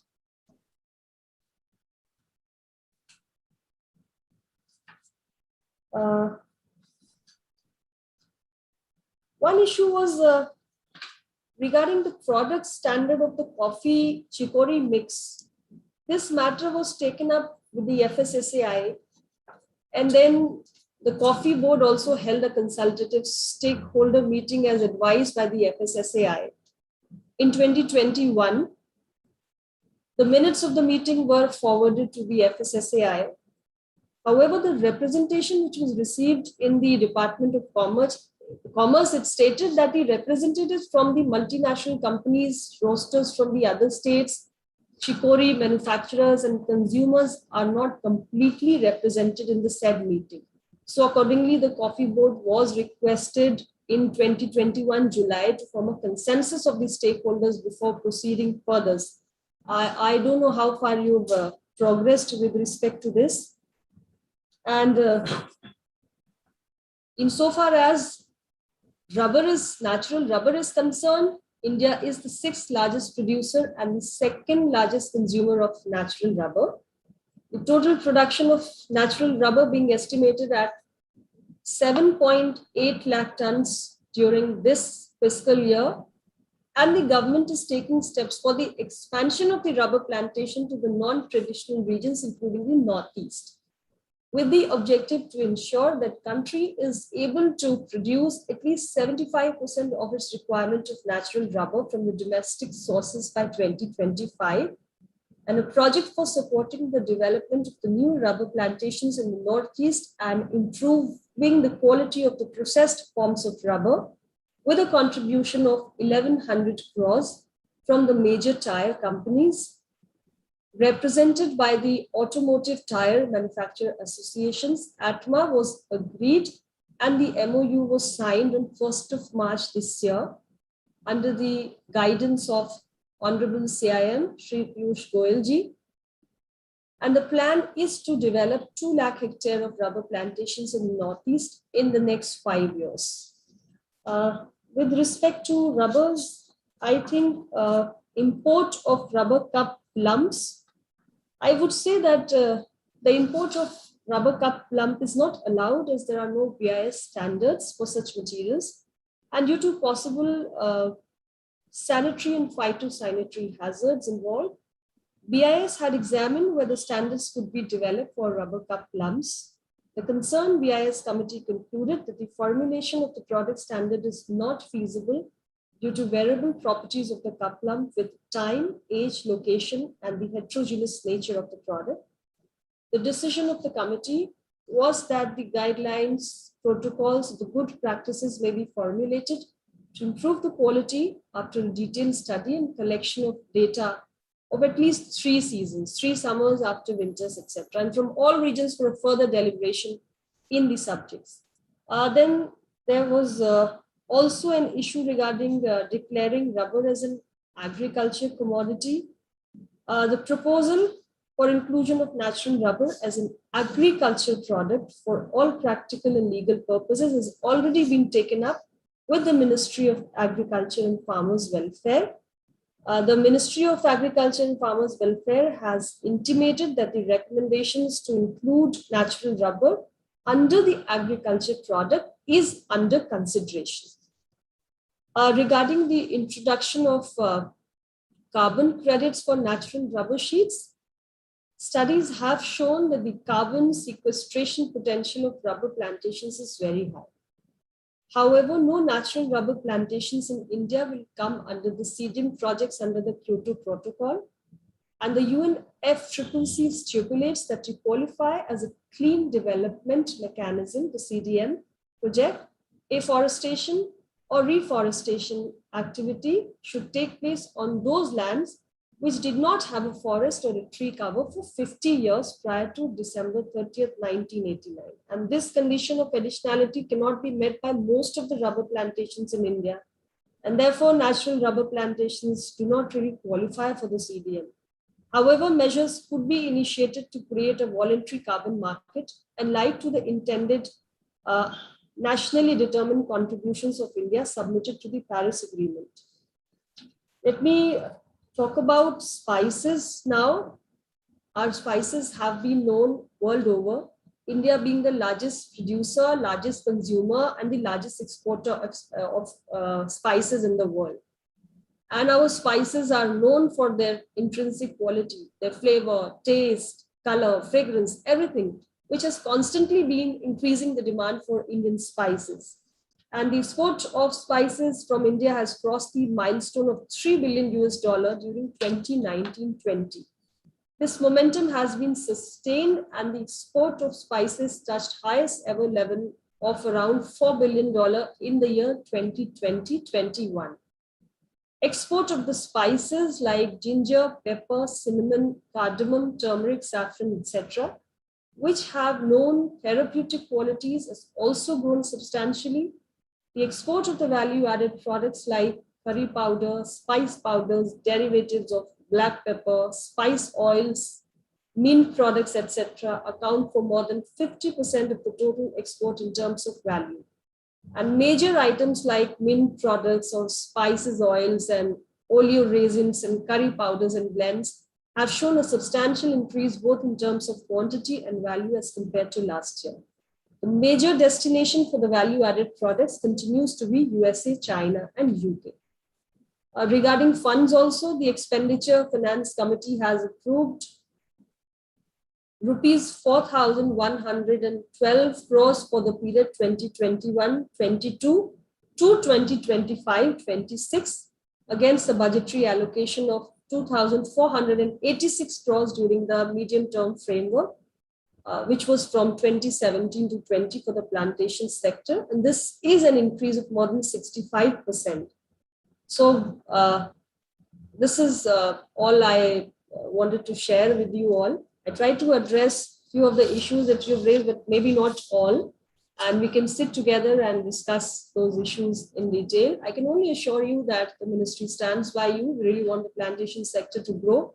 And we will try our level best to do what's possible in our capacity to make sure that our plantations also contribute towards this huge export target, which our Honorable Prime Minister has entrusted upon us, which is a $400 billion in 2021-22 and growing it further to $1 trillion in 2027-28. So I once again extend all my greetings to those associated with UPASI for giving me this opportunity to connect with you all. And also I convey my good wishes to you all for providing this platform to the plantation sector in the southern region for sharing its responsibility of providing employment, basic amenities to the workers and upholding the maintenance of the ecological system by the ensuing plantations. So my good wishes with the organizers of the event. I hope the occasion is a great success. I hope we come to meaningful outcomes. I hope it achieves its purposes for which it has been organized. And UPASI would continue to glorify not just the association, but the country as well. Thank you so much, everyone.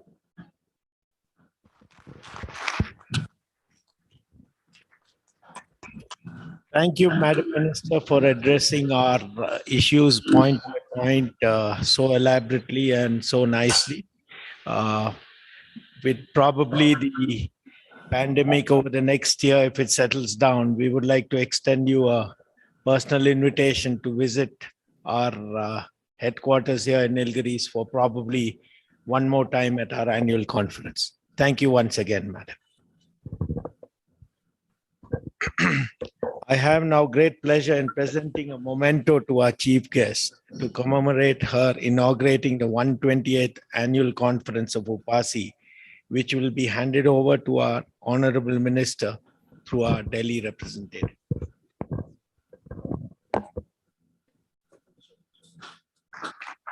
Thank you very much.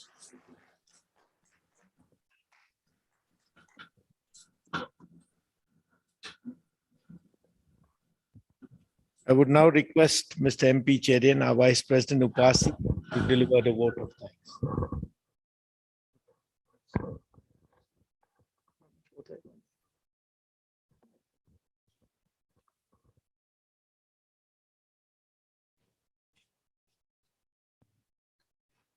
Before I commence my vote of thanks address, I have the pleasant task of honoring Mr. Prashant Bansali, President UPASI, for his services by presenting a small memento as a token of appreciation.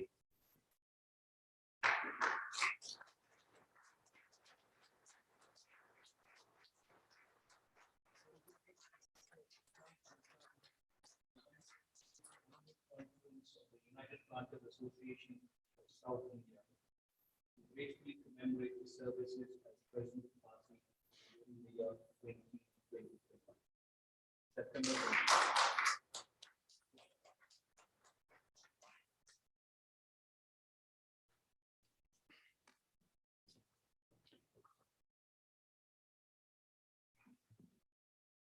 Honorable Union Minister of State for Commerce and Industry, Srimati Anupriya Singh Patel, Sri Prashant Bansali, President UPASI, distinguished guests, ladies and gentlemen.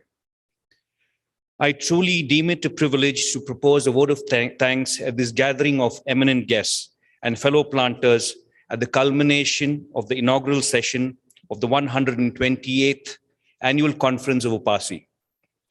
Many of you have joined this event by being physically present, despite all odds due to the pandemic. Thank you for being here with us today. And to those who are attending the event virtually, our sincere thanks for taking the time. I would like to begin by expressing our profound gratitude to Honorable Minister Srimati Anupriya Patel for having taken time off from her busy schedule to address us via video conferencing. Madam, the plantation industry and the UPASI today are greatly honored and consider your address as an extraordinary privilege. We are greatly indebted to you, Madam, for sparing your valuable time to deliver the inaugural address, for which we are extremely thankful. This kind gesture clearly indicates to us the importance that the Commerce Ministry attaches to the plantation industry and UPASI. Our thanks also go to the speakers at the technical session held earlier in the day, Professor Ramachandran Nair, Dr. Mary Lou Arpaya, and Mr. Graham Seth. Their addresses have been greatly insightful on critical issues that are close to us. I would like to thank all our invited guests and the delegates who participated both physically and via video conferencing for your contribution to these deliberations. I thank Messrs. Chennai Matex for sponsoring the folders at the technical session, and Messrs. ABC Fire for sponsoring the tea, coffee, and snacks. I take this opportunity to also congratulate the winners of the 17th edition of the Golden Leaf India Awards, Southern Tea Competition. I'm grateful to the members of the press who are covering the event virtually. Thank you for your encouraging support, and we look forward to your continued cooperation in future. I am particularly thankful to the district administration for the smooth conduct of this function. I thank the district collector of the Nilgiris, the superintendent of police, the local police, fire service, electricity department, telecom department, and other local authorities for their support and cooperation. I convey my deep appreciation to all the personnel who've been associated with the smooth conduct of our various events in the year. My sincere thanks goes to the secretary and his colleagues at the Secretariat, the Tea Research Foundation, and the advisory units for ensuring that the conference ran smoothly and successfully. I commend each one of them for conceptualizing and executing the many conference events. In conclusion, we thank each and every one of you. It has been a great pleasure having you at the 128th Annual Conference of UPASI. Thank you.